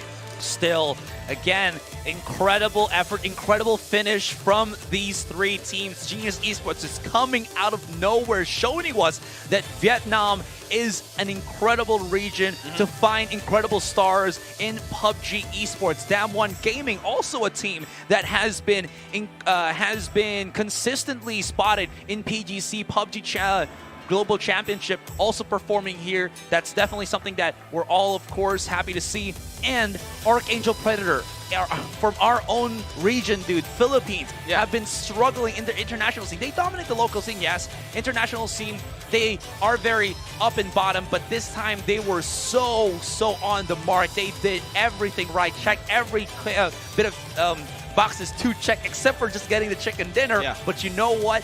Even through all of that, even though they missed that one thing, they still finished number 3. So that is incredible to say at the least. They might not get the chicken dinner, but it seems like they had the beef breakfast at the very least here. Still getting their protein in some other way because they still performed spectacularly. You know, GE, you look at Genius, they had 5 out of the 15 chicken dinners won. They almost had a 6th as well. For I believe that was game number 7, when they were playing on Erangel, and so it was really close for them to pretty much get almost half of the matches here in the tournament. We're going to go to the winner interview right now. Of course, none other than Genius. All right, thank you guys. I'm here with the champion of the Asia Pacific Predator League 2022 Grand Finals in Japan. Genius Esports from Vietnam region. Congratulations on winning the first place. How do you feel about your victory today? Và kết quả chung cuộc thì đội Genius Esports đã giành quán quân ạ. Cho hỏi là hôm nay các bạn cảm thấy như thế nào về kết quả ạ? Hôm nay em cùng mọi người cũng rất là vui, nói chung mọi người cổ vũ ở nhà cũng rất là vui, nhưng mà cơ thể em thì không. We are very happy and our manager is also very happy with the result today. All right, I'm glad to hear that. And for day one, you guys got the first place, and day two, again the first place, and day three, you guys got second place. I think you guys shown us such an incredible play throughout the tournament. Did you expect to have such a strong success for Predator League? Và ngày đầu tiên thì bên mình đã đạt vị trí số 1, ngày thứ hai cũng đạt vị trí số 1 và hôm nay đạt vị trí số 2, nhưng tổng kết vẫn là quán quân ạ. Thì bên mình có trước khi mà tham gia giải đấu này thì bên mình có dự định là đạt thành công như ngày hôm nay không ạ? Thì trước khi tham gia giải đấu, mục tiêu của em luôn là chức vô địch, bất kỳ giải đấu nào cũng thế. Bọn em luôn đặt hướng đến mục tiêu vô địch ạ. We only aim for number one, so today's result is only ready on our goal. All right, so that came true. Congratulations. And how was Predator League overall for you guys? Các bạn cảm thấy như thế nào về giải đấu cũng như là cuộc chơi ngày hôm nay ạ? Thì giải đấu hiện tại là diễn ra rất là tốt, cũng như là bọn em đã làm tốt nhất có thể trong cái giải đấu này rồi ạ. Well, the tournament itself is very successful and we did our best. We are very happy. Thank you. And if you have one, could you tell us about your goal or your ambitions as a team in the future? Các bạn có thể tiết lộ cho fan và ban tổ chức về mục tiêu tiếp theo của cả đội trong tương lai không ạ? Thì mục tiêu tương lai của cả đội sẽ là mang tiền về cho mẹ. We won all of the prize and we will get all of the prize. All right, so you guys wanna aim for the world champion. All right, and could you give some message to your fans too? Các bạn có thể gửi vài lời đến các fan và những người hâm mộ đang theo dõi được không ạ? Là cuối cùng mình xin cảm ơn tất cả các bạn cũng đã theo dõi và ủng hộ Tem GE tại lần này, và cảm ơn các anh chị đã đi theo bọn em đến tại Nhật Bản, và cảm ơn mọi người.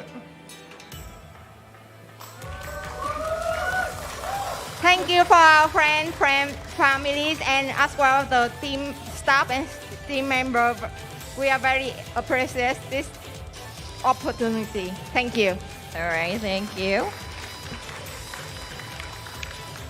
All right, once again, congratulations on your victory today. The champion of the Asia Pacific Predator League 2022 Grand Final is Genius Esports. Congratulations and thank you so much for joining us for the interview.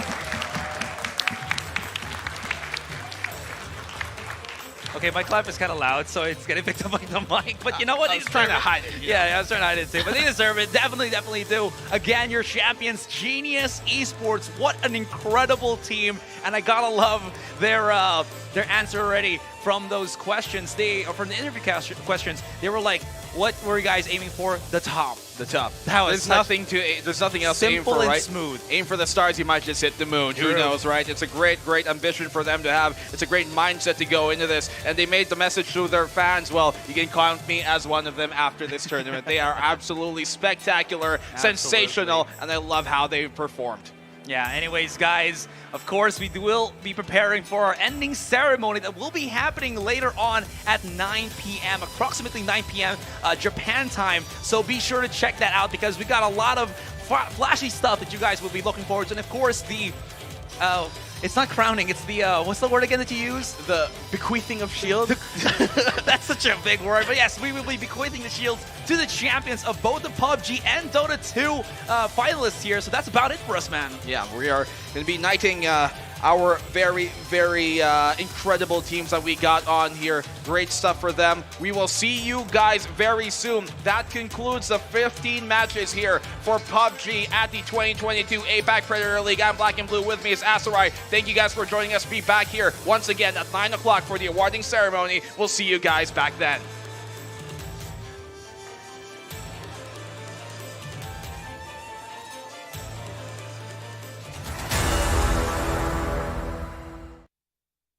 Jesters very smartly so have avoided the fight for too long. Here comes out the nade. Star-Lord connects on the Mr. Flank, and now Enterforce. They're bombarding them here. Look at Sylphia. He's still alive here in the second floor, using these volleys to keep them at bay, zoning them into the room, and then they nade him too. What a flash. They're melting inside of it. Aoki has to try and stay alive. These flashes, absolutely perfect. Aoki, he's going to get wiped, and SGD V2 with it as well. The other teams here, especially the lower seeded ones. Rascal Jester in a direct fight here with Matchmake Gaming. They're going to have to pull out some hat trick because Rascal Jester, they're completely just dropping bodies, and they drop the team from the game. Eastern side currently in a direct gunfight here with both Archangel and possibly Damwon if they extend further. But that's Archangel eliminated. They barreled on through, but were quickly wiped by teams on both sides. Could not be between that gunfight. They were in a no man's land.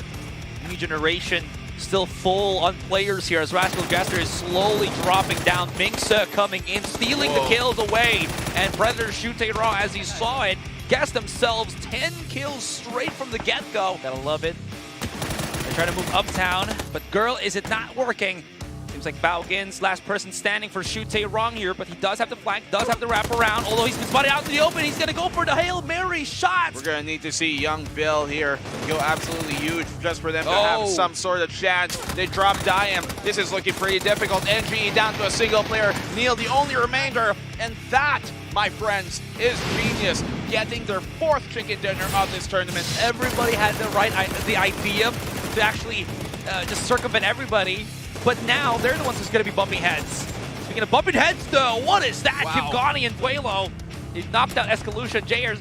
Speech day here, but now here actually comes on the fight. How he drops Baugin. They know another is in the container. He pops out the volley, but he's not ready. He's got the nade on the gunfight. He has to be able to find another pick here. Shute Wrong drops him. That's a big pick he finds, and now at least leaves him in a 1v2. So PSTR, they could secure this, but here comes it down, and Predator Shute Wrong, they've been eliminated in the 1v2.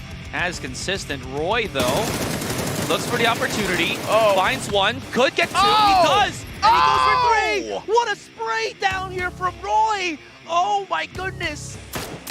Because of how these cars are placed, they can't really run into the building just yet. They waited for the mollies first for the most part, but now they're using their numbers and they clear things up. Archangel right beside them. This is going to turn very, very bloody. Evil Patrick eats the nade. That's going to be it for him. CJ and the rest.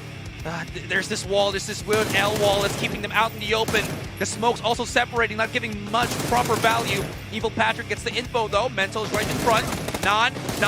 Oh, my damage. The fact that Damwon and both Archangel are fighting each other is helping them on out. They can get on this very soon. Archangel down to 3. Damwon down to 2 in the single fight. They've got it. Damwon Gaming. No, it's still alive. One more player, but that's it. Okay, 2 versus 2. It's time. It's time. Explodes. Roy! Oh my god! He got the win! No chance for V3 Fox to pick him back up unless Yuno's feeling a little bit lucky, but no, this time he's in trouble. Very quick on that motorcycle. The shots. Oh, what a shot from Pet Dread. It was right that they wanted to see if it's going to go northward, but now I think they also decided there's so much fire happening, so many trades happening that they can actually go forward. Wow. Just the spoil sport, the third party. Foxy right beside Yuta, coming in for the huge fans. Loki is making a lot of noise. Flores gets Foxy, Foxy gets Yuta. There's one at the bottom. Loki's gonna have to respond because he's just by himself, but can't really decide where to look, where to shoot. And he is in a 1v2, a very dangerous spot for him to be in. He has the high ground, yes. If these nades connect, which they won't, they could be big. But Enterforce, they get the wipe!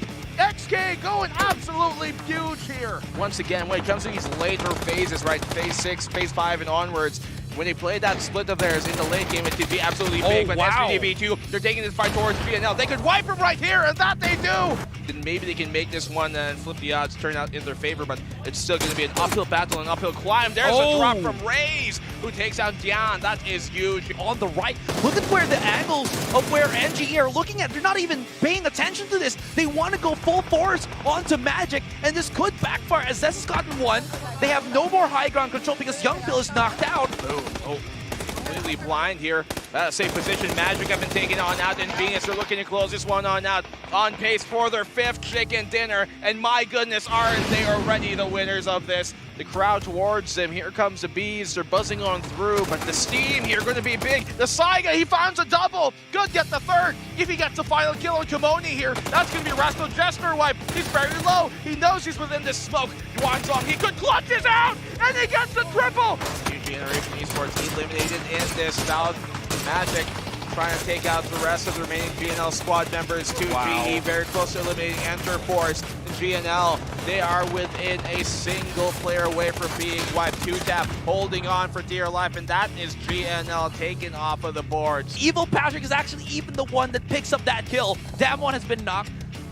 Is Archangel Predator looking, tasting the blood? Oh yeah, they are. They're going for the pick. They're going for the kill. And Nan, he's about to open Pandora's box, but he's the one that is going to rain pandemonium, rain destruction, and eliminate Damwon Gaming. This should be a straight-up shooting Valerie from up above by Zapalui. Gets one, gets taken down himself. They're not done, they're not done. Ray only has the red dot. Not going to be able to convert properly, although one coming in, Aweki with the hero plays. Aweki is missing the shots. Aweki's hitting everything. Oh my god, SGDB2. He connects on Patorette. The nade's coming on in. It doesn't connect, but they know where he is. It's going to be difficult right now, and they secure it as well. SGDB2 turning it around with a recovery. Big. Doesn't have much to really fight. Oh! He gets a drop, though. That's all he needs to do here. He finds the one, hops on out. The double barrel coming in big when he needs it to, but not exactly the best weapon for multiple targets. If he can isolate them, then sure. What a swing from Wesker. Pretty early team eliminations. Whoa. What a nade from Bayers. Right on the money. Bullseye he connects it with. They have the upper hand in this fight. It's not one that Macau Sebaru want to continue to fight, but they got to cut their losses. They lose a single player, but that's better than losing all of their players here. Pat Tourette taken on down. So is KSM's. This is actually Macau Sebaru answering back with Urtsapali. Stifles that. It's now a 2v2. What's going on in his head? What can he do to convert? No, he's the shot. There's a car. Is CJ gonna run it down? No, he has another shot. Ray might be able to deal damage here. Can he first the kill onto Archangel? Looks like that's gonna be a no. SGDV2's right behind Archangel. Oh, this could be a sandwich. Not really anticipated by AA. Evil Patrick somehow retaliates. Aweki's right here, but Archangel is in a very tricky spot. This is not what they wanted to happen. Mental, he's within the smoke. Hades, he's gonna send him back on down. He's looking for where they are, and Havoc, they're cleaning up Damwon. Damwon eliminated here by Havoc, chiming in on the fight, and we have our top 4. With Damwon or Archangel, but those are still difficult odds to make. BNL, they're hurting from those frags, and this is a prime target for them. They've caught them out. The fray has been set. GNL, they're eliminated. All of a sudden, they've been turned around. Havoc, but in this case, SGDV2, they're winning on now. Star-Lord, he's able to get the trade here for Sylphia to get a bit of revenge. 2v3. SGDV2 still have the man advantage to play with here. IMP has been taken down. Star-Lord showing him the rest of his world. The Galaxy is coming on down here for Enterforce as they've been eliminated. SGD, they could be the third team to be able to make this happen. Look at the cheeky position from Aweki. Oh! And that's it. Chicken dinner picked up by SGDV2.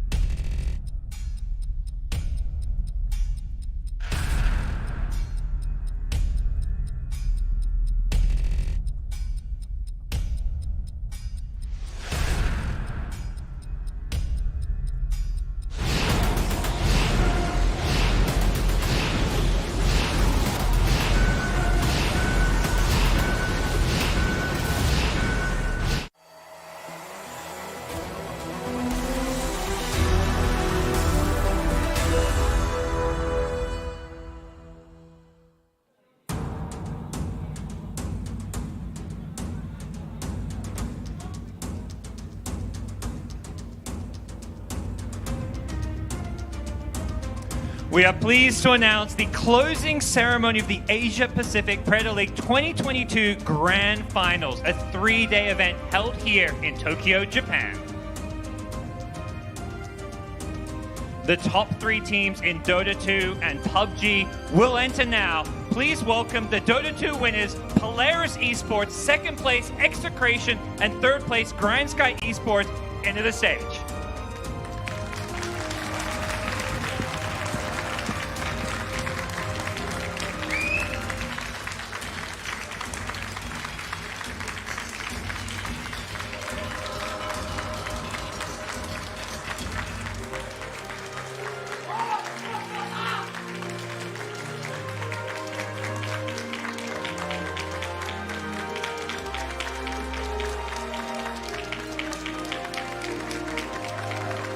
Next is the winner, Genius Esports, 2nd place, Dam1 Gaming, and 3rd place, Archangel Predator.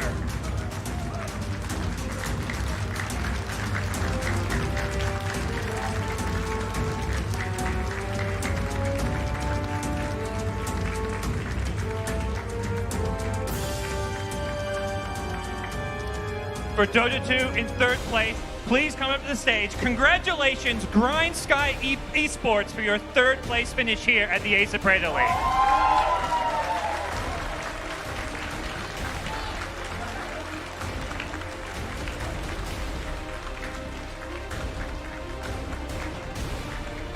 Finishing in 3rd place. A bit of an underdog story, Lacoste. What do you make of this team? Absolutely. No one expected them to be here, but against all odds, they make it.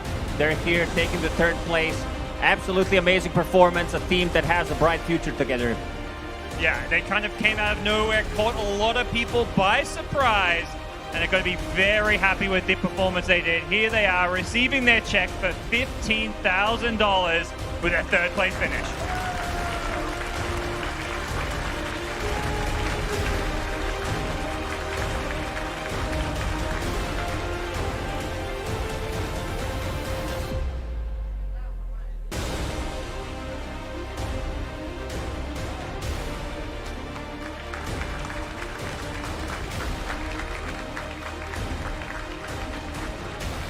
Next up, of course, in 3rd place for PUBG, we have Archangel Predator. Congratulations, guys. Please come up to the stage.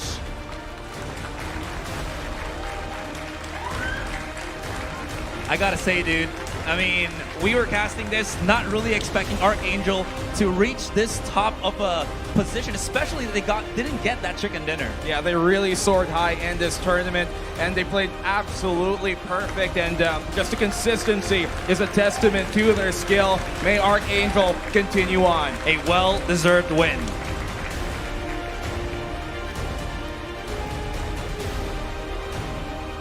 And for Dota 2 in 2nd place, we have Team Execration. Congratulations.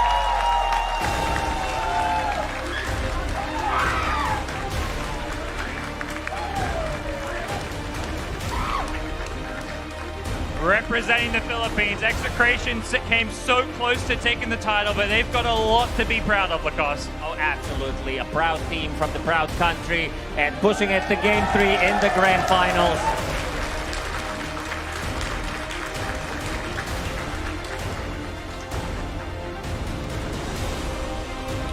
Next up, of course, for PUBG in 2nd place, we have Dam1 Gaming. Congratulations. Please come up to the stage.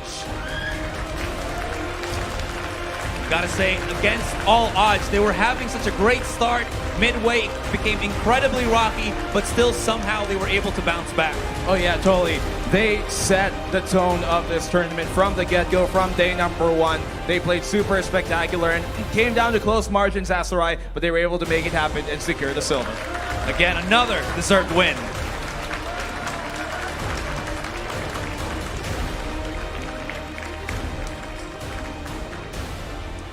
And finally, for Dota 2, in 1st place, big congratulations, Polaris Esports.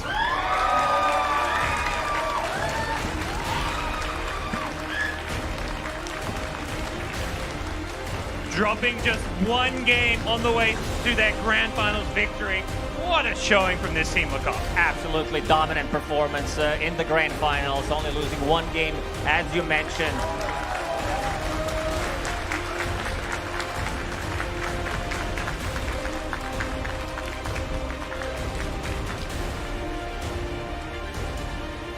And of course, last but definitely not least, the first place in PUBG, your champions, Genius Esports!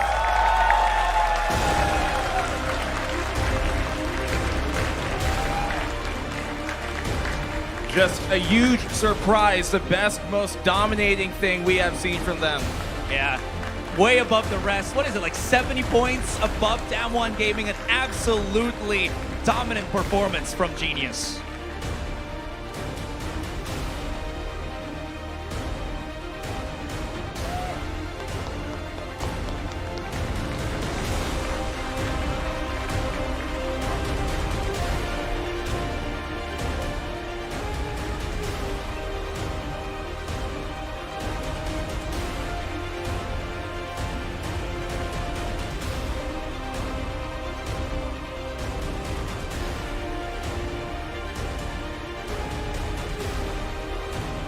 Genius just really showing that sometimes you can really subvert expectations. This is one of the most dominant runs I've ever seen in any tournament for PUBG. Yeah, I definitely agree. Again, it was a very good surprise because we were talking about how it was a different or difficult thing for the Vietnamese region to really pop off, especially in the international scene, and somehow it's Genius that surpassed every single expectation that we were expecting from anyone else. Yeah, I mean, we were looking at coming into this tournament, right, studying on up, you're wondering how will their playstyle stand up to the rest of the competition internationally, and by goodness, they passed with flying colors.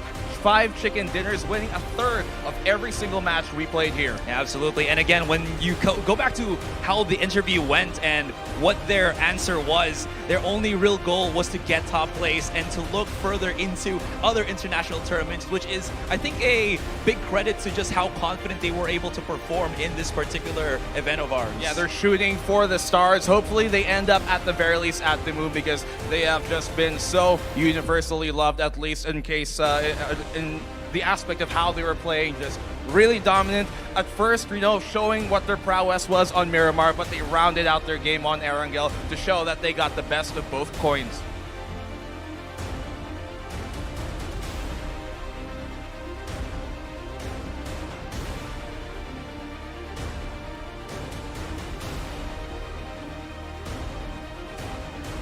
Oh, okay. I got something for you guys. So next up, we have the Intel MVP Award. So for PUBG, let's give it for Attack All Around's Escalucia.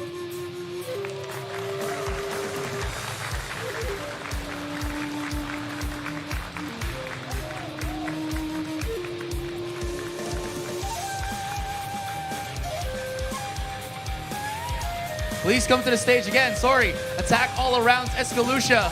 Come here, man. You got something. We got a prize for you, dude. Apologies for that. Yeah, you win a prize. Very well deserved.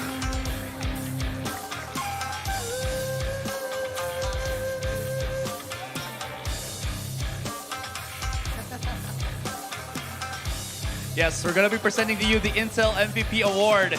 And of course, with that, a nice little prize of a Predator Helios 300. Look at the surprise on Escalucia's face. Did not expect to be called out here on the stage. I mean, it's a pleasant surprise. I do very well deserved once more. Absolutely phenomenal throughout the tournament.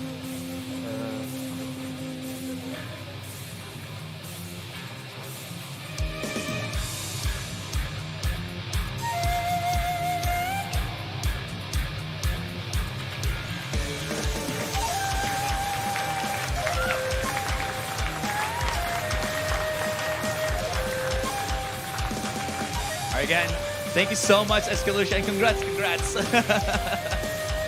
All right, of course, that's only PUBG. We still have our Dota 2 Intel MVP Award. I'll call him onto the stage from Yangon Galacticos, Ati. Yes, please, come up to the stage. It was an extra surprise, so you can see the surprise on their face. Yeah. And again, he's going to be winning similar or same with Escalucia, a Predator Helios 300.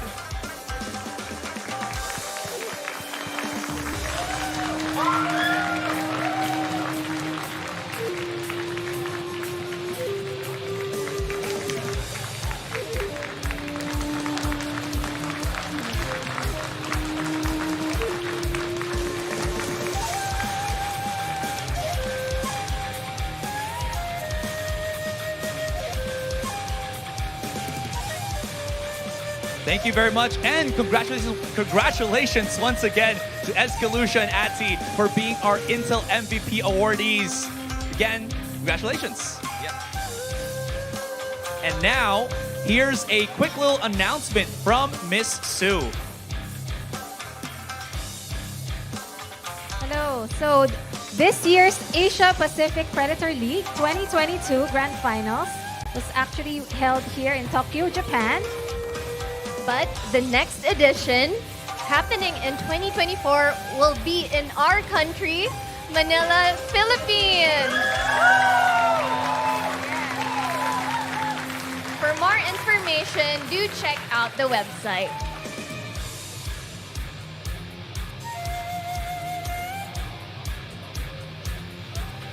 So exciting to have everyone come fly to the Philippines, right, I know, Alodia? that would be a dream come true to see Exactly. everyone converge. And we'll be preparing a lot for it. So yeah, super looking forward to it. Yes, we'll make more announcements soon, so do watch out for that.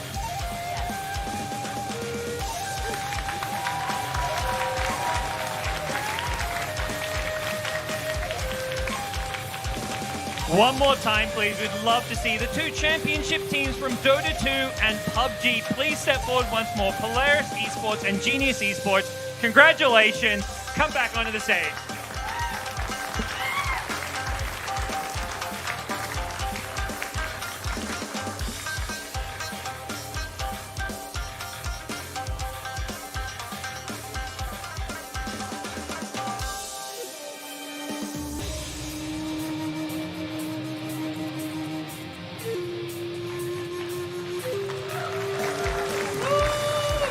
The winners here, your champions of the Predator League 2022 is Polaris Esports and Genius Esports. Congratulations.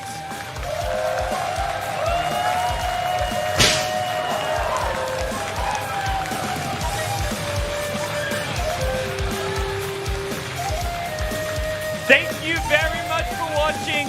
Once again, a big round of applause for the teams that competed in Predator League 2022 in Japan. As said, the next Predator League will take place in the Philippines. We will see you soon.